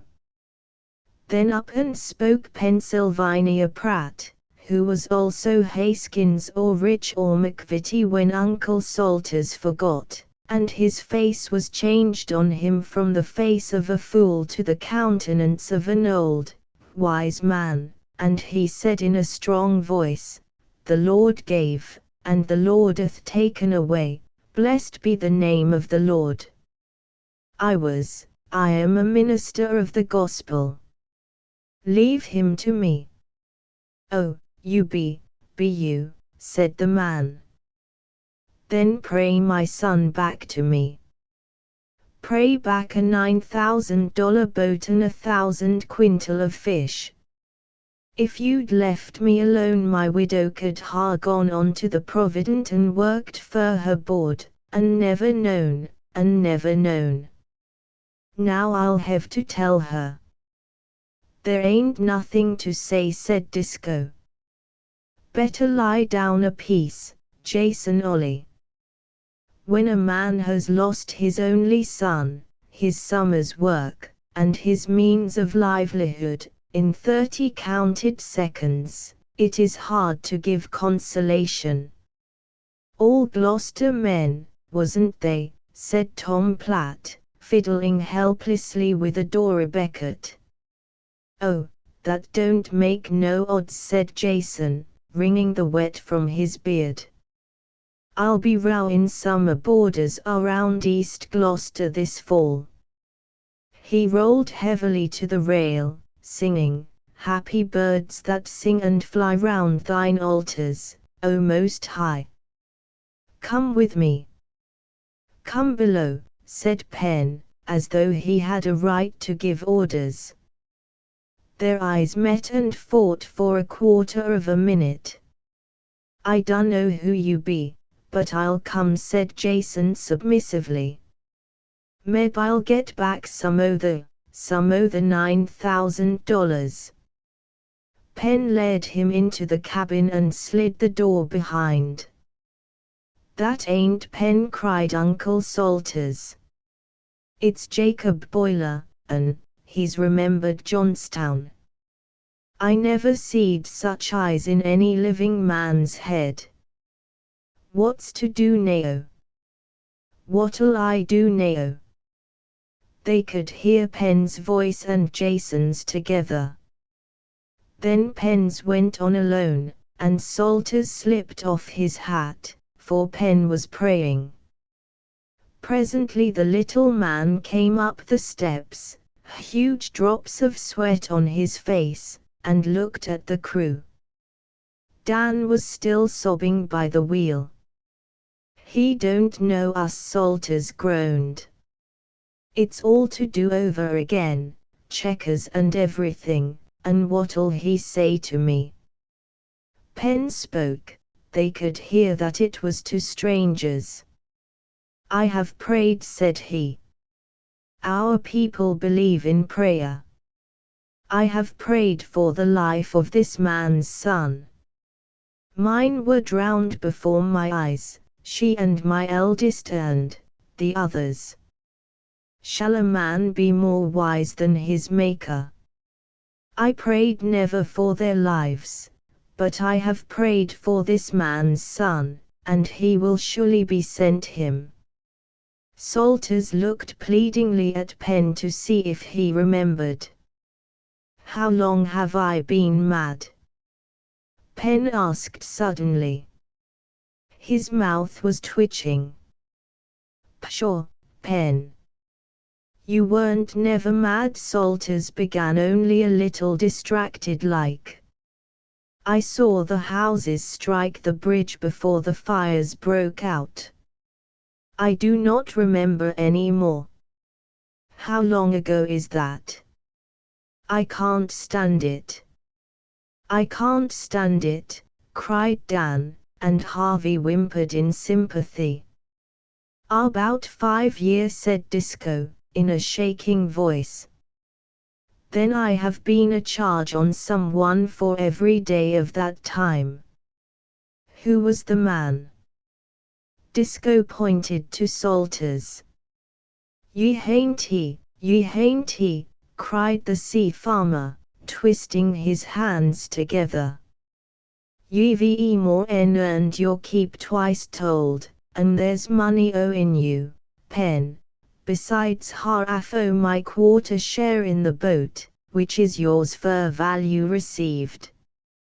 You are good men. I can see that in your faces. But, Mother Avie Mercy, whispered Long Jack, and he's been with us all these trips. He's clean bewitched. A schooner's bell struck up alongside, and a voice hailed through the fog, "Oh, Disco! Heard about the Jenny Cushman?" "They have found his son," cried Pen. "Stand you still and see the salvation of the Lord." "Got Jason aboard here," Disco answered, but his voice quavered. "There, warn't he anyone else?" "We've found one, though. Run across him snarled up in a mess o' lumber that might ha' been a fo'c'sle. His head's cut some." "Who is he?" "The We're Here's heartbeats," answered one another. "Guess it's young Ollie," the voice drawled. Pen raised his hands and said something in German. Harvey could have sworn that a bright sun was shining upon his lifted face, but the drawl went on, "Say, you fellas guyed us considerable t'other night." "We don't feel like guying any now," said Disco. "I know it, but to tell the honest truth we was kinda driftin' when we run agin young Ollie." It was the irrepressible Carrie Pittman, and a roar of unsteady laughter went up from the deck of the We're Here. "Hadn't you bout's well send the old man aboard? We're running in for more bait and ground tackle." "Guess you won't want him, anyway, and this blame windlass work makes us short-handed." "We'll take care of him. He married my woman's aunt." "I'll give you anything in the boat," said Troop. "Don't want nothing less, Meb, an anchor that'll hold." "Say, young Ollie's gittin' kinda balky and excited. Send the old man along." Pen waked him from his stupor of despair, and Tom Platt rowed him over. He went away without a word of thanks, not knowing what was to come, and the fog closed over all. "And now," said Pen, drawing a deep breath as though about to preach. "And now," the erect body sank like a sword driven home into the scabbard, the light faded from the over-bright eyes, the voice returned to its usual pitiful little titter. "And now," said Pennsylvania Pratt, "do you think it's too early for a little game of checkers, Mr. Salters?" The very thing I was going to say myself," cried Salters promptly. "It beats all, Pen, how you get on to what's in a man's mind." The little fellow blushed and meekly followed Salters forward. "Up anchor! Hurry! Let's quit these crazy waters," shouted Disco, and never was he more swiftly obeyed.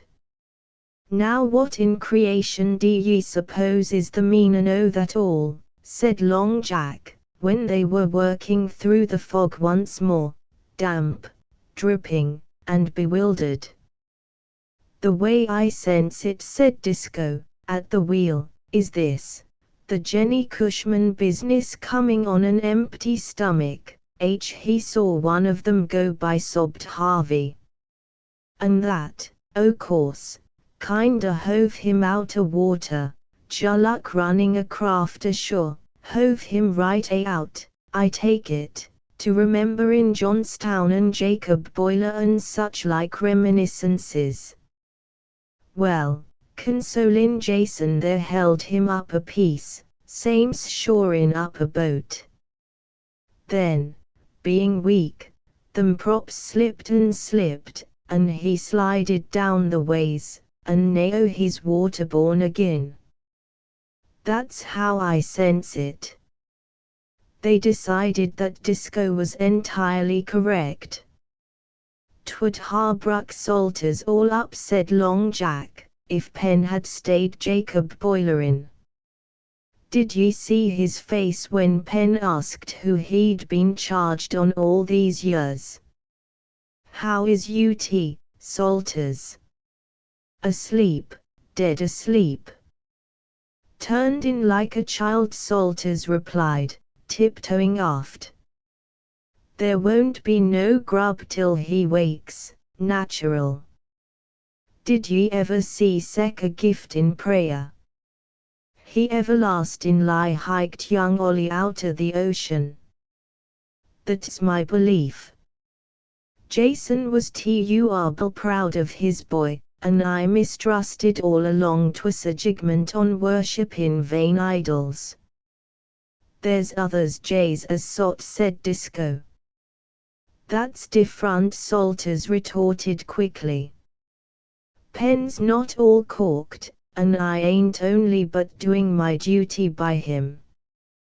They waited, those hungry men, 3 hours, till Penn reappeared with a smooth face and a blank mind. He said he believed that he had been dreaming. Then he wanted to know why they were so silent, and they could not tell him. Disco worked all hands mercilessly for the next 3 or 4 days, and when they could not go out, turned them into the hold to stack the ship's stores into smaller compass, to make more room for the fish. The packed mass ran from the cabin partition to the sliding door behind the forecastle stove, and Disco showed how there is great art in stowing cargo so as to bring a schooner to her best draught. The crew were thus kept lively till they recovered their spirits, and Harvey was tickled with a rope's end by Long Jack for being, as the Galway man said, sorrowful as a sick cat over foot couldn't be helped. He did a great deal of thinking in those weary days, and told Dan what he thought, and Dan agreed with him, even to the extent of asking for fried pies instead of hooking them. But a week later the two nearly upset the Hatties in a wild attempt to stab a shark with an old bayonet tied to a stick. The grim brute rubbed alongside the dory begging for small fish, and between the 3 of them it was a mercy they all got off alive. At last, after playing blindman's buff in the fog, there came a morning when Disco shouted down the forecastle, "Hurry, boys! We're in down." Chapter 8. To the end of his days, Harvey will never forget that sight. The sun was just clear of the horizon they had not seen for nearly a week, and his low red light struck into the riding sails of 3 fleets of anchored schooners, one to the north, one to the westward, and one to the south. There must have been nearly 100 of them, of every possible make and build, with, far away, a square-rigged Frenchman, all bowing and courtesying one to the other. From every boat dories were dropping away like bees from a crowded hive, and the clamor of voices, the rattling of ropes and blocks, and the splash of the oars carried for miles across the heaving water. The sails turned all colors, black, pearly gray, and white, as the sun mounted, and more boats swung up through the mists to the southward. The dories gathered in clusters, separated, reformed, and broke again, all heading one way, while men hailed and whistled and catcalled and sang, and the water was speckled with rubbish thrown overboard. "It's a town," said Harvey. Disco was right. "It is a town." "I've seen smaller," said Disco. "There's about 1,000 men here, and yonder's the Virgin." He pointed to a vacant space of greenish sea, where there were no dories. "The We're Here skirted round the northern squadron," Disco waving his hand to friend after friend, "and anchored as nearly as a racing yacht at the end of the season. The Bank fleet pass good seamanship in silence, but a bungler is jeered all along the line." "Just in time for the Caplin," cried the Mary Chilton. "Salt most wet?" asked the King Philip. "Hey, Tom Platt." "Come tea supper tonight," said the Henry Clay, and so questions and answers flew back and forth. Men had met one another before, dory fishing in the fog, and there is no place for gossip like the Bank fleet. They all seemed to know about Harvey's rescue, and asked if he were worth his salt yet. The young bloods jested with Dan, who had a lively tongue of his own, and inquired after their health by the town nicknames they least liked. Manuel's countrymen jabbered at him in their own language, and even the silent cook was seen riding the jib-boom and shouting Gaelic to a friend as black as himself. After they had buoyed the cable, all around the Virgin is rocky bottom, and carelessness means chafed ground tackle and danger from drifting. After they had buoyed the cable, their dories went forth to join the mob of boats anchored about a mile away. The schooners rocked and dipped at a safe distance, like mother ducks watching their brood, while the dories behaved like mannerless ducklings.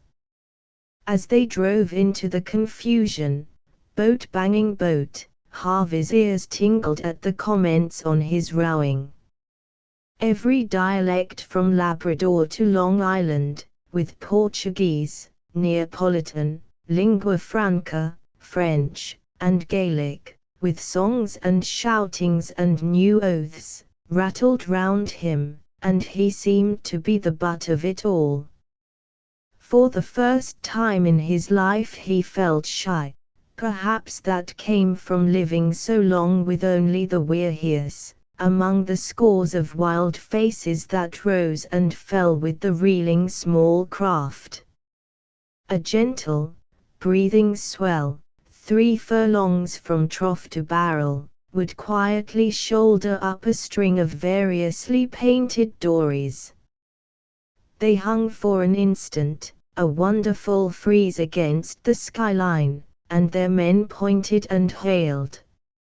Next moment the open mouths, waving arms, and bare chests disappeared, while on another swell came up an entirely new line of characters like paper figures in a toy theater. So Harvey stared. "Watch out," said Dan, flourishing a dip net. "When I tell you dip, you dip. The Caplin'll school any time from now on." Well, we lay, Tom Platt. Pushing, shoving, and hauling, greeting old friends here and warning old enemies there, Commodore Tom Platt led his little fleet well to leeward of the general crowd, and immediately 3 or 4 men began to haul on their anchors with intent to leebow the We're Heres. But a yell of laughter went up as a dory shot from her station with exceeding speed, its occupant pulling madly on the roding. "Give her slack," roared 20 voices. let him shake it out. What's the matter? Said Harvey, as the boat flashed away to the southward. He's anchored, isn't he? Anchored, sure enough, but his ground tackle's kinda shifty, said Dan, laughing. Whales fouled it. Dip half. Here they come. The sea round them clouded and darkened, and then frizzed up in showers of tiny silver fish, and over a space of 5 or 6 acres the cod began to leap like trout in May, while behind the cod 3 or 4 broad greybacks broke the water into boils. Then everybody shouted and tried to haul up his anchor to get among the school, and fouled his neighbor's line and said what was in his heart, and dipped furiously with his dip net, and shrieked cautions and advice to his companions, while the deep fizzed like freshly opened soda water, and cod, men, and whales together flung in upon the luckless bait. Harvey was nearly knocked overboard by the handle of Dan's net. But in all the wild tumult he noticed, and never forgot, the wicked, set little eye, something like a circus elephant's eye, of a whale that drove along almost level with the water, and, so he said, winked at him. 3 boats found their rodings fouled by these reckless mid-sea hunters, and were towed half a mile ere their horses shook the line free.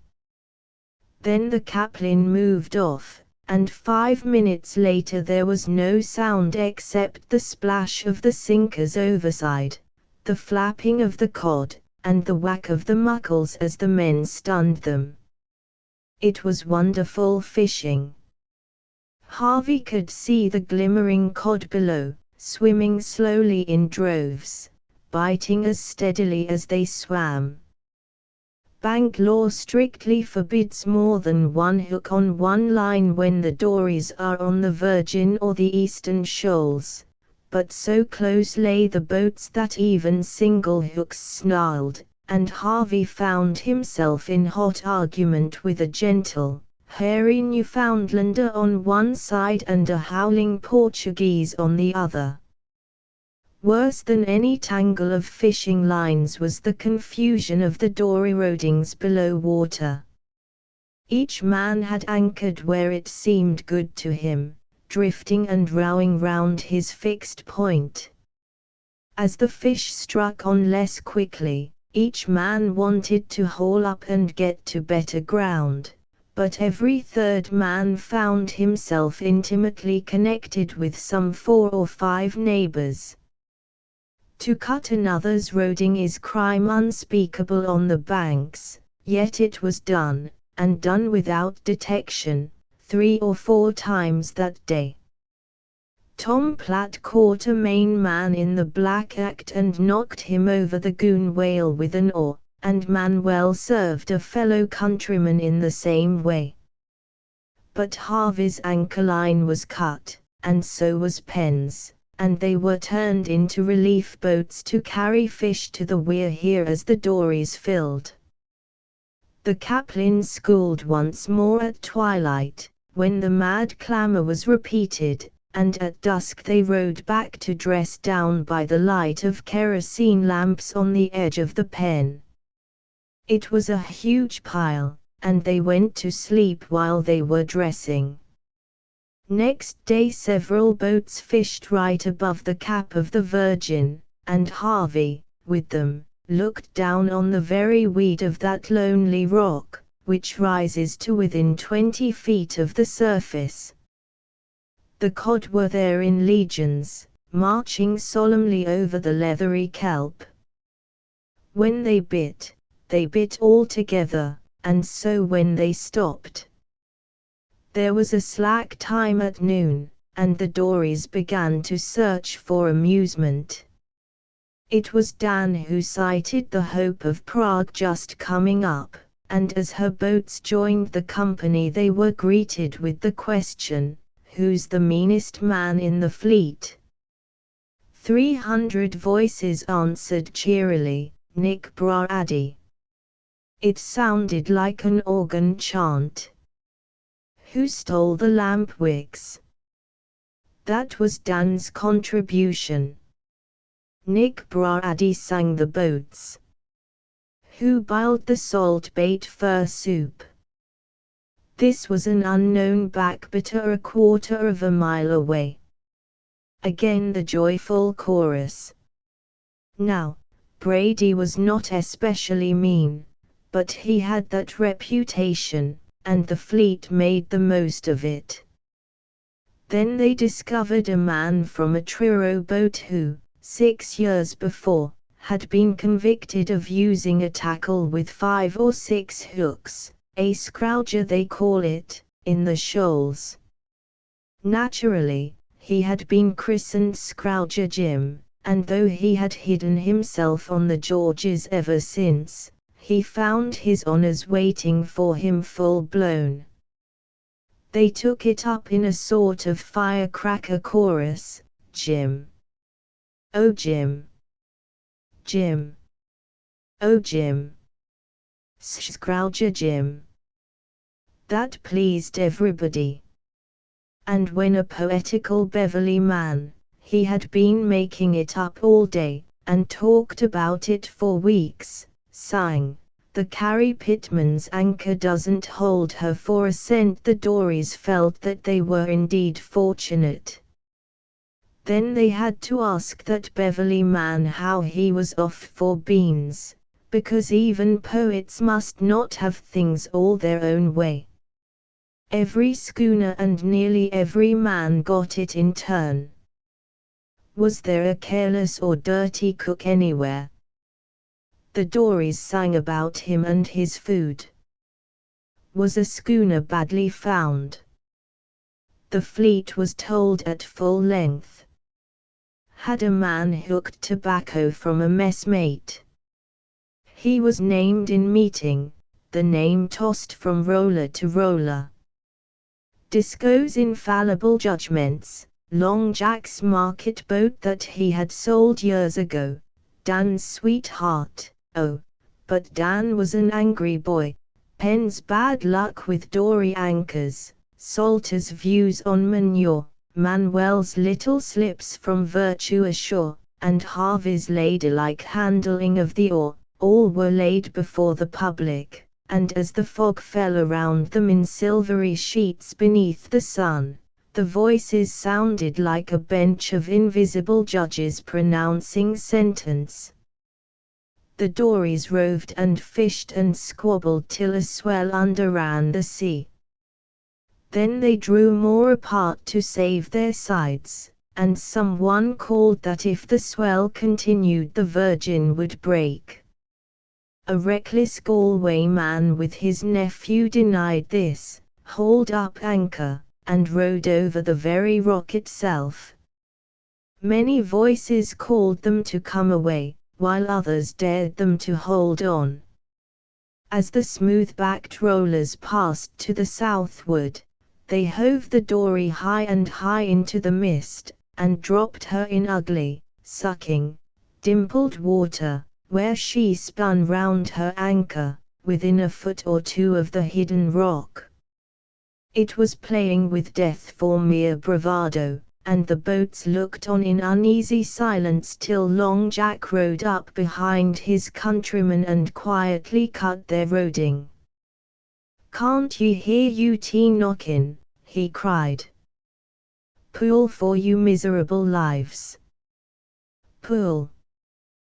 The men swore and tried to argue as the boat drifted, but the next swell checked a little, like a man tripping on a carpet. There was a deep sob and a gathering roar, and the Virgin flung up a couple of acres of foaming water, white, furious, and ghastly over the shoal sea. Then all the boats greatly applauded Long Jack, and the Galway men held their tongue. "Ain't it elegant?" said Dan, bobbing like a young seal at home. She'll break about once every half hour now, les the swell piles up good. What's her regular time when she's at work, Tom Platt? Once every 15 minutes, to the tick. Have you've seen the greatest thing on the banks, and but for long Jack you'd seen some dead men too. There came a sound of merriment where the fog lay thicker and the schooners were ringing their bells. A big bark nosed cautiously out of the mist, and was received with shouts and cries of, "Come along, darling," from the Irishry. "Another Frenchman," said Harvey. "Hain't he, you eyes? She's a Baltimore boat, going in fear and tremblin'," said Dan. "We'll guy the very sticks out of her. Guess it's the first time her skipper ever met up with the fleet this way." She was a black, buxom, 800-ton craft. Her mainsail was looped up, and her topsail flapped undecidedly in what little wind was moving. Now a bark is feminine beyond all other daughters of the sea, and this tall, hesitating creature, with her white and gilt figurehead, looked just like a bewildered woman half lifting her skirts to cross a muddy street under the jeers of bad little boys. That was very much her situation. She knew she was somewhere in the neighborhood of the Virgin, had caught the roar of it, and was, therefore, asking her way. This is a small part of what she heard from the dancing dories, the Virgin. What are you talking of? This is Le Havre on a Sunday morning. Go home and sober up. Go home, ye tarrapin. Go home and tell 'em we're coming. Half a dozen voices together, in a most tuneful chorus, as her stern went down with a roll and a bubble into the troughs. "Tire she strikes. Hard up. Hard up for your life.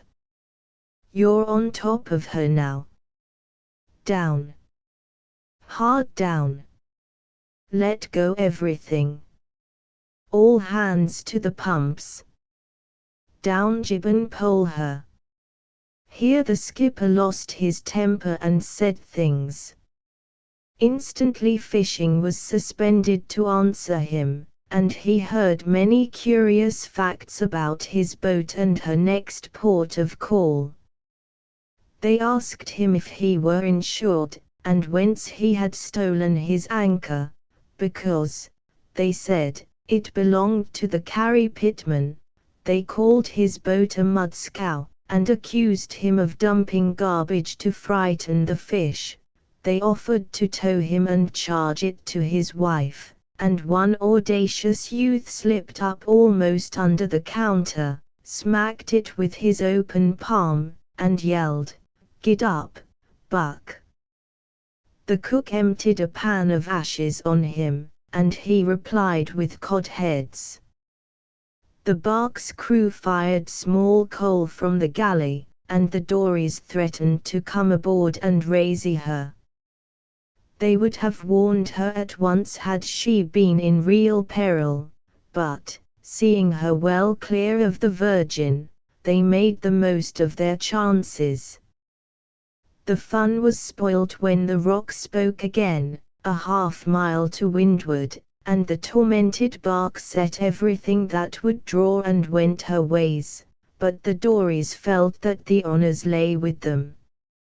All that night the Virgin roared hoarsely, and next morning, over an angry, white-headed sea, Harvey saw the fleet with flickering masts waiting for a lead. Not a dory was hove out till 10 o'clock, when the two Geords of the day's eye, imagining a lull which did not exist, set the example. In a minute half the boats were out and bobbing in the Cockley swells, but Troop kept the Werehears at work dressing down. He saw no sense in Des, and as the storm grew that evening they had the pleasure of receiving wet strangers only too glad to make any refuge in the gale. The boys stood by the dory tackles with lanterns, the men ready to haul, one eye cocked for the sweeping wave that would make them drop everything and hold on for dear life. Out of the dark would come a yell of "Dory, dory!" They would hook up and haul in a drenched man and a half-sunk boat, till their decks were littered down with nests of dories and the bunks were full. 5 times in their watch did Harvey, with Dan, jump at the foregaff where it lay lashed on the boom, and cling with arms, legs, and teeth to rope and spar and sodden canvas as a big wave filled the decks. One dory was smashed to pieces, and the sea pitched the man head first onto the decks, cutting his forehead open, and about dawn, when the racing seas glimmered white all along their cold edges, another man, blue and ghastly, crawled in with a broken hand, asking news of his brother. 7 extra mouths sat down to breakfast, a Swede, a Chatham skipper, a boy from Hancock, Maine, 1 Duxbury, and 3 Provincetown men. There was a general sorting out among the fleet next day, and though no one said anything, all ate with better appetites when boat after boat reported full crews aboard. Only a couple of Portuguese and an old man from Gloucester were drowned, but many were cut or bruised, and 2 schooners had parted their tackle and been blown to the southward, 3 days' sail. A man died on a Frenchman. It was the same bark that had traded tobacco with the Werehears. She slipped away quite quietly one wet, white morning, moved to a patch of deep water, her sails all hanging anyhow, and Harvey saw the funeral through Disco's spyglass. It was only an oblong bundle slid overside. They did not seem to have any form of service, but in the night, at anchor, Harvey heard them across the star-powdered black water, singing something that sounded like a hymn. It went to a very slow tune.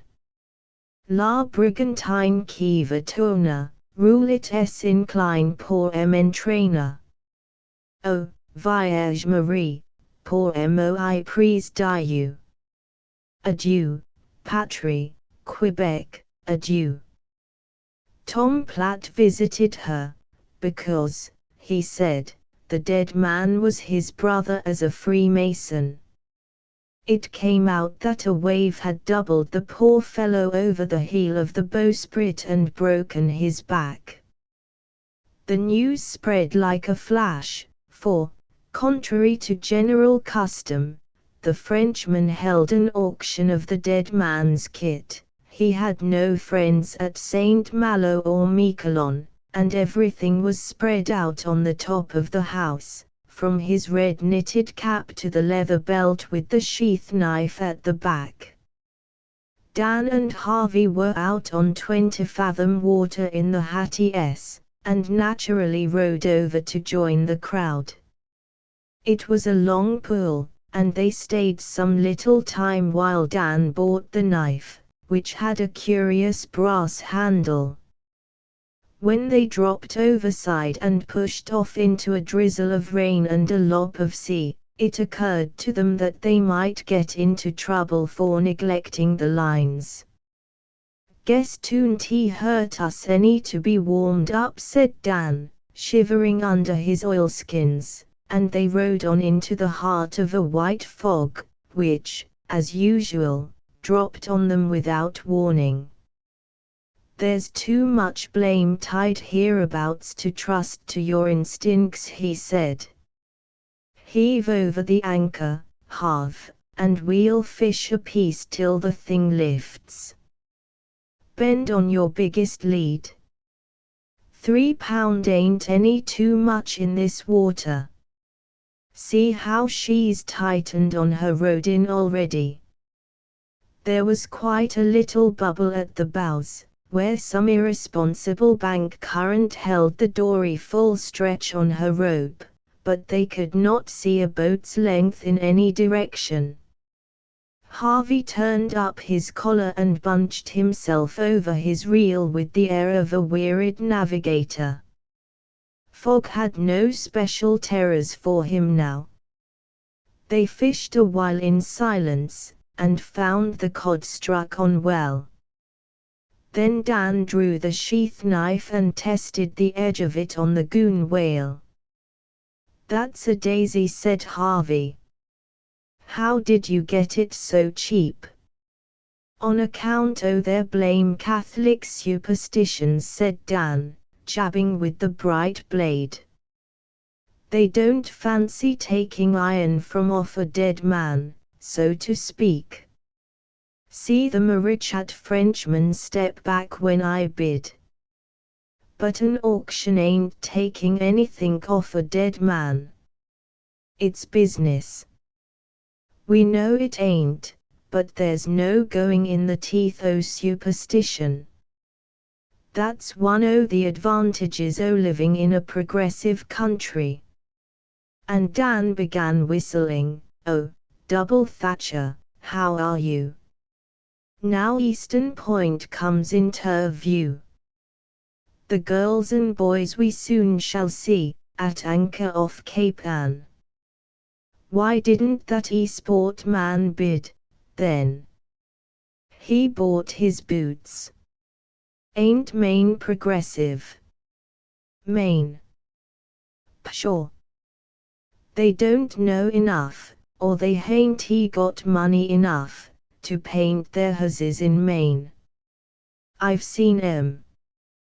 The e-sport man, he told me that the knife had been used, so the French captain told him, used up on the French coast last year. Cut a man. Heave the muckle." Harvey hauled in his fish, rebaited, and threw over. "Killed him. Course, when I heard that I was keener 'en ever to get it. Christmas. I didn't know it," said Harvey, turning round. "I'll give you $1 for it when I get my wages. Say, I'll give you $2. Honest." "D'you like it as much as all that?" said Dan, flushing. "Well, to tell the truth, I kinda got it for you to give, but I didn't let on till I saw how you'd take it. It's yours and welcome, Harv, because we're dory mates, and so on and so forth, and so followin'. Catch a hold." He held it out, belt and all. "But look at here. Dan, I don't see, take it. Tain't no use to me. I wish you to have it." The temptation was irresistible. "Dan, you're a white man," said Harvey. "I'll keep it as long as I live." "That's good hearin'," said Dan, with a pleasant laugh, and then, anxious to change the subject, "Looks if your line was fast to something." "Fouled, I guess," said Harv, tugging. Before he pulled up he fastened the belt round him, and with deep delight heard the tip of the sheath click on the thwart. "Concern the thing," he cried. "She acts as though she were on Strawberry Bottom. It's all sand here, ain't it?" Dan reached over and gave a jugmatic tweak. "Holbert'll act that way if he's sulky. That's no Strawberry Bottom. Yank her once or twice." She gives, sure. Guess we'd better haul up and make certain. They pulled together, making fast at each turn on the cleats, and the hidden weight rose sluggishly. Prize, oh! Haul, shouted Dan, but the shout ended in a shrill, double shriek of horror, for out of the sea came the body of the dead Frenchman buried 2 days before. The hook had caught him under the right armpit, and he swayed, erect and horrible, head and shoulders above water. His arms were tied to his side, and he had no face. The boys fell over each other in a heap at the bottom of the dory, and there they lay while the thing bobbed alongside, held on the shortened line. The tide brought him, said Harvey with quivering lips, as he fumbled at the clasp of the belt. Oh, Lord! Oh, Harv, groaned Dan, be quick. He's come for it. Let him have it. Take it off. I don't want it. I don't want it, cried Harvey. I can't find the buckle. Quick, Harv. He's on your line. Harvey sat up to unfasten the belt, facing the head that had no face under its streaming hair. He's fast still, he whispered to Dan, who slipped out his knife and cut the line, as Harvey flung the belt far overside. The body shot down with a plop, and Dan cautiously rose to his knees, whiter than the fog. He come for it. He come for it. I've seen a stale one hauled up on a trawl and I didn't much care, but he come to us special. I wish I hadn't taken the knife. Then he'd have come on your line. Dunno as that would harm made any differ. We're both scared out o' 10 years' growth. Oh, Harv, did ye see his head? Did I? I'll never forget it. But look at here, Dan, it couldn't have been meant. It was only the tide. Tide. He come for it, Harv. Why, they sunk him 6 miles to south'ard o' the fleet, and we're 2 miles from where she's lying now. They told me he was weighted with 1.5 fathoms o' chain cable. Wonder what he did with the knife, up on the French coast. Something bad. Guess he's bound to take it with him to the judgment, and so, what are you doing with the fish? Heaving 'em overboard, said Harvey.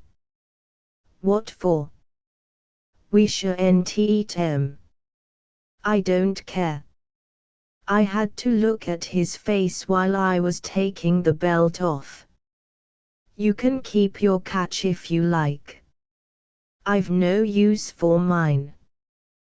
Dan said nothing, but threw his fish over again. Guess it's best to be on the safe side, he murmured at last. I'd give a month's pay if this fog you'd lift. Things go about in a fog that ye don't see in clear weather, yo-hos and hollers and such like. I'm sorta relieved he come the way he did instead o' walking. He might ha' walked. Don't, Dan. We're right on top of him now.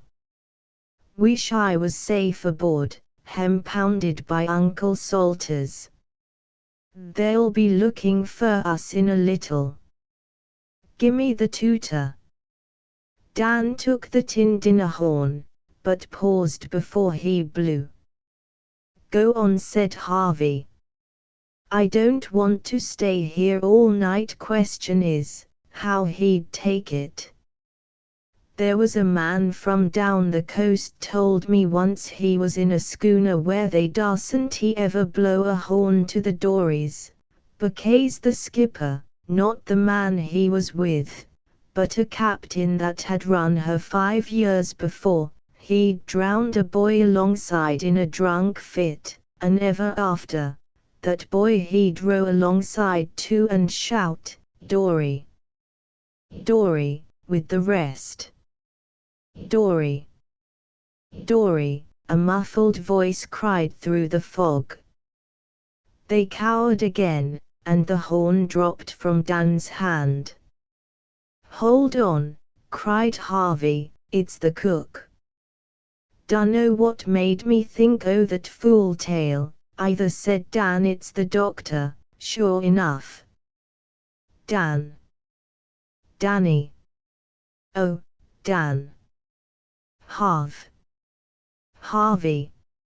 Oh, Harvey. "We're here," sung both boys together.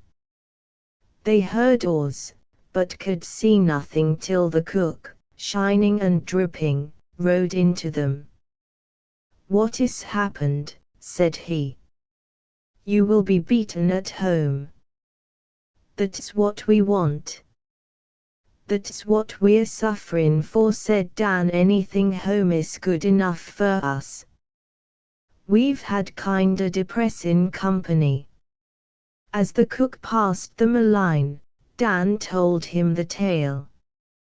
"Yes. He come for his knife," was all he said at the end. "Never had the little rocking weir here looked so deliciously home-like as when the cook, born and bred in fogs, rowed them back to her." There was a warm glow of light from the cabin and a satisfying smell of food forward, and it was heavenly to hear Disco and the others, all quite alive and solid, leaning over the rail and promising them a first-class pounding. But the cook was a black master of strategy. He did not get the dories aboard till he had given the more striking points of the tale, explaining as he backed and bumped round the counter how Harvey was the mascot to destroy any possible bad luck. So the boys came override as rather uncanny heroes, and everyone asked them questions instead of pounding them for making trouble. Little Penn delivered quite a speech on the folly of superstitions, but public opinion was against him and in favor of Long Jack, who told the most excruciating ghost stories, till nearly midnight. Under that influence no one except Salters and Penn said anything about idolatry when the cook put a lighted candle, a cake of flour and water, and a pinch of salt on a shingle, and floated them out astern to keep the Frenchman quiet in case he was still restless. Dan lit the candle because he had bought the belt, and the cook grunted and muttered charms as long as he could see the ducking point of flame. Said Harvey to Dan, as they turned in after watch, "How about progress and Catholic superstitions?" "Ha!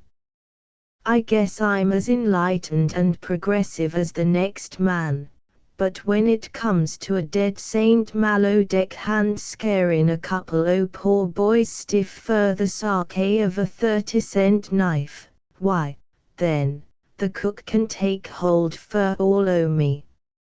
I mistrust furriners, living or dead." Next morning all, except the cook, were rather ashamed of the ceremonies, and went to work double tides, speaking gruffly to one another.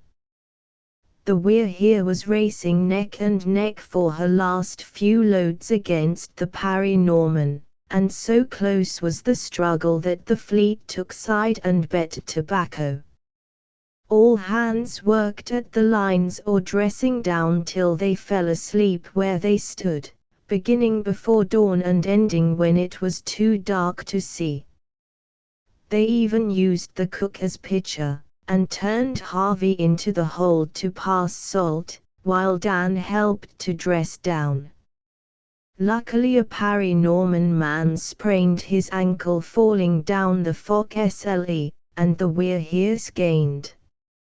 Harvey could not see how one more fish could be crammed into her, but Disco and Tom Platt stowed, and planked the mass down with big stones from the ballast, and there was always just another day's work.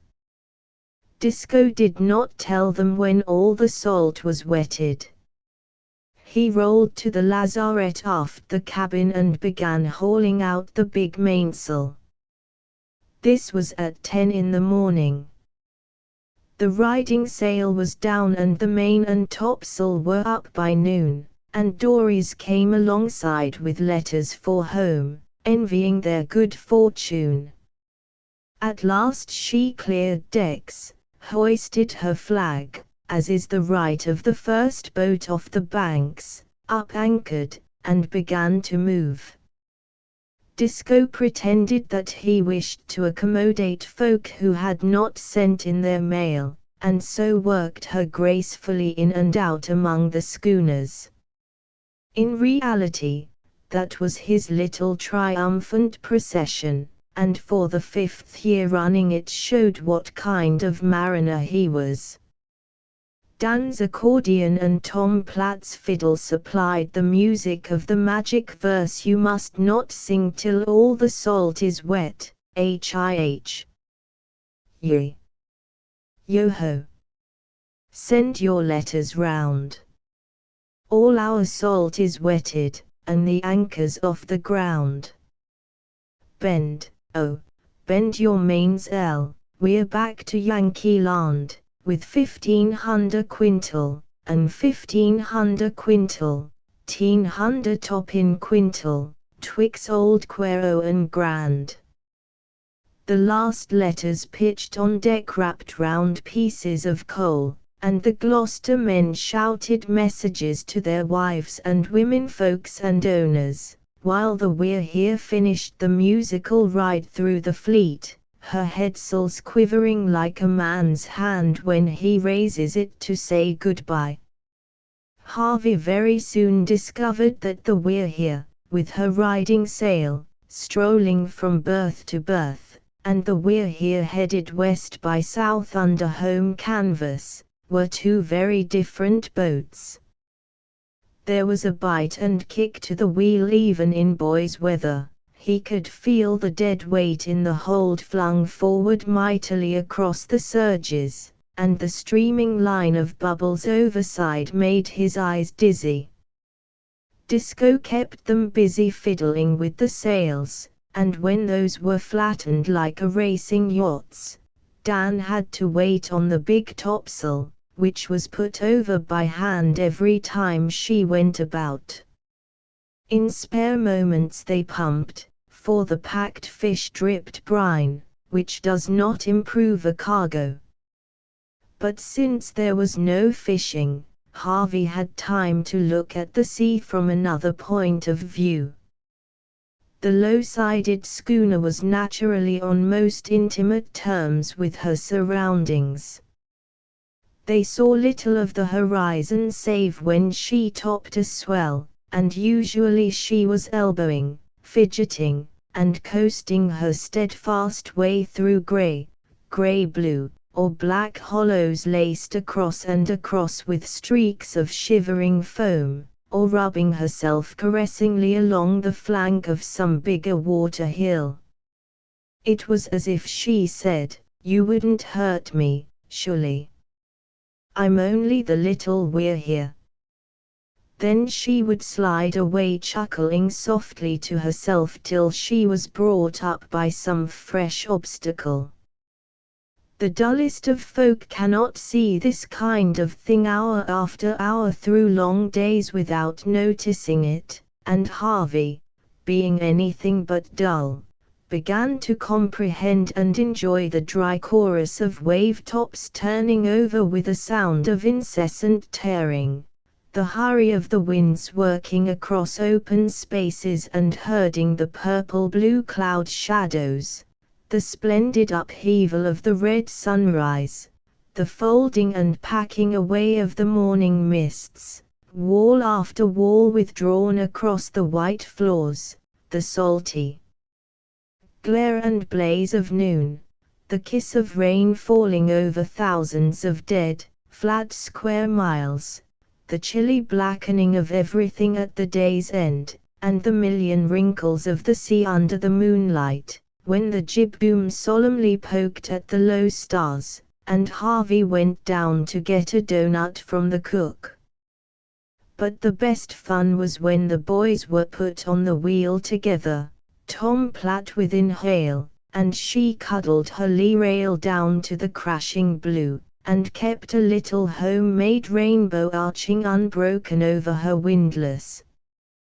Then the jaws of the booms whined against the masts, and the sheets creaked, and the sails filled with roaring, and when she slid into a hollow she trampled like a woman tripped in her own silk dress, and came out, her jib wet halfway up, yearning and peering for the tall twin lights of Thatcher's Island. They left the cold grey of the Bank Sea, saw the lumber ships making for Quebec by the Straits of St. Lawrence, with the Jersey salt brigs from Spain and Sicily, found a friendly northeaster off Arteman Bank that drove them within view of the east light of Sable Island, a sight Disco did not linger over, and stayed with them past Weston and Le Havre, to the northern fringe of Georges. From there they picked up the deeper water, and let her go merrily. "Hattie's pulling on the string," Dan confided to Harvey. "Hattie and Ma. Next Sunday you'll be hiring a boy to throw water on the windows to make ye go to sleep. Guess you'll keep with us till your folks come. Do you know the best of getting ashore again?" "Hot bath," said Harvey. His eyebrows were all white with dried spray. "That's good, but a night shirt's better. I've been dreamin' o' night shirts ever since we bent our mainsail. Ye can wiggle your toes then. Ma'll have a new one for me, all washed soft. It's home, Harv. It's home. Ye can sense it in the air. We're running into the age of a hot wave now, and I can smell the bayberries. Wonder if we'll get in for supper. Port a trifle." The hesitating sails flapped and lurched in the close air as the deep smoothed out, blue and oily, round them. When they whistled for a wind only the rain came in spiky rods, bubbling and drumming, and behind the rain the thunder and the lightning of mid-August. They lay on the deck with bare feet and arms, telling one another what they would order at their first meal ashore, for now the land was in plain sight. A Gloucester swordfish boat drifted alongside. A man in the little pulpit on the bowsprit flourished his harpoon, his bare head plastered down with the wet. "And all's well," he sang cheerily, as though he were watch on a big liner. "Woover man's waiting for you, Disco." "What's the news o' the fleet?" Disco shouted it and passed on, while the wild summer storm pounded overhead and the lightning flickered along the capes from 4 different quarters at once. It gave the low circle of hills round Gloucester Harbour, 10-Pound Island, the fish sheds, with the broken line of house roofs, and each spar and buoy on the water, in blinding photographs that came and went a dozen times to the minute as the weir here crawled in on half flood, and the whistling buoy moaned and mourned behind her. Then the storm died out in long, separated, vicious dags of blue-white flame, followed by a single roar like the roar of a mortar battery, and the shaken air tingled under the stars as it got back to silence. The flag, said Disco, suddenly, pointing upward. What is UT? Said Long Jack. Otto. Half-mast. They can see us from shore now. I'd clean forgot. He's no folk to Gloucester, has he? Girl, he was going to be married to this fall. Mary pity her, said Long Jack, and lowered the little flag half-mast for the sake of Otto, swept overboard in a gale off Le Havre 3 months before. Disco wiped the wet from his eyes and led the We're Here to Wouverman's wharf, giving his orders in whispers, while she swung round moored tugs and night watchmen hailed her from the ends of inky black piers. Over and above the darkness and the mystery of the procession, Harvey could feel the land close round him once more, with all its thousands of people asleep, and the smell of earth after rain, and the familiar noise of a switching engine coughing to herself in a freight yard, and all those things made his heart beat and his throat dry up as he stood by the force heat. They heard the anchor watch snoring on a lighthouse tug, nosed into a pocket of darkness where a lantern glimmered on either side. Somebody waked with a grunt, threw them a rope, and they made fast to a silent wharf flanked with great iron-roofed sheds full of warm emptiness, and lay there without a sound. Then Harvey sat down by the wheel, and sobbed as though his heart would break, and a tall woman who had been sitting on a weigh-scale dropped down into the schooner and kissed Dan once on the cheek, for she was his mother, and she had seen the We're Here by the lightning flashes. She took no notice of Harvey till he had recovered himself a little and Disco had told her his story. Then they went to Disco's house together as the dawn was breaking, and until the telegraph office was open and he could wire his folk, Harvey Cheney was perhaps the loneliest boy in all America. But the curious thing was that Disco and Dan seemed to think none the worse of him for crying. Wouverman was not ready for Disco's prices till Disco, sure that the We're Here was at least a week ahead of any other Gloucester boat, had given him a few days to swallow them, so all hands played about the streets, and Long Jack stopped the Rocky Neck trolley, on principle, as he said, till the conductor let him ride free. But Dan went about with his freckled nose in the air, bungful of mystery and most haughty to his family. Dan, I'll have to lay inter you if you act this way, said Troop, pensively.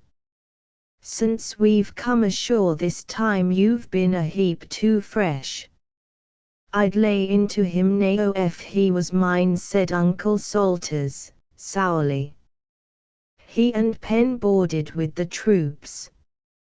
Aho, said Dan, shuffling with the accordion round the backyard, ready to leap the fence if the enemy advanced. Dad, you're welcome to your own judgment, but remember I've warned ye.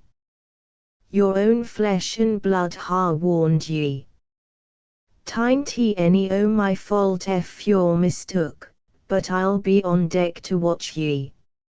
An' as for yow, Uncle Salters, Pharaoh's chief butler ain't in it 'longside o' you. You watch out and wait.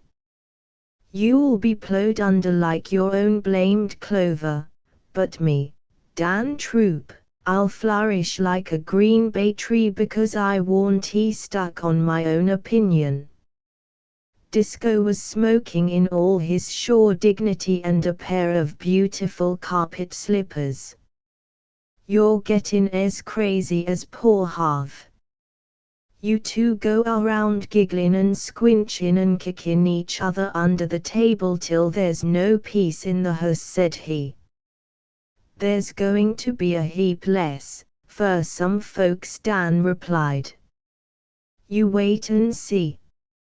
He and Harvey went out on the trolley to East Gloucester, where they tramped through the bayberry bushes to the lighthouse, and lay down on the big red boulders and laughed themselves hungry. Harvey had shown Dan a telegram, and the two swore to keep silence till the shell burst. Harv's folk, said Dan, with an unruffled face after supper. Well, I guess they don't amount to much of anything, or we'd ha heard from 'em by now. His pop keeps a kind o' store out west. Maybe he'll give you as much as $5, Dad.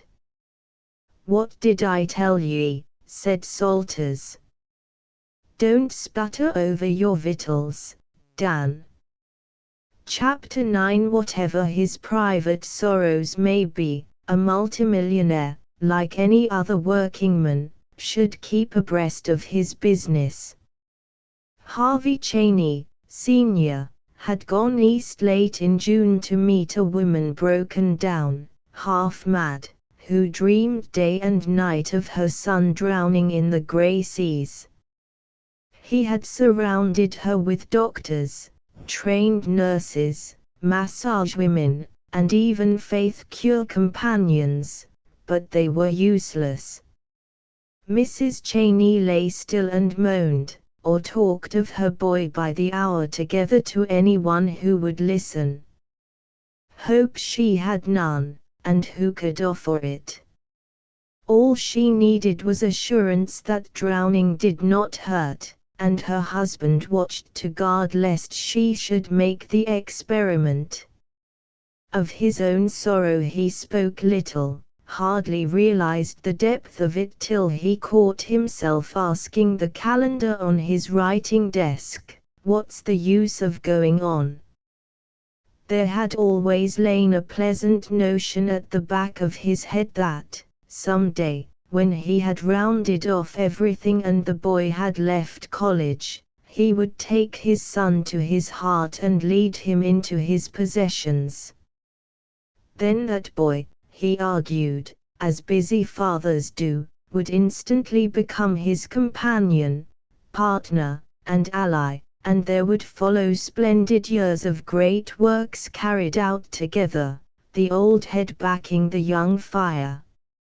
Now his boy was dead, lost at sea, as it might have been a Swede sailor from one of Cheney's big tea ships, the wife dying, or worse, he himself was trodden down by platoons of women and doctors and maids and attendants, worried almost beyond endurance by the shift and change of her poor restless whims, hopeless, with no heart to meet his many enemies.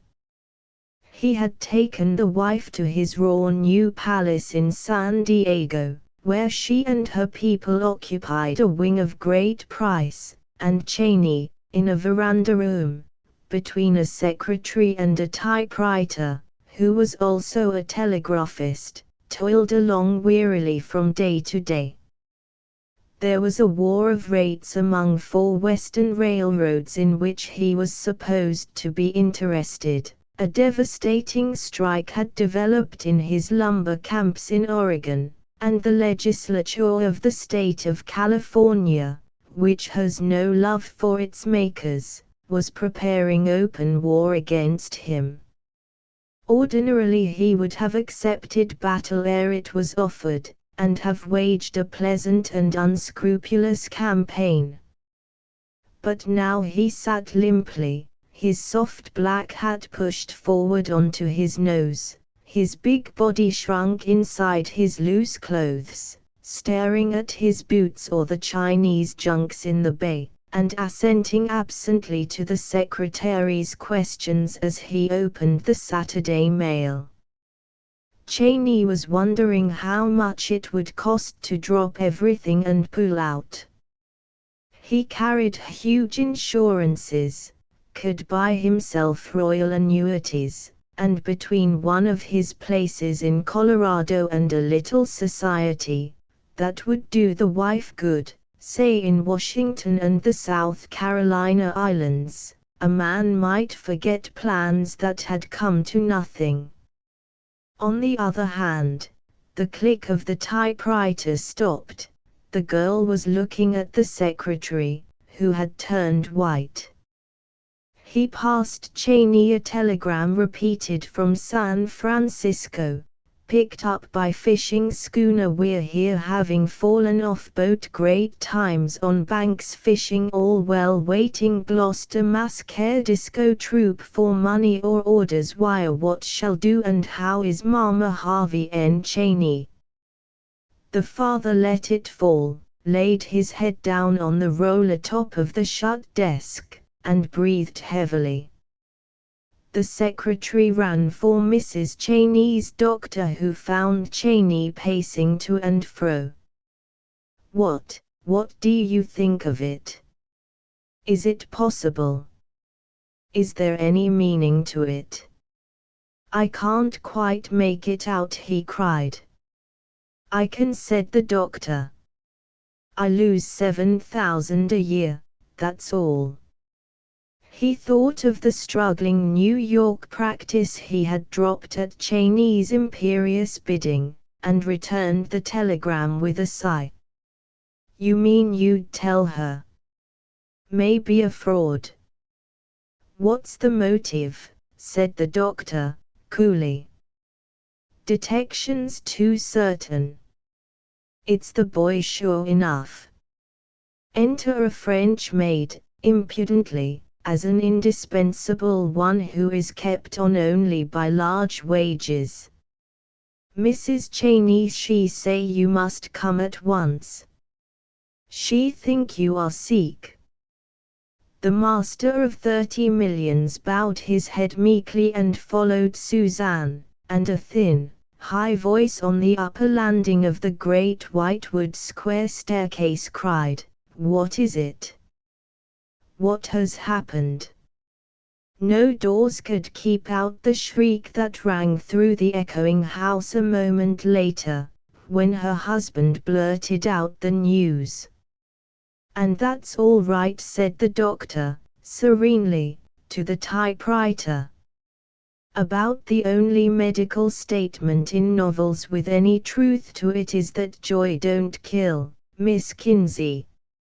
I know it, but we've a heap to do first. Miss Kinsey was from Milwaukee, somewhat direct of speech, and as her fancy leaned towards the secretary, she divined there was work in hand. He was looking earnestly at the vast roller map of America on the wall. Milsm, we're going right across. Private car, straight through, Boston. Fix the connections, shouted Cheney down the staircase. I thought so. The secretary turned to the typewriter, and their eyes met. Out of that was born a story, nothing to do with this story. She looked inquiringly, doubtful of his resources. He signed to her to move to the Morse as a general brings brigades into action. Then he swept his hand musician-wise through his hair, regarded the ceiling, and set to work, while Miss Kinsey's white fingers called up the continent of America. K.H. Wade, Los Angeles. The Constance is at Los Angeles, isn't she, Miss Kinsey? Yep. Miss Kinsey nodded between clicks as the secretary looked at his watch. Ready. Send Constance private car, here, and arrange for special to leave here Sunday in time to connect with New York Limited at 16th Street, Chicago, Tuesday next. Click click click. Couldn't you better that? Not on those grades. That gives them 60 hours from here to Chicago. They won't gain anything by taking a special east of that. Ready. Also arrange with Lake Shore and Michigan Southern to take Constance on New York Central and Hudson River Buffalo to Albany, and B under the same Albany to Boston. Indispensable I should reach Boston Wednesday evening. Be sure nothing prevents. Have also wired Caniff, 2C, and Barnes. Sign, Cheney. Miss Kinsey nodded, and the secretary went on. Now then. Caniff, 2C, and Barnes, of course. Ready. Caniff, Chicago. Please take my private car Constance from Santa Fe at 16th Street next Tuesday p.m. on NY Limited through to Buffalo and deliver NYC for Albany. Ever been to N York, Miss Kinsey? We'll go someday. Ready. Take car Buffalo to Albany on Limited Tuesday p.m. That's for 2C. Haven't been to New York, but I know that, with a toss of the head. Beg pardon. Now, Boston and Albany, Barnes, same instructions from Albany through to Boston. Leave 3:05 p.m., you needn't wire that, arrive 9:05 p.m. Wednesday. That covers everything Wade will do, but it pays to shake up the managers. It's great, said Miss Kinsey, with a look of admiration. This was the kind of man she understood and appreciated. "'Tisn't he bad," said Milsom, modestly. "Now, anyone but me would have lost 30 hours and spent a week working out the run, instead of handing him over to the Santa Fe straight through to Chicago. But see here, about that New York Limited. Chauncey Depew himself couldn't hitch his car to her," Miss Kinsey suggested, recovering herself. "Yes, but this isn't Chauncey. It's Cheney, Lightning. It goes." "Even so. Guess we'd better wire the boy." "You've forgotten that, anyhow." "I'll ask." When he returned with the father's message bidding Harvey meet them in Boston at an appointed hour, he found Miss Kinsey laughing over the keys. Then Milsom laughed too, for the frantic clicks from Los Angeles ran, "We want to know why. General uneasiness developed and spreading. 10 minutes later Chicago appealed to Miss Kinsey in these words, "If crime of century is maturing, please warn friends in time. We are all getting to cover here." This was capped by a message from Topeka, and wherein Topeka was concerned even Milsom could not guess. "Don't shoot, Colonel. We'll come down." Cheney smiled grimly at the consternation of his enemies when the telegrams were laid before him. "They think we're on the war path. Tell 'em we don't feel like fighting just now, Milsom. Tell 'em what we're going for. I guess you and Miss Kinsey had better come along, though it isn't likely I shall do any business on the road. Tell 'em the truth, for once." So the truth was told. Miss Kinsey clicked in the sentiment while the secretary added the memorable quotation, Let us have peace. And in boardrooms 2,000 miles away the representatives of $63 million worth of variously manipulated railroad interests breathed more freely. Cheney was flying to meet the only son, so miraculously restored to him. The bear was seeking his cub, not the bulls. Hard men who had their knives drawn to fight for their financial lives put away the weapons and wished him Godspeed, while half a dozen panic-smitten tin-pot toads perked up their heads and spoke of the wonderful things they would have done had not Cheney buried the hatchet. It was a busy weekend among the wires, for now that their anxiety was removed, men and cities hastened to accommodate. Los Angeles called to San Diego and Barstow that the Southern California engineers might know and be ready in their lonely roundhouses. Barstow passed the word to the Atlantic and Pacific, and Albuquerque flung it the whole length of the Atchison, Topeka, and Santa Fe management, even into Chicago. An engine, combination car with crew, and the great and gilded Constance private car were to be expedited over those 2,350 miles. The train would take precedence of 177 others meeting and passing. Dispatchers and crews of every one of those said trains must be notified. 16 locomotives, 16 engineers, and 16 firemen would be needed, each and every one the best available. 2.5 minutes would be allowed for changing engines, 3 for watering, and 2 for coaling. Warn the men, and arrange tanks and chutes accordingly, for Harvey Cheney is in a hurry, a hurry. A hurry, sang the wires.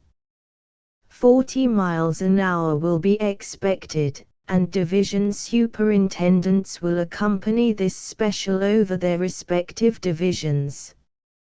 From San Diego to 16th Street, Chicago, let the magic carpet be laid down. Hurry.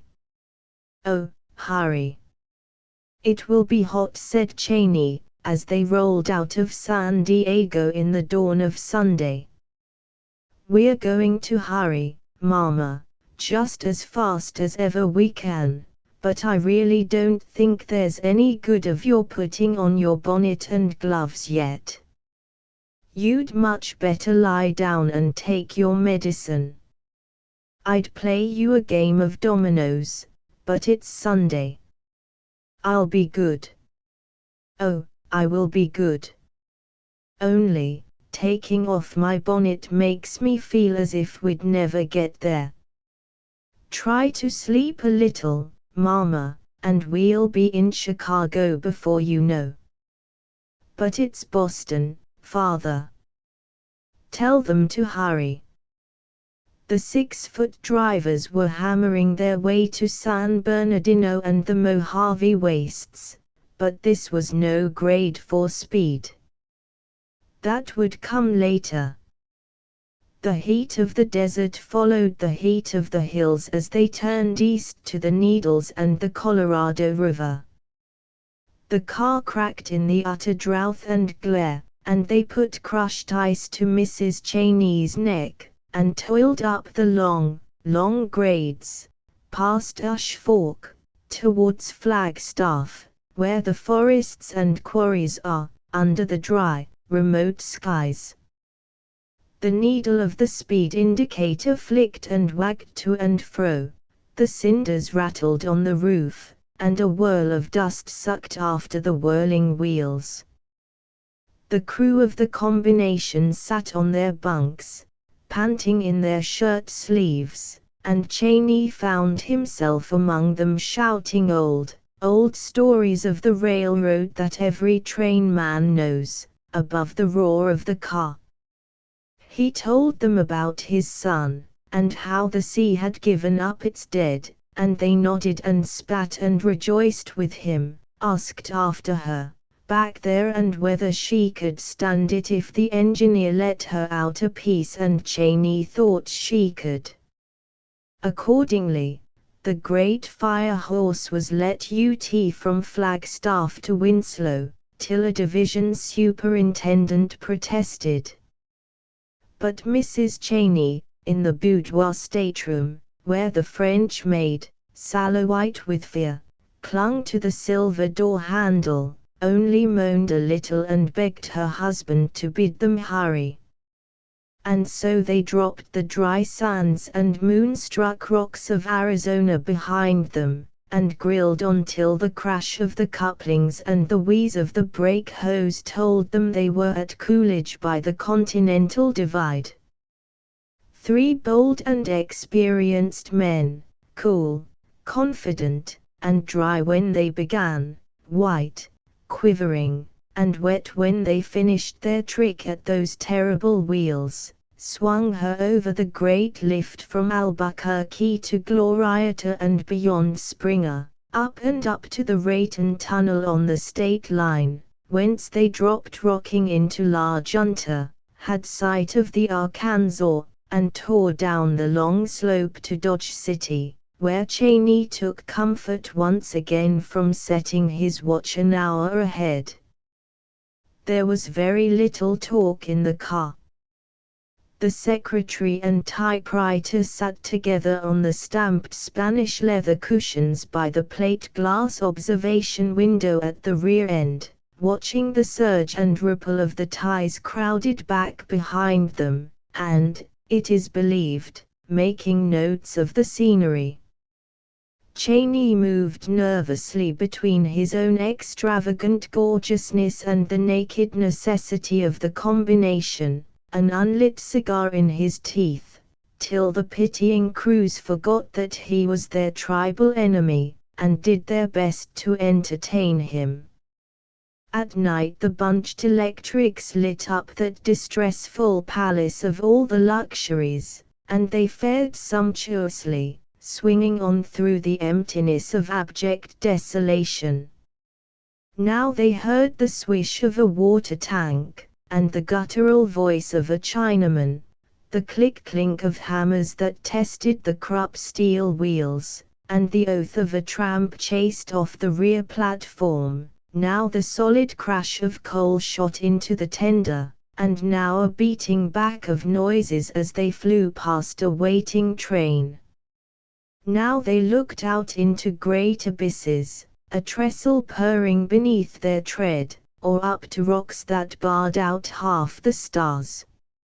Now scour and ravine changed and rolled back to jagged mountains on the horizon's edge, and now broke into hills lower and lower, till at last came the true plains. At Dodge City an unknown hand threw in a copy of a Kansas paper containing some sort of an interview with Harvey, who had evidently fallen in with an enterprising reporter, telegraphed on from Boston. The joyful journalese revealed that it was beyond question their boy, and it soothed Mrs. Cheney for a while. Her one-word hurry was conveyed by the crews to the engineers at Nickerson, Topeka, and Marceline, where the grades are easy, and they brushed the continent behind them. Towns and villages were close together now, and a man could feel here that he moved among people. I can't see the dial, and my eyes ache so. What are we doing? The very best we can, Mama. There's no sense in getting in before the limited. We'd only have to wait. I don't care. I want to feel we're moving. Sit down and tell me the miles. Cheney sat down and read the dial for her. There were some miles which stand for records to this day, but the 70-foot car never changed its long steamer-like roll, moving through the heat with the hum of a giant bee. Yet the speed was not enough for Mrs. Cheney, and the heat, the remorseless August heat, was making her giddy. The clock hands would not move, and when would they be in Chicago? It is not true that, as they changed engines at Fort Madison, Cheney passed over to the Amalgamated Brotherhood of Locomotive Engineers an endowment sufficient to enable them to fight him and his fellows on equal terms forevermore. He paid his obligations to engineers and firemen as he believed they deserved, and only his bank knows what he gave the crews who had sympathized with him. It is on record that the last crew took entire charge of switching operations at 16th Street, because she was in a doze at last, and heaven was to help anyone who bumped her. Now the highly paid specialist who conveys the Lake Shore and Michigan Southern Limited from Chicago to Elkhart is something of an autocrat, and he does not approve of being told how to back up to a car. Nonetheless, he handled the Constance as if she might have been a load of dynamite, and when the crew rebuked him, they did it in whispers and dumb show. "Pshaw," said the Atchison, Topeka, and Santa Fe men, discussing life later, "we weren't running for a record. Harvey Cheney's wife, she were sick back, and we didn't want to jounce her. Come to think of it, our running time from San Diego to Chicago was 57.54. You can tell that to the Eastern Way trains. When we're trying for a record, we'll let you know." To the Western man, though this would not please either city, Chicago and Boston are cheek by jowl, and some railroads encourage the delusion.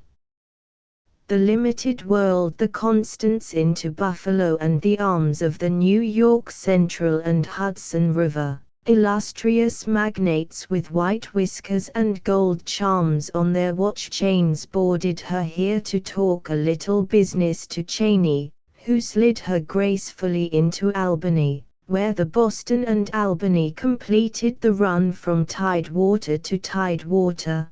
Total time, 87 hours and 35 minutes, or 3 days, 15 hours and 1/2. Harvey was waiting for them. After violent emotion, most people and all boys demand food.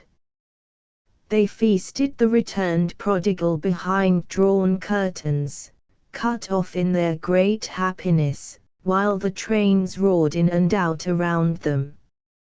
Harvey ate, drank, and enlarged on his adventures all in one breath, and when he had a hand free his mother fondled it.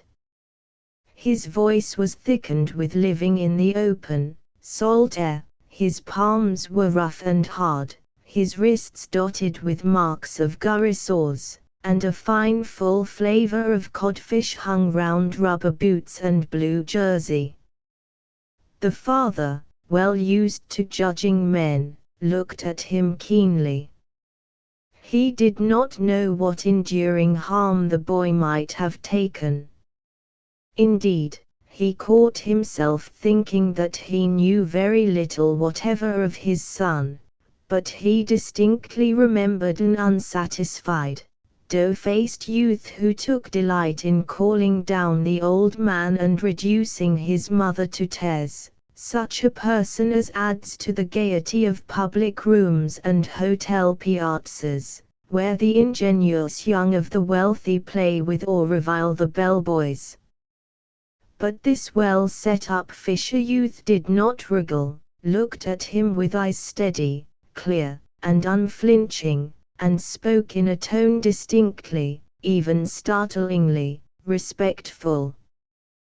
There was that in his voice, too, which seemed to promise that the change might be permanent, and that the new Harvey had come to stay. Someone's been coercing him, thought Cheney. Now Constance would never have allowed that. Don't see as Europe could have done it any better. But why didn't you tell this man, Troop, who you were? The mother repeated, when Harvey had expanded his story at least twice. Disco Troop, dear. The best man that ever walked a deck. I don't care who the next is. Why didn't you tell him to put you ashore? You know Papa would have made it up to him 10 times over. I know it, but he thought I was crazy. I'm afraid I called him a thief because I couldn't find the bills in my pocket. A sailor found them by the flagstaff that night, sobbed Mrs. Cheney. That explains it, then. I don't blame Troop any. I just said I wouldn't work on a banker, too, and of course he hit me on the nose, and oh, I bled like a stuck hog. My poor darling. They must have abused you horribly. Dunno quite. Well, after that, I saw a light. Cheney slapped his leg and chuckled. This was going to be a boy after his own hungry heart. He had never seen precisely that twinkle in Harvey's eye before. And the old man gave me 10.5 a month, he's paid me half now, and I took hold with Dan and pitched right in. I can't do a man's work yet. But I can handle a dory most as well as Dan. And I don't get rattled in a fog, much, and I can take my trick in light winds, that's steering, dear, and I can most bait up a trawl, and I know my ropes, of course, and I can pitch fish till the cows come home, and I'm great on old Josephus, and I'll show you how I can clear coffee with a piece of fish skin, and I think I'll have another cup. Please. Say, you've no notion what a heap of work there is in 10.5 a month. I began with 8.5, my son, said Cheney. That's so. You never told me, sir. You never asked, Harv.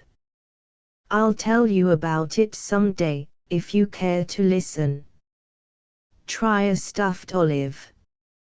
Troop says the most interesting thing in the world is to find out how the next man gets his victuals. It's great to have a trimmed up meal again. We were well fed, though. But Mug on the banks. Disco fed us first class. He's a great man.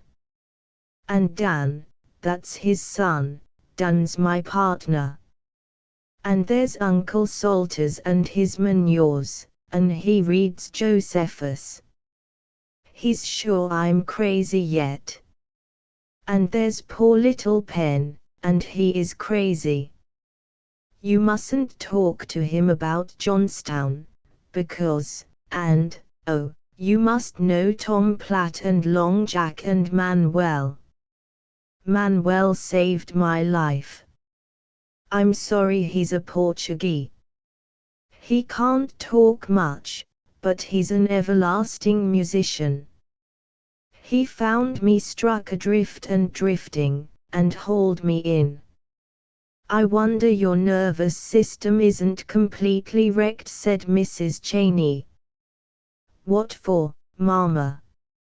I worked like a horse and I ate like a hog and I slept like a dead man. That was too much for Mrs. Cheney, who began to think of her visions of a corpse rocking on the salty seas. She went to her stateroom, and Harvey curled up beside his father, explaining his indebtedness. You can depend upon me to do everything I can for the crowd, Harv. They seem to be good men on your showing. Best in the fleet, sir. Ask at Gloucester, said Harvey. But Disco believes still he's cured me of being crazy. Dun's the only one I've let on to about you, and our private cars and all the rest of it, and I'm not quite sure Dan believes. I want to paralyze them tomorrow.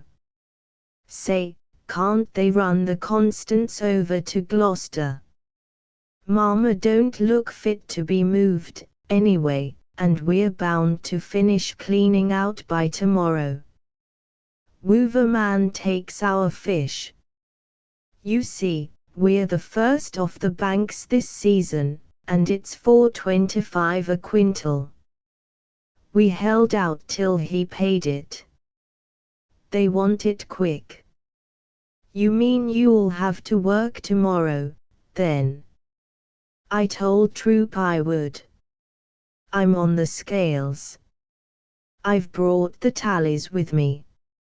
He looked at the greasy notebook with an air of importance that made his father choke. There isn't but 294 or 5 quintal more by my reckoning. Hire a substitute, suggested Cheney, to see what Harvey would say. Can't, sir. I'm tallyman for the schooner. Troop says I've a better head for figures than Dan. Troop's a mighty just man. Well, suppose I don't move the Constance tonight, how'll you fix it? Harvey looked at the clock, which marked 11:20. Then I'll sleep here till 3 and catch the 4 o'clock freight. They let us men from the fleet ride free as a rule. That's a notion. But I think we can get the Constance around about as soon as your men's freight. Better go to bed now. Harvey spread himself on the sofa, kicked off his boots, and was asleep before his father could shade the electrics. Cheney sat watching the young face under the shadow of the arm thrown over the forehead, and among many things that occurred to him was the notion that he might perhaps have been neglectful as a father. One never knows when one's taking one's biggest risks, he said. It might have been worse than drowning, but I don't think it has. If it hasn't, I haven't enough to pay Troop, that's all, and I don't think it has. Morning brought a fresh sea breeze through the windows. The Constance was sidetracked among freight cars at Gloucester, and Harvey had gone to his business. Then he'll fall overboard again and be drowned, the mother said bitterly. We'll go and look, ready to throw him a rope in case. You've never seen him working for his bread, said the father. What nonsense! As if anyone expected, well, the man that hired him did. He's about right, too. They went down between the stores full of fishermen's oilskins to Wooverman's wharf, where the Weir here rode high, her bank flag still flying, all hands busy as beavers in the glorious morning light. Disco stood by the main hatch superintending Manuel, Penn, and Uncle Salters at the tackle. Dan was swinging the loaded baskets inboard as Long Jack and Tom Platt filled them, and Harvey, with a notebook, represented the skipper's interests before the clerk of the scales on the salt-sprinkled wharf edge. "Ready!" cried the voices below. "Haul!" cried Disco. "Hi!" said Manuel. "Here!" said Dan, swinging the basket. Then they heard Harvey's voice, clear and fresh, checking the weights. The last of the fish had been whipped out, and Harvey leaped from the string piece 6 feet to a ratline, as the shortest way to hand Disco the tally, shouting, $2.97, and an empty hold. "What's the total, Harv?" said Disco. $8.65. $3,676.25. Wish I'd share as well as wage. Well, I won't go so far as to say you haven't deserved it, Harv. Don't you want to slip up to Wooverman's office and take him our tallies? Who's that boy? Said Cheney to Dan, well used to all manner of questions from those idle imbeciles called summer boarders. Well, he's kind o' supercargo was the answer. We picked him up, struck adrift on the banks. Fell overboard from a liner, he said. He was a passenger. He's by way o' him a fisherman now. Is he worth his keep? Yeep. Dad, this man wants to know if Harv's worth his keep. Say, would you like to go aboard? We'll fix up a ladder for her. I should very much, indeed. Toon't he hurt you, Mama, and you'll be able to see for yourself.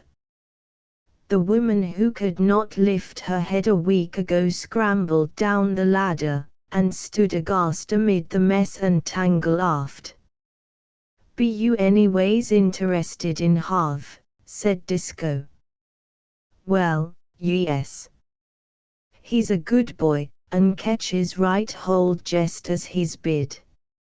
You've heard how we found him. He was suffering from nervous prostration, I guess, or else his head had hit something, when we hauled him aboard. He's all over that now. Yes, this is the cabin.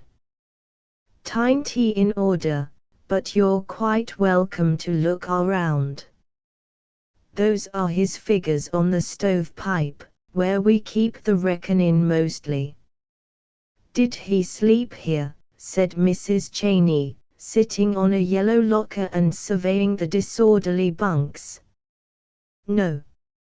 He berthed forward, madam, and only for him and my boy hookin' fried pies and muggin' up when they ought to ha' been asleep. I dunno as I've any special fault to find with him.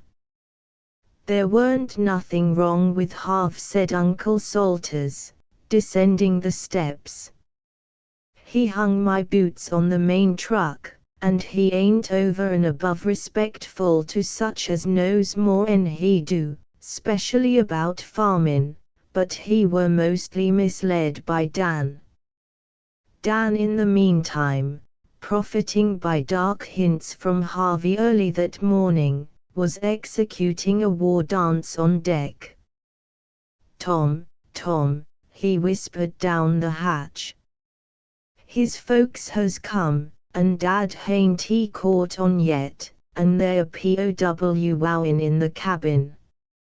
She's a daisy, and he's all Harv claimed he was, by the looks of him. Howly smoke, said Long Jack, climbing out covered with salt and fish skin. D'ye believe his tail av the kid and the little 4-horse rig was through? I knew it all along, said Dan. Come and see, Dad mistook in his judgments. They came delightedly, just in time to hear Cheney say, I'm glad he has a good character, because he's my son. Disco's jaw fell. Long Jack always vowed that he heard the click of it, and he stared alternately at the man and the woman. I got his telegram in San Diego 4 days ago, and we came over. In a private car, said Dan. He said ye might. In a private car, of course. Dan looked at his father with a hurricane of irreverent winks. There was a tale he told us av driving 4 little ponies in a rig av his own, said Long Jack. Was that through now? Very likely, said Cheney. Was it, Mama? He had a little drag when we were in Toledo, I think, said the mother. Long Jack whistled. Oh, disco, said he, and that was all. I am mistook in my jigments, worse'n the men o' Marblehead, said Disco, as though the words were being windlassed out of him. I don't mind ownin' to you, Mr. Cheney, as I mistrusted the boy to be crazy. He talked kinda odd about money. So he told me. Did he tell ye anything else? 'Cause I pounded him once. This with a somewhat anxious glance at Mrs. Cheney. Oh, yes, Cheney replied. I should say it probably did him more good than anything else in the world. I judged 'twas necessary, or I wouldn't ha' done it. I don't want you to think we abuse our boys any on this packet. I don't think you do, Mr. Troop. Mrs. Cheney had been looking at the faces, Disco's ivory yellow, hairless, iron countenance, Uncle Salters's, with its rim of agricultural hair, Penn's bewildered simplicity, Manuel's quiet smile, Long Jack's grin of delight, and Tom Platt's scar. Rough, by her standards, they certainly were, but she had a mother's wits in her eyes, and she rose with outstretched hands. Oh, tell me, which is who, said she, half sobbing. I want to thank you and bless you, all of you. Faith, that pays me 100 times, said Long Jack. Disco introduced them all in due form. The captain of an old-time Chinaman could have done no better, and Mrs. Cheney babbled incoherently. She nearly threw herself into Manuel's arms when she understood that he had first found Harvey. But how shall I leave him drift, said poor Manuel. What do you yourself if you find him so? What at? We are in one good boy, and I am ever so pleased he come to be your son. And he told me Dan was his partner, she cried. Dan was already sufficiently pink, but he turned a rich crimson when Mrs. Cheney kissed him on both cheeks before the assembly. Then they led her forward to show her the forecastle, at which she wept again, and must needs go down to see Harvey's identical bunk, and there she found the nigger cook cleaning up the stove, and he nodded as though she were someone he had expected to meet for years. They tried, 2 at a time, to explain the boat's daily life to her, and she sat by the pole post, her gloved hands on the greasy table, laughing with trembling lips and crying with dancing eyes. And who's ever to use the weir here after this, said Long Jack to Tom Platt. I feel as if she'd made a cathedral avut all. Cathedral, sneered Tom Platt. Oh, if it had been even the Fish Sea Mission boat instead of this ballyhoo o' blazes. If we only had some decency and order inside boys when she goes over. She'll have to climb that ladder like a hen, and we ought to be manning the yards. Then Harvey was not mad, said Penn, slowly, to Cheney. No, indeed, thank God, the big millionaire replied, stooping down tenderly. It must be terrible to be mad. Except to lose your child, I do not know anything more terrible. But your child has come back. Let us thank God for that. Hullo, cried Harvey, looking down upon them benignly from the wharf. I was mistook, Harv. I was mistook, said Disco, swiftly, holding up a hand. I was mistook in my jigments. Ye needn't rub in any more. Guess I'll take care o' that, said Dan, under his breath. You'll be going off now, won't ye? Well, not without the balance of my wages, less you want to have the weir here attached. That's so, I'd clean forgot, and he counted out the remaining dollars. You done all you contracted to do, Harv, and you done it 'bout's well as if you'd been brought up. Here Disco brought himself up. He did not quite see where the sentence was going to end. Outside of a private car, suggested Dan, wickedly. Come on, and I'll show her to you, said Harvey. Cheney stayed to talk with Disco, but the others made a procession to the depot, with Mrs. Cheney at the head. The French maid shrieked at the invasion, and Harvey laid the glories of the Constance before them without a word. They took them in equal silence: stamped leather, silver door handles and rails, cut velvet, plate glass, nickel, bronze, hammered iron, and the rare woods of the continent inlaid. I told you, said Harvey, I told you. This was his crowning revenge, and a most ample one. Mrs. Cheney decreed a meal, and that nothing might be lacking to the tale Long Jack told afterwards in his boarding house, she waited on them herself. Men who are accustomed to eat at tiny tables in howling gales have curiously neat and finished manners, but Mrs. Cheney, who did not know this, was surprised. She longed to have Manuel for a butler, so silently and easily did he comport himself among the frail glassware and dainty silver.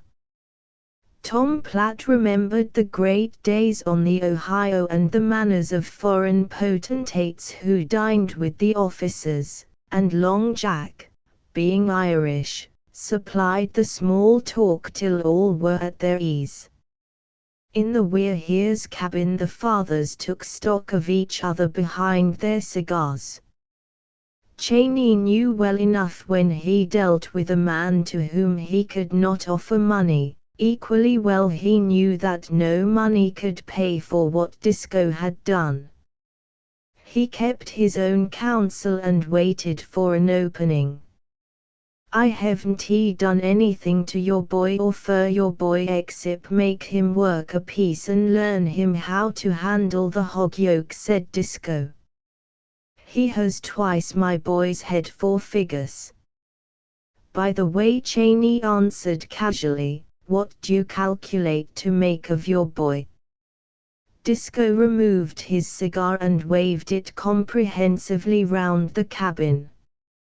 Dan's just plain boy, and he don't allow me to do any of his thinking. He'll have this able little packet when I'm laid by. He ain't no ways anxious to quit the business. I know that. Ever been west, Mr. Troop? Been's fur as New York once in a boat. I've no use for railroads. No more has Dan. Salt water's good enough for the troops. I've been most everywhere, in the natural way, o' course.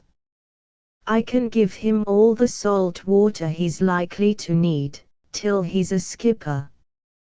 How's that? I thought you was a kinda railroad king. Harv told me so when I was mistook in my jigments. We're all apt to be mistaken. I fancied perhaps you might know I own a line of tea clippers, San Francisco to Yokohama, 6 of 'em, iron built, about 1,780 tons apiece. Blame that boy. He never told. I'd ha listened to that, instead o' his truck about railroads and pony carriages. He didn't know. Little thing like that slipped his mind, I guess. No, I only captain, took hold of the Blue M freighters, Morgan and McQuaid's old line, this summer. Disco collapsed where he sat, beside the stove. Great Caesar Almighty! I mistrust I've been fooled from one end to the other. Why, Phil Earhart he went from this very town 6 year back, no, 7, and his mate on the San Jose, now, 26 days was her time out. His sister she's living here yet, and she reads his letters to my woman. And you own the Blue M freighters? Cheney nodded. If I'd known that I'd ha jerked the Weir here back to port all standing, on the word.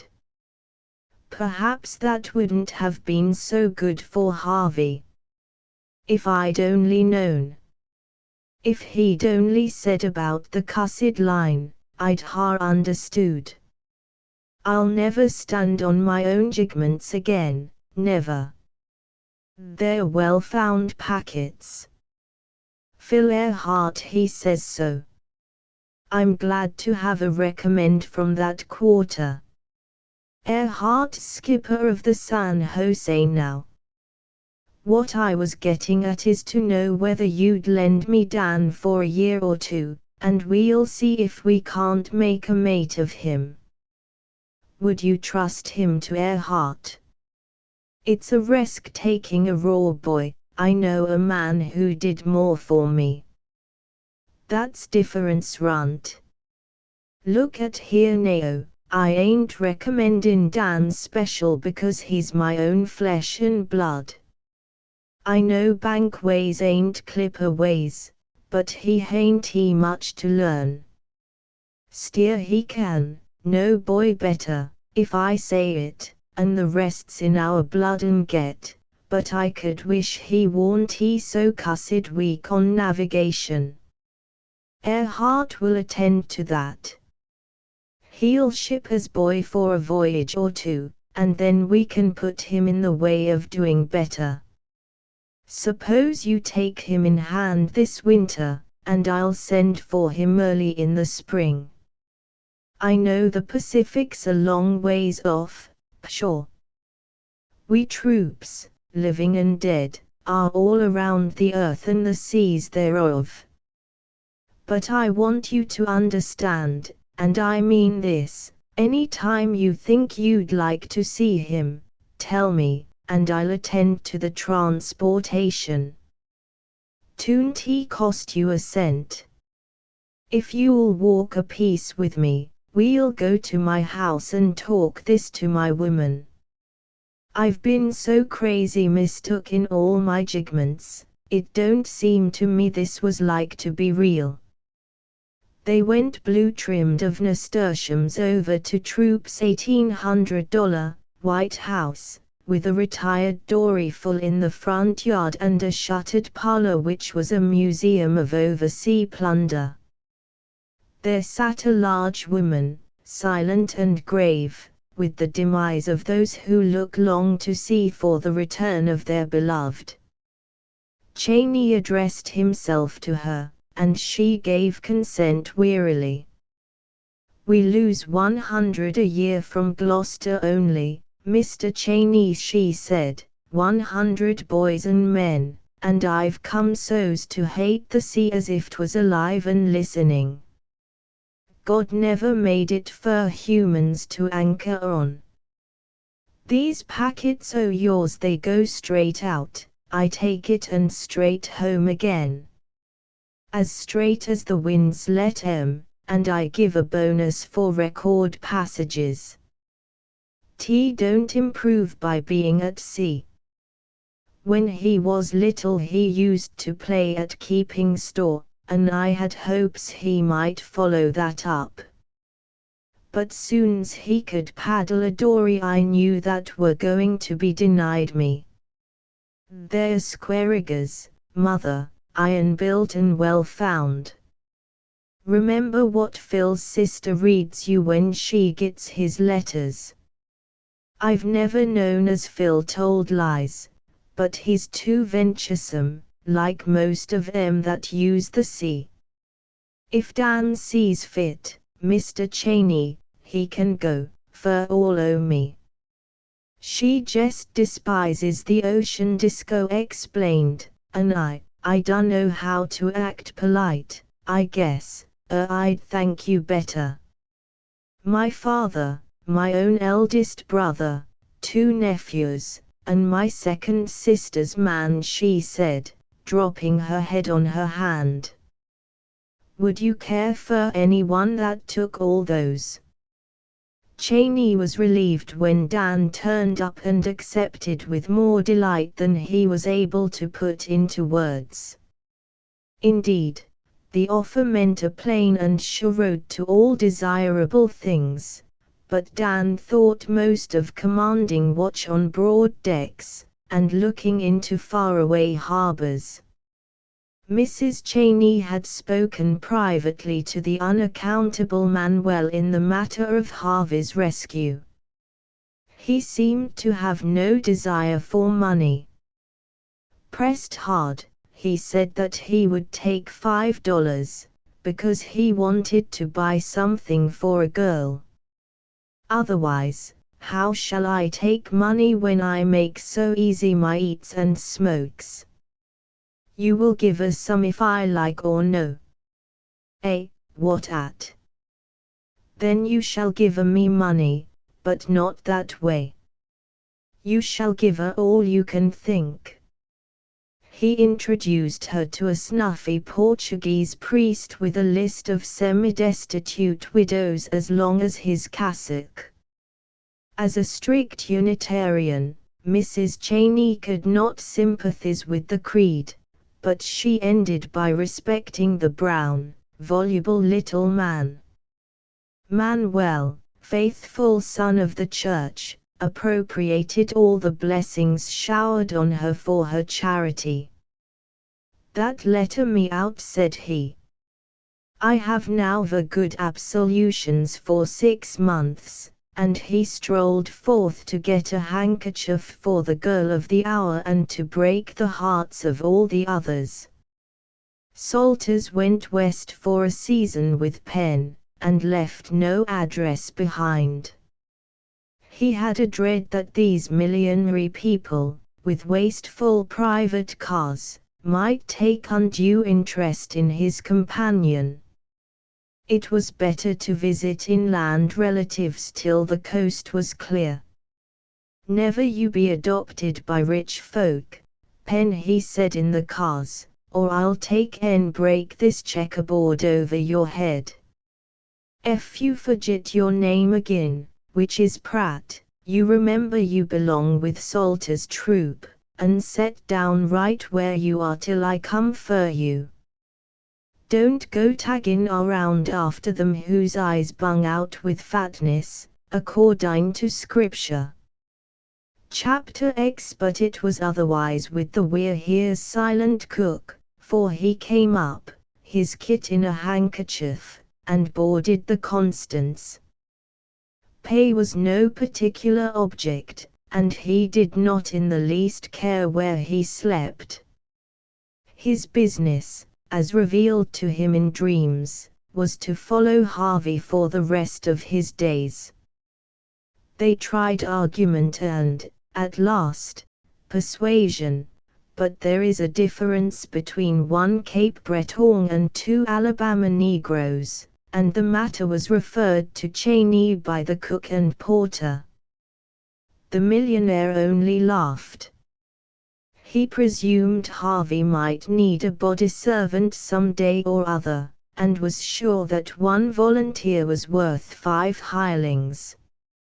Let the man stay, therefore, even though he called himself MacDonald and swore in Gaelic. The car could go back to Boston, where, if he were still of the same mind, they would take him west. With the Constance which in his heart of hearts he loathed, departed the last remnant of Cheney's millionairedom, and he gave himself up to an energetic idleness. This Gloucester was a new town in a new land, and he purposed to take it in as of old he had taken in all the cities from Snohomish to San Diego of that world whence he hailed. They made money along the crooked street which was half wharf and half ship's store. As a leading professional he wished to learn how the noble game was played. Men said that 4 out of every 5 fish balls served at New England's Sunday breakfast came from Gloucester, and overwhelmed him with figures in proof, statistics of boats, gear, wharf frontage, capital invested, salting, packing, factories, insurance, wages, repairs, and profits. He talked with the owners of the large fleets whose skippers were little more than hired men, and whose crews were almost all Swedes or Portuguese. Then he conferred with Disco, one of the few who owned their craft, and compared notes in his vast head.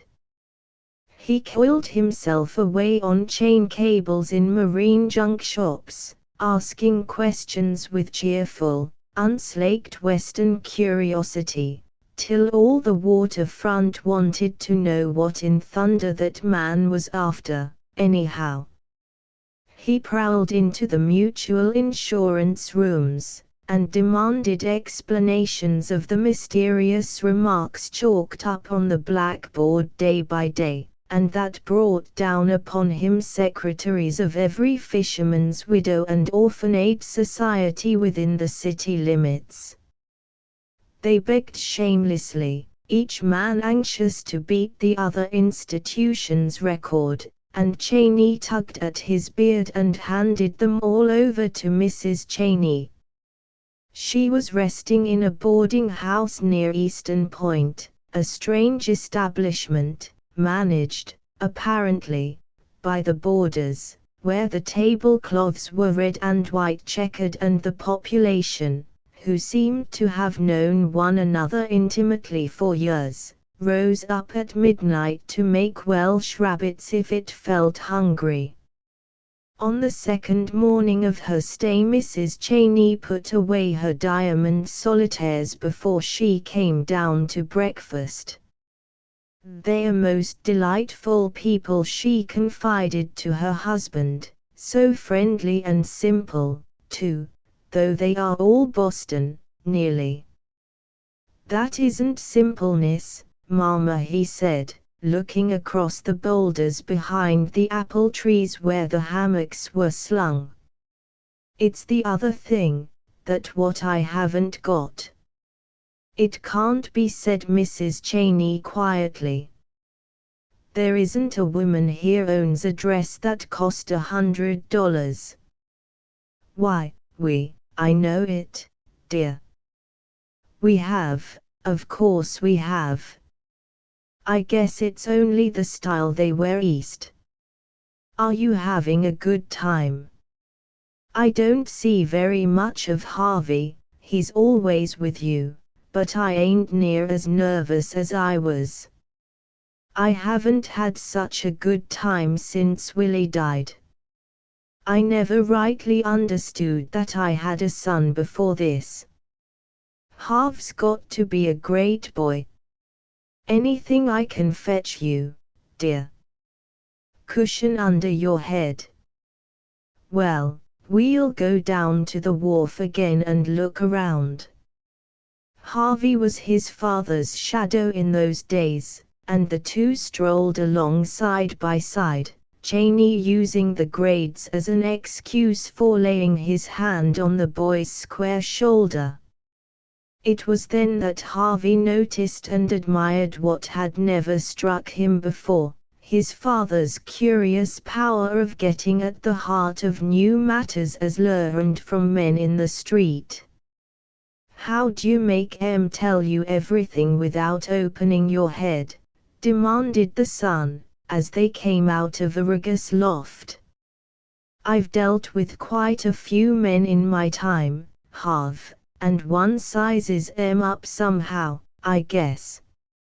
I know something about myself, too." Then, after a pause, as they sat down on a wharf edge, "Men can most always tell when a man has handled things for himself, and then they treat him as one of themselves. Same as they treat me down at Wouverman's wharf. I'm one of the crowd now. Disco has told everyone I've earned my pay." Harvey spread out his hands and rubbed the palms together. "They're all soft again," he said dolefully. "Keep em that way for the next few years, while you're getting your education.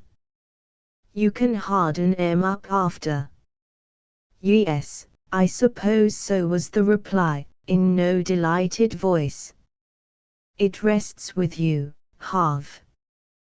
You can take cover behind your mama, of course, and put her on to fussing about your nerves and your high-strungness and all that kind of poppycock." "Have I ever done that?" said Harvey, uneasily. His father turned where he sat and thrust out a long hand. "You know as well as I do that I can't make anything of you if you don't act straight by me. I can handle you alone if you'll stay alone, but I don't pretend to manage both you and Mama. Life's too short, anyway. Don't make me out much of a fellow, does it? I guess it was my fault a good deal, but if you want the truth, you haven't been much of anything up to date. Now, have you?" Disco thinks. "Say, what do you reckon it's cost you to raise me from the start, first, last and all over?" Cheney smiled. "I've never kept track, but I should estimate, in dollars and cents, nearer 50 than 40,000, maybe 60. The young generation comes high. It has to have things, and it tires of 'em, and the old man foots the bill." Harvey whistled, but at heart he was rather pleased to think that his upbringing had cost so much. "And all that's sunk capital, isn't it? Invested, Harv. Invested, I hope. Making it only 30,000, the 30 I've earned is about 10 cents on the 100. That's a mighty poor catch." Harvey wagged his head solemnly. Cheney laughed till he nearly fell off the pile into the water. "Disco has got a heap more than that out of Dan since he was 10, and Dan's at school half the year, too." "Oh, that's what you're after, is it?" "No. I'm not after anything. I'm not stuck on myself any just now, that's all. I ought to be kicked. I can't do it, old man, or I would, I presume, if I'd been made that way. Then I'd have remembered it to the last day I lived, and never forgiven you," said Harvey, his chin on his doubled fists. "Exactly. That's about what I'd do. You see. I see. The fault's with me and no one else. All the same, something's got to be done about it. Cheney drew a cigar from his vest pocket, bit off the end, and fell to smoking. Father and son were very much alike, for the beard hid Cheney's mouth, and Harvey had his father's slightly aquiline nose, close-set black eyes, and narrow, high cheekbones. With a touch of brown paint he would have made up very picturesquely as a Red Indian of the storybooks. "Now you can go on from here," said Cheney, slowly, "costing me between $6,000 or $8,000 a year till you're a voter." "Well, we'll call you a man then. You can go right on from that, living on me to the tune of 40 or 50,000. Besides what your mother will give you, with a valet and a yacht or a fancy ranch where you can pretend to raise trotting stock and play cards with your own crowd. Like Laurie Tuck," Harvey put in.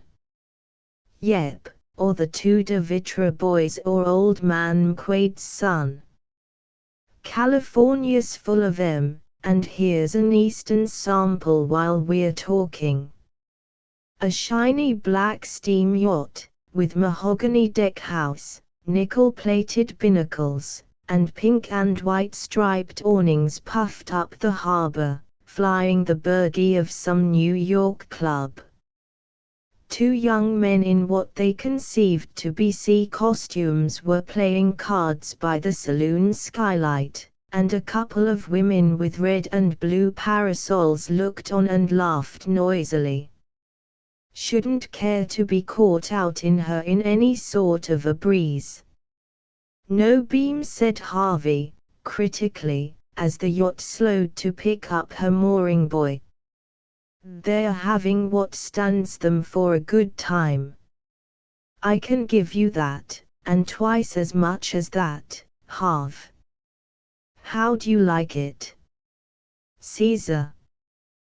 "That's no way to get a dinghy overside," said Harvey, still intent on the yacht. "If I couldn't slip a tackle better than that I'd stay ashore." "What if I don't?" "Stay ashore, or what? Yacht and ranch and live on the old man and get behind mama where there's trouble," said Harvey, with a twinkle in his eye. "Why, in that case, you come right in with me, my son. $10 a month." Another twinkle. "Not a cent more until you're worth it, and you won't begin to touch that for a few years. I'd sooner begin sweeping out the office, isn't that how the big bugs start, and touch something now than, I know it, we all feel that way. But I guess we can hire any sweeping we need. I made the same mistake myself of starting in too soon. $30 million worth o' mistake, wasn't it? I'd risk it for that. I lost some, and I gained some. I'll tell you." Cheney pulled his beard and smiled as he looked over the still water, and spoke away from Harvey, who presently began to be aware that his father was telling the story of his life. He talked in a low, even voice, without gesture and without expression, and it was a history for which a dozen leading journals would cheerfully have paid many dollars.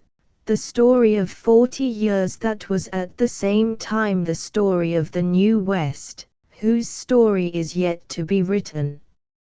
It began with a kinless boy turned loose in Texas, and went on fantastically through 100 changes and chops of life, the scenes shifting from state after western state, from cities that sprang up in a month and, in a season utterly withered away, to wild ventures in wilder camps that are now laborious, paved municipalities. It covered the building of 3 railroads and the deliberate wreck of a 4th. It told of steamers, townships, forests, and mines, and the men of every nation under heaven, manning, creating, hewing, and digging these.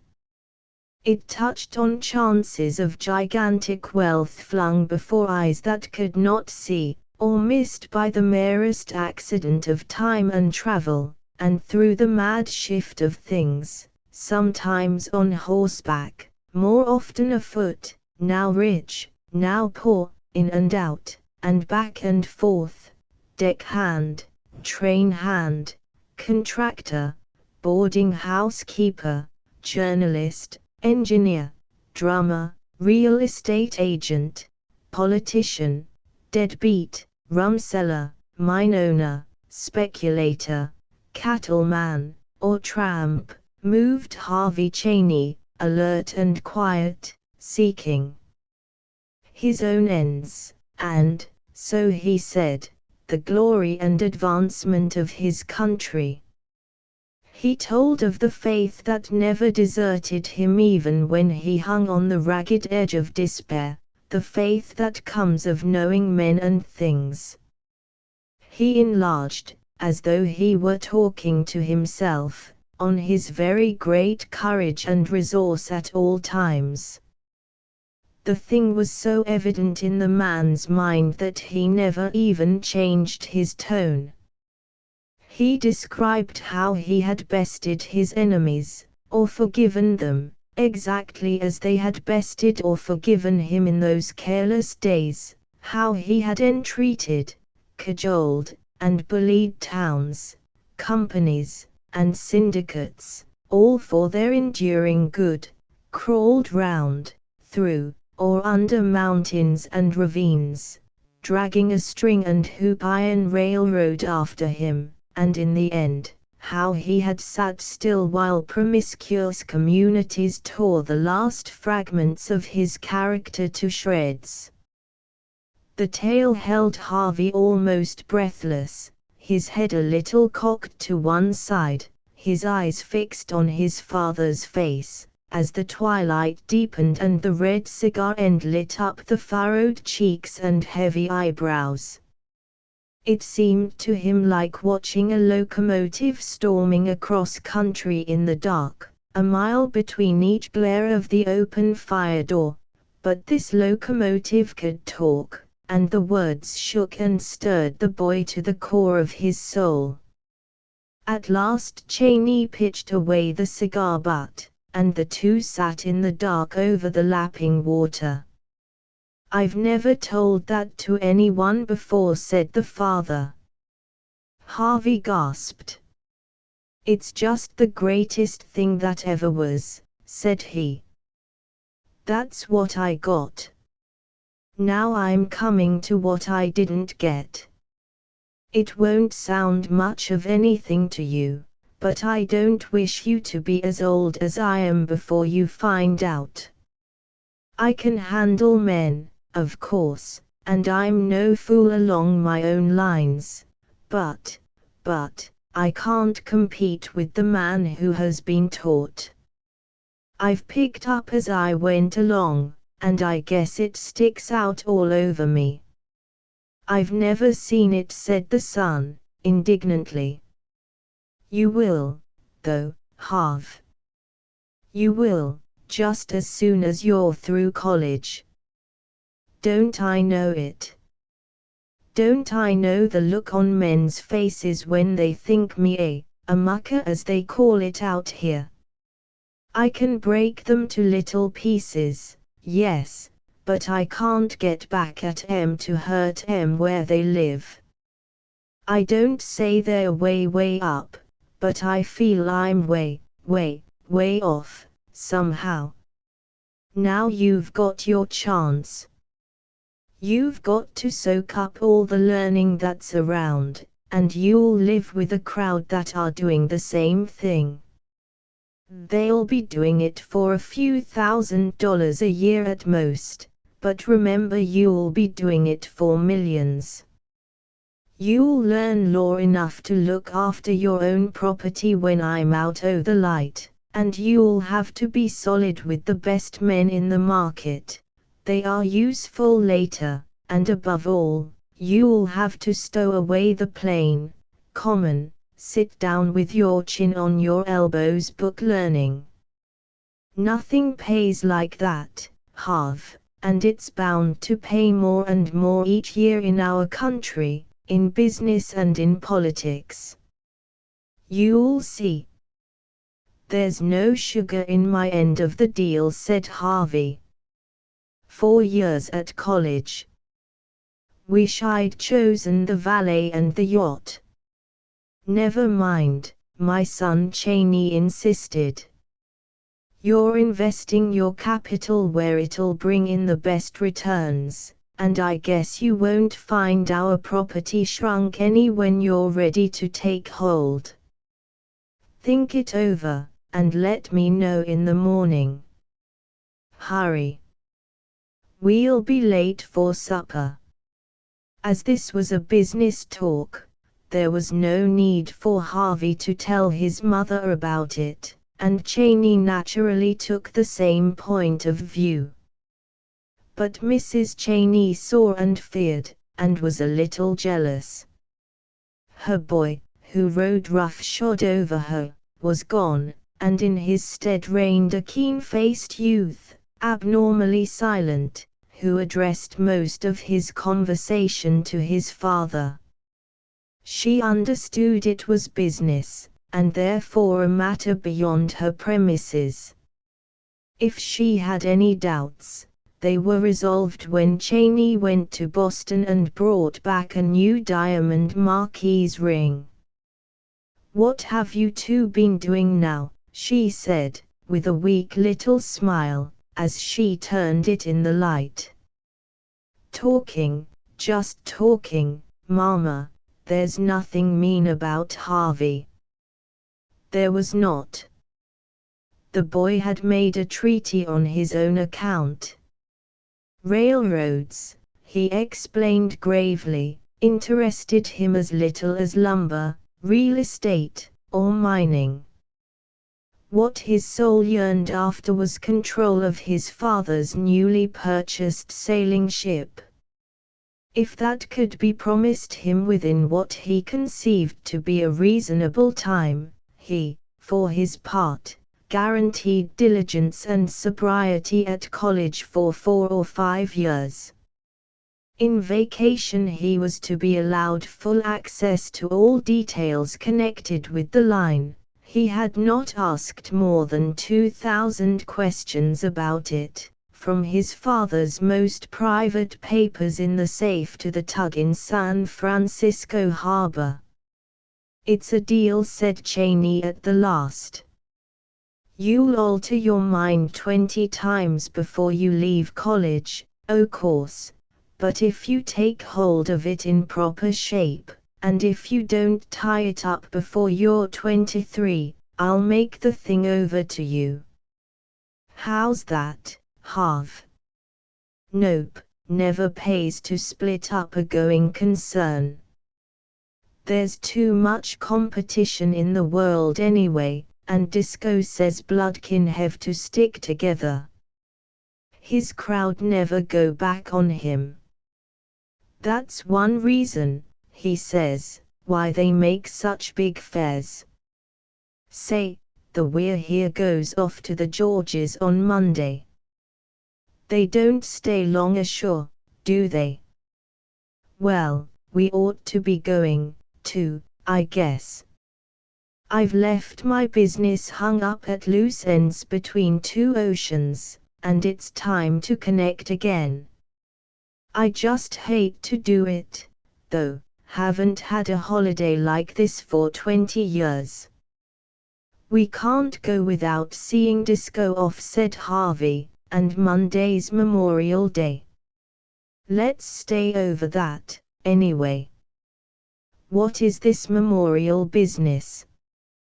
They were talking about it at the boarding house, said Cheney weakly. He, too, was not anxious to spoil the golden days. Well, as far as I can make out, this business is a sort of song and dance act, whacked up for the summer boarders. Disco don't think much of it, he says, because they take up a collection for the widows and orphans. Disco's independent. Haven't you noticed that? Well, yes. A little. In spots. Is it a town show, then? The summer convention is. They read out the names of the fellows drowned or gone astray since last time, and they make speeches, and recite, and all. Then, Disco says, the secretaries of the aid societies go into the backyard and fight over the catch. The real show, he says, is in the spring. The ministers all take a hand then, and there aren't any summer boarders around. I see, said Cheney, with the brilliant and perfect comprehension of one born into and bred up to city pride. We'll stay over for Memorial Day, and get off in the afternoon. Guess I'll go down to Disco's and make him bring his crowd up before they sail. I'll have to stand with them, of course. Oh, that's it, is it, said Cheney. I'm only a poor summer boarder, and you're a banker, full-blooded banker, Harvey called back as he boarded a trolley, and Cheney went on with his blissful dreams for the future. Disco had no use for public functions where appeals were made for charity, but Harvey pleaded that the glory of the day would be lost, so far as he was concerned, if the Weirheers absented themselves. Then Disco made conditions. He had heard, it was astonishing how all the world knew all the world's business along the waterfront. He had heard that a Philadelphia actress-woman was going to take part in the exercises, and he mistrusted that she would deliver Skipper Ireson's ride. Personally, he had as little use for actresses as for summer boarders, but justice was justice, and though he himself, here Dan giggled, had once slipped up on a matter of judgment, this thing must not be. So Harvey came back to East Gloucester, and spent half a day explaining to an amused actress with a royal reputation on two seaboards the inwardness of the mistake she contemplated, and she admitted that it was justice, even as Disco had said. Cheney knew by old experience what would happen, but anything of the nature of a public palaver was meat and drink to the man's soul. He saw the trolleys hurrying west, in the hot, hazy morning, full of women in light summer dresses, and white-faced straw-hatted men fresh from Boston desks, the stack of bicycles outside the post office, the come-and-go of busy officials, greeting one another, the slow flick and swash of bunting in the heavy air, and the important man with a hose sluicing the brick sidewalk. "Mother," he said suddenly, "don't you remember, after Seattle was burned out, and they got her going again?" Mrs. Cheney nodded, and looked critically down the crooked street. Like her husband, she understood these gatherings, all the West over, and compared them one against another. The fishermen began to mingle with the crowd about the town hall doors, blue-jowled Portuguese, their women bareheaded or shawled for the most part, clear-eyed Nova Scotians, and men of the maritime provinces, French, Italians, Swedes, and Danes, with outside crews of coasting schooners, and everywhere women in black, who saluted one another with gloomy pride, for this was their day of great days. And there were ministers of many creeds, pastors of great, gilt-edged congregations, at the seaside for a rest, with shepherds of the regular work, from the priests of the church on the hill to bush-bearded ex-sailor Lutherans, hail fellow with the men of a score of boats. There were owners of lines of schooners, large contributors to the societies, and small men, their few craft pawned to the mastheads, with bankers and marine insurance agents, captains of tugs and waterboats, riggers, fitters, lumpers, salters, boat builders, and coopers, and all the mixed population of the waterfront. They drifted along the line of seats made gay with the dresses of the summer boarders, and one of the town officials patrolled and perspired till he shone all over with pure civic pride. Cheney had met him for 5 minutes a few days before, and between the two there was entire understanding. "Well, Mr. Cheney, and what do you think of our city?" "Yes, madam, you can sit anywhere you please. You have this kind of thing out west, I presume?" "Yes, but we aren't as old as you." "That's so, of course. You ought to have been at the exercises when we celebrated our 250th birthday. I tell you, Mr. Cheney, the old city did herself credit." "So I heard. It pays, too. What's the matter with the town that it don't have a first-class hotel, though?" "Right over there to the left, Pedro. Heaps o' room for you and your crowd. Why, that's what I tell 'em all the time, Mr. Cheney. There's big money in it, but I presume that don't affect you any. What we want is," a heavy hand fell on his broadcloth shoulder, and the flushed skipper of a Portland coal and ice coaster spun him half round. "What in thunder do you fellows mean by clappin' the law on the town when all decent men are at sea this way? Heh! Town's dry as a bone, and smells a sight worse since I quit. Might ha' left us one saloon for soft drinks, anyway. Don't seem to have hindered your nourishment this morning, Carson. I'll go into the politics of it later. Sit down by the door and think over your arguments till I come back." "What good is arguments to me? In Miquelon champagne's $18 a case and..." The skipper lurched into his seat as an organ prelude silenced him. "Our new organ," said the official proudly to Cheney. "Cost us $4,000, too. We'll have to get back to high license next year to pay for it. I wasn't going to let the ministers have all the religion at their convention. Those are some of our orphans standing up to sing. My wife taught 'em. See you again later, Mr. Cheney. I'm wanted on the platform." High, clear, and true, children's voices bore down the last noise of those settling into their places. "O all ye works of the Lord, bless ye the Lord, praise him and magnify him forever."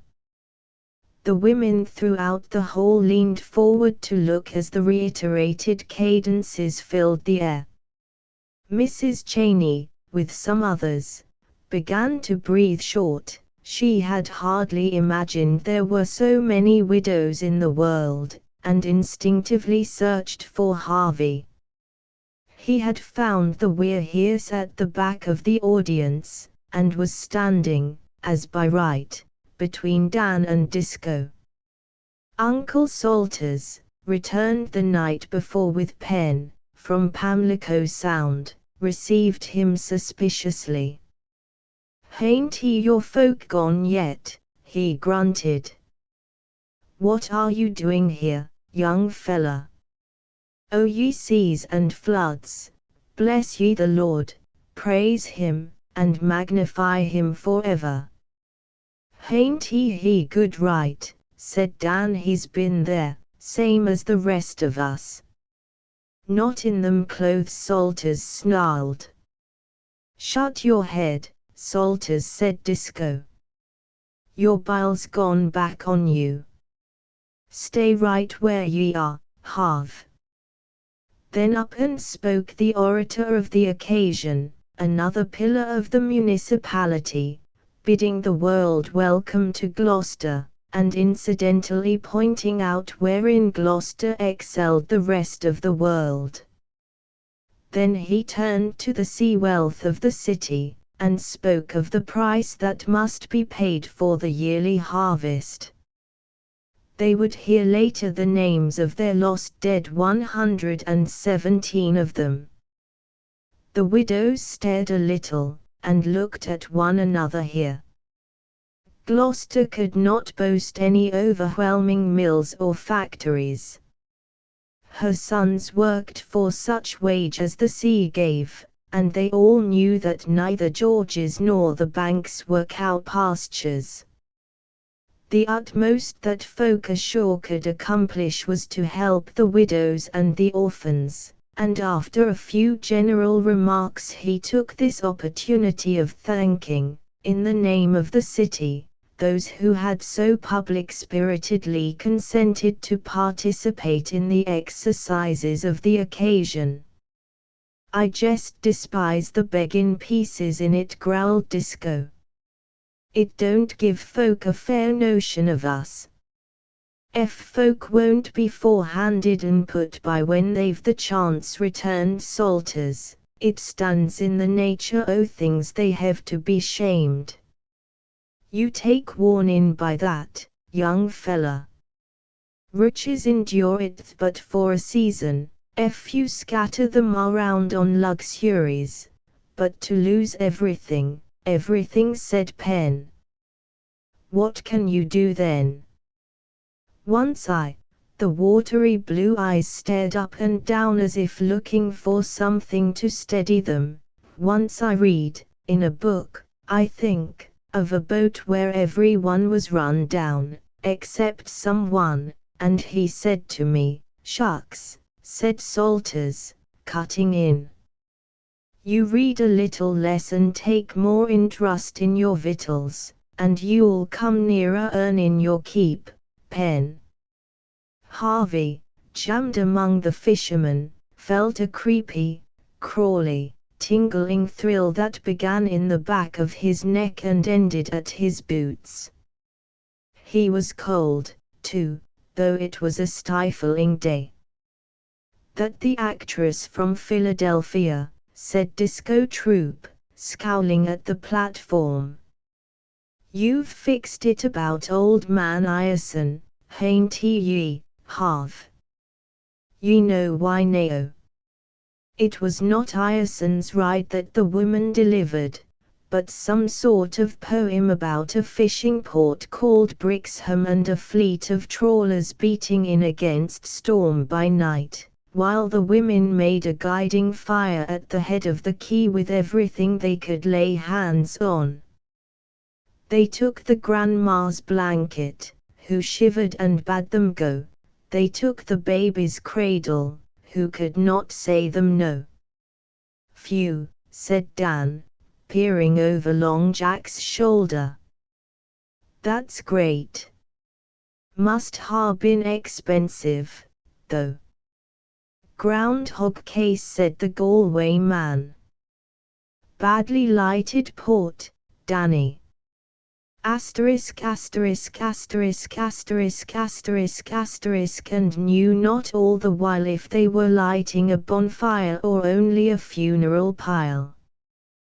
The wonderful voice took hold of people by their heartstrings, and when she told how the drenched crews were flung ashore, living and dead, and they carried the bodies to the glare of the fires, asking, "Child, is this your father? Or wife, is this your man?" you could hear hard breathing all over the benches. And when the boats of Brixham go out to face the gales, think of the love that travels like light upon their sails. There was very little applause when she finished. The women were looking for their handkerchiefs, and many of the men stared at the ceiling with shiny eyes. Said Salters, "That you'd cost ye $1 to hear at any theatre, maybe two. Some folk, I presume, can afford it. Seems downright waste to me. Nao, how in Jerusalem did Cap. Bart Edwards strike adrift here? No keeping him under," said an Eastport man behind. "He's a poet, and he's bound to say his piece. Comes from down our way, too." He did not say that Captain B. Edwards had striven for 5 consecutive years to be allowed to recite a piece of his own composition on Gloucester Memorial Day. An amused and exhausted committee had at last given him his desire. The simplicity and utter happiness of the old man, as he stood up in his very best Sunday clothes, won the audience ere he opened his mouth. They sat unmurmuring through 37 hatchet-made verses describing at fullest length the loss of the schooner Joan Haskin off the Georges in the gale of 1867, and when he came to an end they shouted with one kindly throat. A far-sighted Boston reporter slid away for a full copy of the epic and an interview with the author, so that Earth had nothing more to offer Captain Bart Edwards, ex-whaler, shipwright, master fisherman, and poet, in the 73rd year of his age. "Nao, I call that sensible," said the Eastport man. "I've been over that ground with his writin', just as he read it, in my 2 hands, and I can testify that he's got it all in. If Dan here couldn't do better 'en that with 1 hand before breakfast, he ought to be switched," said Salters, upholding the honor of Massachusetts on general principles. "Not but what I'm free to own he's considerable literary, Vermain. Still, guess Uncle Salters is going to die this trip. Fust compliment he's ever paid me," Dan sniggered. "What's wrong with you, Harv? You act all quiet and you look greenish. Feeling sick?" "Don't know what's the matter with me," Harvey implied. "Seems if my insides were too big for my outsides. I'm all crowded up and shivery. Dyspepsy. Pshaw, too bad. We'll wait for the reading, and then we'll quit, and catch the tide." The widows, they were nearly all of that season's making, braced themselves rigidly like people going to be shot in cold blood, for they knew what was coming. The summer border girls in pink and blue shirtwaists stopped tittering over Captain Edwards's wonderful poem, and looked back to see why all was silent. The fisherman pressed forward as that town official who had talked to Cheney bobbed up on the platform and began to read the year's list of losses, dividing them into months. Last September's casualties were mostly single men and strangers, but his voice rang very loud in the stillness of the hall. The 9th of September. Schooner Flory Anderson lost, with all aboard, off the Georges. Reuben Pittman, master, 50, single, Main Street City. Emil Olsen, 19, single, 329 Hammond Street City. Denmark. Oscar Stanberg, single, 25. Sweden. Carl Stunberg, single, 28 Main Street City. Pedro, supposed Madeira, single, Keynes Boarding House City. Joseph Welsh, alias Joseph Wright, 30, St. John's, Newfoundland. No, Auguste, Maine. A voice cried from the body of the hall. He shipped from St. John's, said the reader, looking to see. I know it. He belongs in Auguste. My nevy. The reader made a penciled correction on the margin of the list, and resumed. Same schooner, Charlie Ritchie, Liverpool, Nova Scotia, 33, single. Albert May, 267 Rogers Street City, 27, single. September 27 Th. Orphan Dollard, 30, married, drowned in dory off Eastern Point. That shot went home, for one of the widows flinched where she sat, clasping and unclasping her hands. Mrs. Cheney, who had been listening with wide-opened eyes, threw up her head and choked. Dan's mother, a few seats to the right, saw and heard and quickly moved to her side. The reading went on. By the time they reached the January and February wrecks, the shots were falling thick and fast, and the widows drew breath between their teeth. February 14 Th. Schooner Harry Randolph dismasted on the way home from Newfoundland. Asa Musey, married, 32 Main Street City, lost overboard. February 23 D. Schooner Gilbert Hope, went astray in dory. Robert Beavon, 29, married, native of Pubnico, Nova Scotia. But his wife was in the hall. They heard a low cry, as though a little animal had been hit. It was stifled at once, and a girl staggered out of the hall. She had been hoping against hope for months, because some who have gone adrift in dories have been miraculously picked up by deep-sea sailing ships. Now she had her certainty, and Harvey could see the policeman on the sidewalk hailing a hack for her.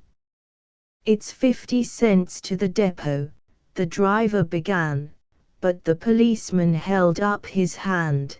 "But I'm going there anyway. Jump right in. Look at here, Al, you don't pull me next time my lamps ain't lit. See?" The side door closed on the patch of bright sunshine, and Harvey's eyes turned again to the reader and his endless list. April 19 Th. Schooner Mamie Douglas lost on the banks with all hands. Edward Canton, 43, master, married, City.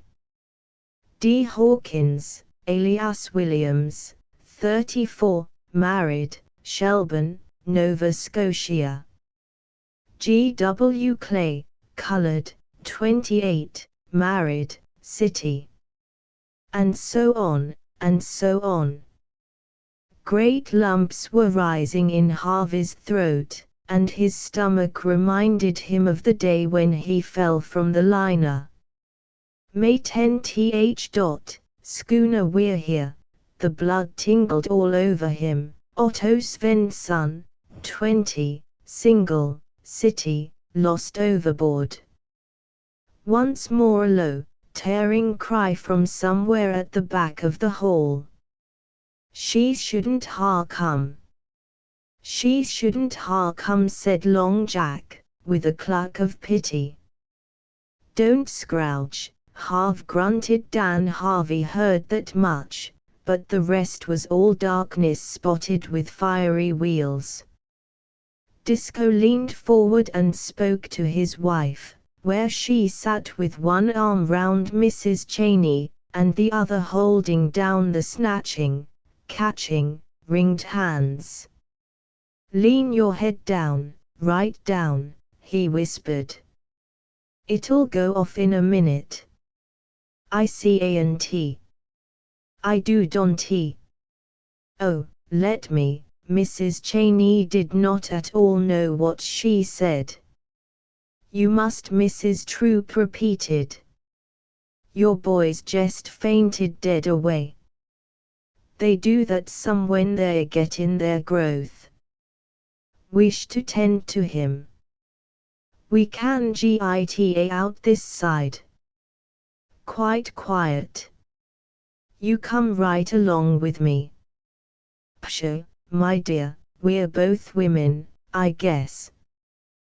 We must tend to our menfolk. Come. The We're Here's promptly went through the crowd as a bodyguard, and it was a very white and shaken Harvey that they propped up on a bench in an anteroom. Favors his ma, was Mrs. Troop's only comment, as the mother bent over her boy. How'd you suppose he could ever stand it? She cried indignantly to Cheney, who had said nothing at all. It was horrible, horrible. We shouldn't have come. It's wrong and wicked. It isn't right. Why couldn't they put these things in the papers, where they belong? Are you better, darling? That made Harvey very properly ashamed. Oh, I'm all right, I guess, he said, struggling to his feet, with a broken giggle. Must ha been something I ate for breakfast. Coffee, perhaps, said Cheney, whose face was all in hard lines, as though it had been cut out of bronze. We won't go back again. Guess 'twould be 'bout's well to git down to the wharf, said Disco. It's close in along with them Dagos, and the fresh air will fresh Mrs. Cheney up. Harvey announced that he never felt better in his life, but it was not till he saw the We're Here, fresh from the lumpers' hands, at Wouverman's wharf, that he lost his all-over-ish feelings in a queer mixture of pride and sorrowfulness. Other people, summer boarders and such like, played about in catboats or looked at the sea from pierheads, but he understood things from the inside, more things than he could begin to think about. Nonetheless, he could have sat down and howled because the little schooner was going off. Mrs. Cheney simply cried and cried every step of the way and said most extraordinary things to Mrs. Troop, who babied her till Dan, who had not been babied since he was 6, whistled aloud. And so the old crowd, Harvey felt like the most ancient of mariners, dropped into the old schooner among the battered dories, while Harvey slipped the stern fast from the pier head, and they slid her along the wharf side with their hands. Everyone wanted to say so much that no one said anything in particular. Harvey bade Dan take care of Uncle Salters's sea boots and Penn's dory anchor, and Long Jack entreated Harvey to remember his lessons in seamanship, but the jokes fell flat in the presence of the two women, and it is hard to be funny with Green Harbor water widening between good friends. "Up jib and foresail," shouted Disco, getting to the wheel, as the wind took her. "See you later, Harv. Dunno, but I come near thinking a heap o' you and your folks." Then she glided beyond earshot, and they sat down to watch her up the harbor, and still Mrs. Cheney wept. "Pshaw, my dear," said Mrs. Troop, "we're both women, I guess. Like's not it'll ease your heart to have your cry out. God he knows it never done me a mite o' good, but then he knows I've had something to cry for." Now it was a few years later, and upon the other edge of America, that a young man came through the clammy sea fog up a windy street which is flanked with most expensive houses built of wood to imitate stone. To him, as he was standing by a hammered iron gate, entered on horseback, and the horse would have been cheap at $1,000, another young man. And this is what they said: "Hello, Dan. Hello, Harv. What's the best with you?" "Well, I'm so's to be that kind o' animal called second mate this trip." "Ain't you most through with that triple invoiced college of yours? Getting that way? I tell you, the Leland Stanford Jr. isn't a circumstance to the old we're here, but I'm coming into the business for keeps next fall. Mean an 8-hour packets. Nothing else. You just wait till I get my knife into you, Dan. I'm going to make the old line lie down and cry when I take hold." "I'll resk it," said Dan, with a brotherly grin, as Harvey dismounted and asked whether he were coming in. "That's what I took the cable for, but, say, is the doctor anywheres around? I'll drown that crazy nigger someday, his one cussed joke and all." There was a low, triumphant chuckle, as the ex-cook of the We're Here came out of the fog to take the horse's bridle. He allowed no one but himself to attend to any of Harvey's wants. "Thick as the banks, ain't it, Doctor?" said Dan, propitiatingly. But the coal-black Celt with the second sight did not see fit to reply till he had tapped Dan on the shoulder, and for the 20th time croaked the old prophecy in his ear. "Master, man. Man, master," said he. "You remember, Dan Troop, what I said on the We're Here? Well, I won't go so far as to deny that it do look like it as things stand at present," said Dan. "She was a noble packet, and one way and another I owe her a heap, her and Dad." "Me too," quoth Harvey Cheney. Asterisk asterisk asterisk End of the Project Gutenberg ebook Captains Courageous, a story of the Grand Banks asterisk asterisk asterisk Updated editions will replace the previous one, the old editions will be renamed. Creating the works from print editions not protected by U.S. copyright law means that no one owns a United States copyright in these works, so the Foundation, and you, can copy and distribute it in the United States without permission and without paying copyright royalties. Special rules, set forth in the general terms of use part of this license, apply to copying and distributing Project Gutenberg trademark symbol electronic works to protect the Project Gutenberg trademark symbol concept and trademark.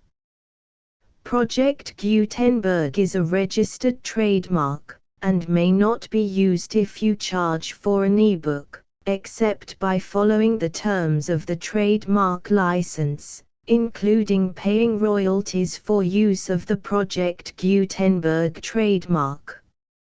If you do not charge anything for copies of this ebook, complying with the trademark license is very easy. You may use this ebook for nearly any purpose such as creation of derivative works, reports, performances and research. Project Gutenberg ebooks may be modified and printed and given away. You may do practically anything in the United States with ebooks not protected by U.S. copyright law. Redistribution is subject to the trademark license, especially commercial redistribution. Start. Full license. The full Project Gutenberg license. Please read this before you distribute or use this work to protect the Project Gutenberg trademark symbol mission of promoting the free distribution of electronic works. By using or distributing this work, or any other work associated in any way with the phrase Project Gutenberg, you agree to comply with all the terms of the full Project Gutenberg trademark symbol license available with this file or online at www.gutenberg.org/license. Section 1. General Terms of Use and Redistributing Project Gutenberg Trademark Symbol Electronic Works 1.0. By reading or using any part of this Project Gutenberg trademark symbol electronic work, you indicate that you have read, understand, agree to and accept all the terms of this license and intellectual property, trademark/copyright, agreement. If you do not agree to abide by all the terms of this agreement, you must cease using and return or destroy all copies of Project Gutenberg trademark symbol electronic works in your possession. If you paid a fee for obtaining a copy of or access to a Project Gutenberg trademark symbol electronic work and you do not agree to be bound by the terms of this agreement, you may obtain a refund from the person or entity to whom you paid the fee as set forth in paragraph 1.e.8. 1.b Project Gutenberg is a registered trademark. It may only be used on or associated in any way with an electronic work by people who agree to be bound by the terms of this agreement. There are a few things that you can do with most Project Gutenberg trademark symbol electronic works even without complying with the full terms of this agreement. See paragraph 1.c below. There are a lot of things you can do with Project Gutenberg trademark symbol electronic works if you follow the terms of this agreement and help preserve free future access to Project Gutenberg trademark symbol electronic works. See paragraph 1.e below. 1.c. The Project Gutenberg Literary Archive Foundation, the Foundation or PGLAF, owns a compilation copyright in the collection of Project Gutenberg trademark symbol electronic works. Nearly all the individual works in the collection are in the public domain in the United States. If an individual work is unprotected by copyright law in the United States and you are located in the United States, we do not claim a right to prevent you from copying, distributing, performing, displaying or creating derivative works based on the work as long as all references to Project Gutenberg are removed. Of course, we hope that you will support the Project Gutenberg trademark symbol mission of promoting free access to electronic works by freely sharing Project Gutenberg trademark symbol works in compliance with the terms of this agreement for keeping the Project Gutenberg trademark symbol name associated with the work. You can easily comply with the terms of this agreement by keeping this work in the same format with its attached full Project Gutenberg trademark symbol license when you share it without charge with others. 1.d. The copyright laws of the place where you are located also govern what you can do with this work. Copyright laws in most countries are in a constant state of change.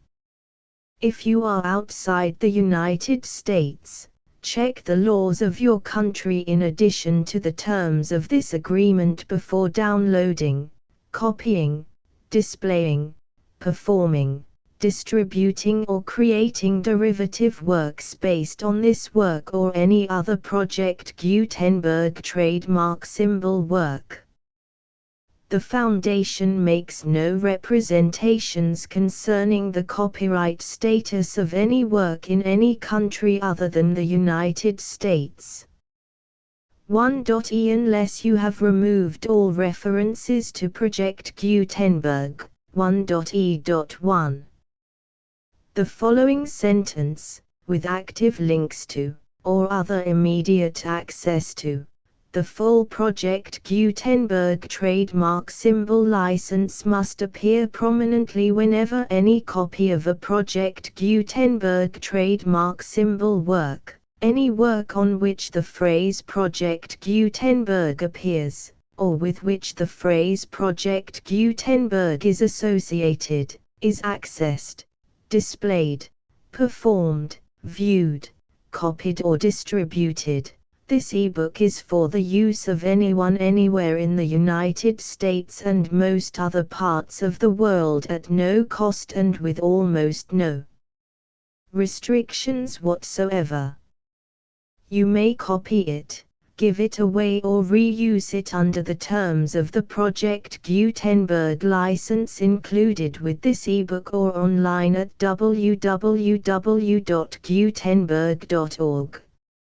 If you are not located in the United States, you will have to check the laws of the country where you are located before using this ebook. 1.e.2. If an individual Project Gutenberg trademark symbol electronic work is derived from texts not protected by U.S. copyright law, does not contain a notice indicating that it is posted with permission of the copyright holder, the work can be copied and distributed to anyone in the United States without paying any fees or charges. If you are redistributing or providing access to a work with the phrase Project Gutenberg associated with or appearing on the work, you must comply either with the requirements of paragraphs 1.e.1 through 1.e.7 or obtain permission for the use of the work and the Project Gutenberg trademark symbol trademark as set forth in paragraphs 1.e.8 or 1.e.9. 1.e.3. If an individual Project Gutenberg trademark symbol electronic work is posted with the permission of the copyright holder, your use and distribution must comply with both paragraphs 1.e.1 through 1.e.7 and any additional terms imposed by the copyright holder. Additional terms will be linked to the Project Gutenberg trademark symbol license for all works posted with the permission of the copyright holder found at the beginning of this work. 1.e.4. Do not unlink or detach or remove the full Project Gutenberg trademark symbol license terms from this work, or any files containing a part of this work or any other work associated with Project Gutenberg trademark symbol. 1.e.5. Do not copy, display, perform, distribute or redistribute this electronic work, or any part of this electronic work, without prominently displaying the sentence set forth in paragraph 1.e.1 with active links or immediate access to the full terms of the Project Gutenberg trademark symbol license. 1.e.6. You may convert to and distribute this work in any binary, compressed, marked up, non-proprietary or proprietary form, including any word processing or hypertext form. However, if you provide access to or distribute copies of a Project Gutenberg trademark symbol work in a format other than plain vanilla ASCII or other format used in the official version posted on the official Project Gutenberg trademark symbol website, www.gutenberg.org, you must, at no additional cost, fee or expense to the user, provide a copy, a means of exporting a copy, or a means of obtaining a copy upon request, of the work in its original plain vanilla ASCII or other form. Any alternate format must include the full Project Gutenberg trademark symbol license as specified in paragraph 1.e.1. 1.e.7. Do not charge a fee for access to, viewing, displaying, performing, copying or distributing any Project Gutenberg trademark symbol works unless you comply with paragraph 1.e.8 or 1.e.9. 1.e.8. You may charge a reasonable fee for copies of or providing access to or distributing Project Gutenberg trademark symbol electronic works provided that you pay a royalty fee of 20% of the gross profits you derive from the use of Project Gutenberg trademark symbol works calculated using the method you already use to calculate your applicable taxes. The fee is owed to the owner of the Project Gutenberg trademark symbol trademark, but he has agreed to donate royalties under this paragraph to the Project Gutenberg Literary Archive Foundation. Royalty payments must be paid within 60 days following each date on which you prepare, or are legally required to prepare, your periodic tax returns. Royalty payments should be clearly marked as such and sent to the Project Gutenberg Literary Archive Foundation at the address specified in Section 4, Information about donations to the Project Gutenberg Literary Archive Foundation. You provide a full refund of any money paid by a user who notifies you in writing, or by email, within 30 days of receipt that he does not agree to the terms of the full Project Gutenberg trademark symbol license. You must require such a user to return or destroy all copies of the works possessed in a physical medium and discontinue all use of and all access to other copies of Project Gutenberg trademark symbol works.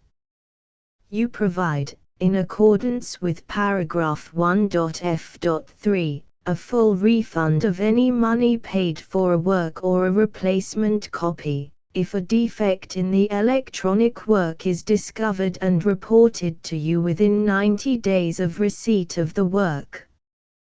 You comply with all other terms of this agreement for free distribution of Project Gutenberg trademark symbol works.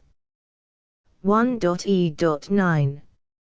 If you wish to charge a fee or distribute a Project Gutenberg trademark symbol electronic work or group of works on different terms than are set forth in this agreement, you must obtain permission in writing from the Project Gutenberg Literary Archive Foundation, the manager of the Project Gutenberg trademark symbol trademark. Contact the Foundation as set forth in Section 3 below. 1.f1.f.1 Project Gutenberg volunteers and employees expend considerable effort to identify, do copyright research on, transcribe and proofread works not protected by U.S. copyright law in creating the Project Gutenberg trademark symbol collection.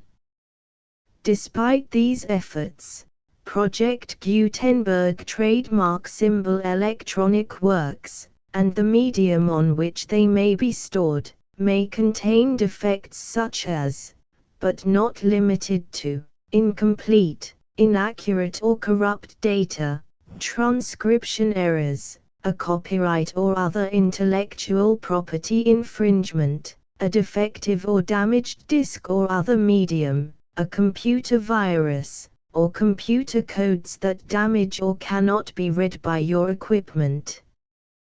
1.f.2 Limited warranty, disclaimer of damages, except for the right of replacement or refund described in paragraph 1.f.3, the Project Gutenberg Literary Archive Foundation, the owner of the Project Gutenberg trademark symbol trademark, and any other party distributing a Project Gutenberg trademark symbol electronic work under this agreement, disclaim all liability to you for damages, costs and expenses, including legal fees. You agree that you have no remedies for negligence, strict liability, breach of warranty or breach of contract except those provided in paragraph 1.f.3.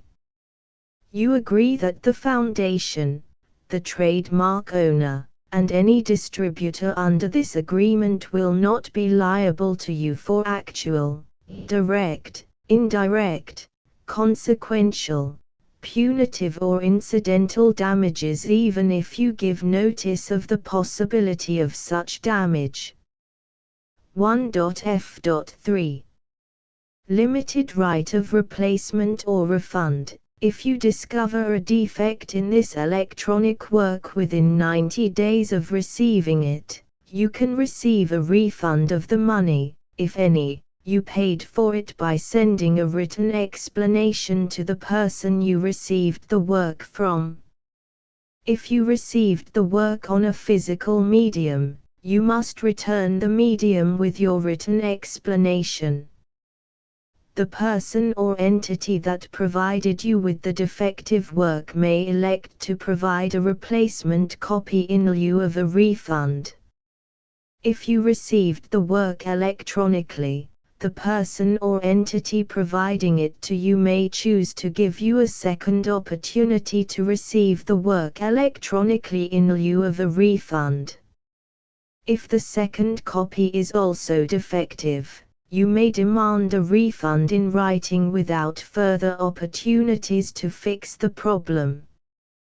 1.f.4 Except for the limited right of replacement or refund set forth in paragraph 1.f.3, this work is provided to you as is, with no other warranties of any kind, express or implied, including but not limited to warranties of merchantability or fitness for any purpose. 1.f.5 Some states do not allow disclaimers of certain implied warranties or the exclusion or limitation of certain types of damages. If any disclaimer or limitation set forth in this agreement violates the law of the state applicable to this agreement, the agreement shall be interpreted to make the maximum disclaimer or limitation permitted by the applicable state law.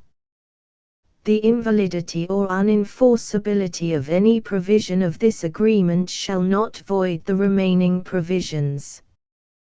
1.f.6 Indemnity. You agree to indemnify and hold the foundation, the trademark owner, any agent or employee of the foundation, anyone providing copies of Project Gutenberg trademark symbol electronic works in accordance with this agreement, and any volunteers associated with the production, promotion and distribution of Project Gutenberg trademark symbol electronic works, harmless from all liability, costs and expenses, including legal fees, that arise directly or indirectly from any of the following which you do or cause to occur.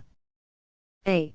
Distribution of this or any Project Gutenberg trademark symbol work. B. Alteration, modification, or additions or deletions to any Project Gutenberg trademark symbol work, and C. Any defect you cause. Section 2. Information about the mission of Project Gutenberg trademark symbol. Project Gutenberg trademark symbol is synonymous with the free distribution of electronic works in formats readable by the widest variety of computers, including obsolete, old, middle-aged and new computers. It exists because of the efforts of hundreds of volunteers and donations from people in all walks of life.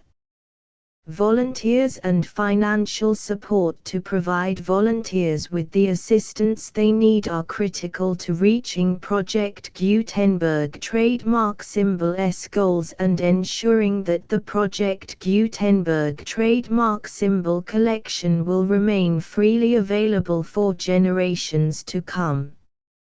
In 2001, the Project Gutenberg Literary Archive Foundation was created to provide a secure and permanent future for Project Gutenberg trademark symbol and future generations. To learn more about the Project Gutenberg Literary Archive Foundation and how your efforts and donations can help, see sections 3 and 4 and the Foundation information page at www.gutenberg.org. Section 3. Information about the Project Gutenberg Literary Archive Foundation. The Project Gutenberg Literary Archive Foundation is a non-profit 501(c)(3) educational corporation organized under the laws of the state of Mississippi and granted tax-exempt status by the Internal Revenue Service. The Foundation's IN or Federal Tax Identification Number is 64-6221541.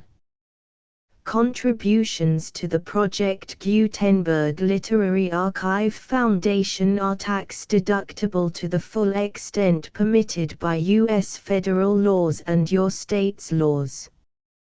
The Foundation's business office is located at 809 North 1500 West, Salt Lake City, UT 84116. 801-596-1887. Email contact links and up-to-date contact information can be found at the Foundation's website and official page at www.gutenberg.org/contact section 4.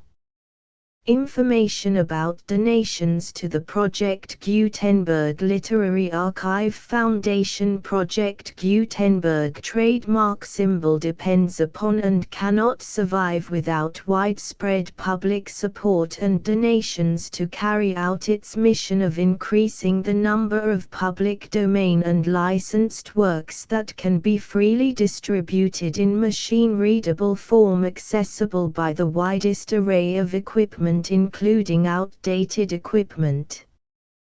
Many small donations, $1 to $5,000, are particularly important to maintaining tax-exempt status with the IRS. The Foundation is committed to complying with the laws regulating charities and charitable donations in all 50 states of the United States. Compliance requirements are not uniform and it takes a considerable effort, much paperwork and many fees to meet and keep up with these requirements. We do not solicit donations in locations where we have not received written confirmation of compliance. To send donations or determine the status of compliance for any particular state, visit www.gutenberg.org/donate. While we cannot and do not solicit contributions from states where we have not met the solicitation requirements, we know of no prohibition against accepting unsolicited donations from donors in such states who approach us with offers to donate. International donations are gratefully accepted, but we cannot make any statements concerning tax treatment of donations received from outside the United States. U.S. laws alone swamp our small staff. Please check the Project Gutenberg web pages for current donation methods and addresses. Donations are accepted in a number of other ways, including checks, online payments and credit card donations. To donate, please visit www.gutenberg.org/donate. Section 5. General information about Project Gutenberg trademark symbol. Electronic Works. Professor Michael S. Hart was the originator of the Project Gutenberg trademark symbol concept of a library of electronic works that could be freely shared with anyone. For 40 years, he produced and distributed Project Gutenberg trademark symbol ebooks with only a loose network of volunteer support. Project Gutenberg trademark symbol ebooks are often created from several printed editions, all of which are confirmed as not protected by copyright in the US unless a copyright notice is included. Thus, we do not necessarily keep ebooks in compliance with any particular paper edition.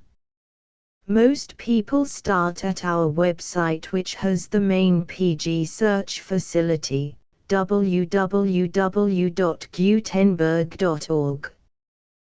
This website includes information about Project Gutenberg trademark symbol, including how to make donations to the Project Gutenberg Literary Archive Foundation, how to help produce our new ebooks, and how to subscribe to our email newsletter to hear about new ebooks.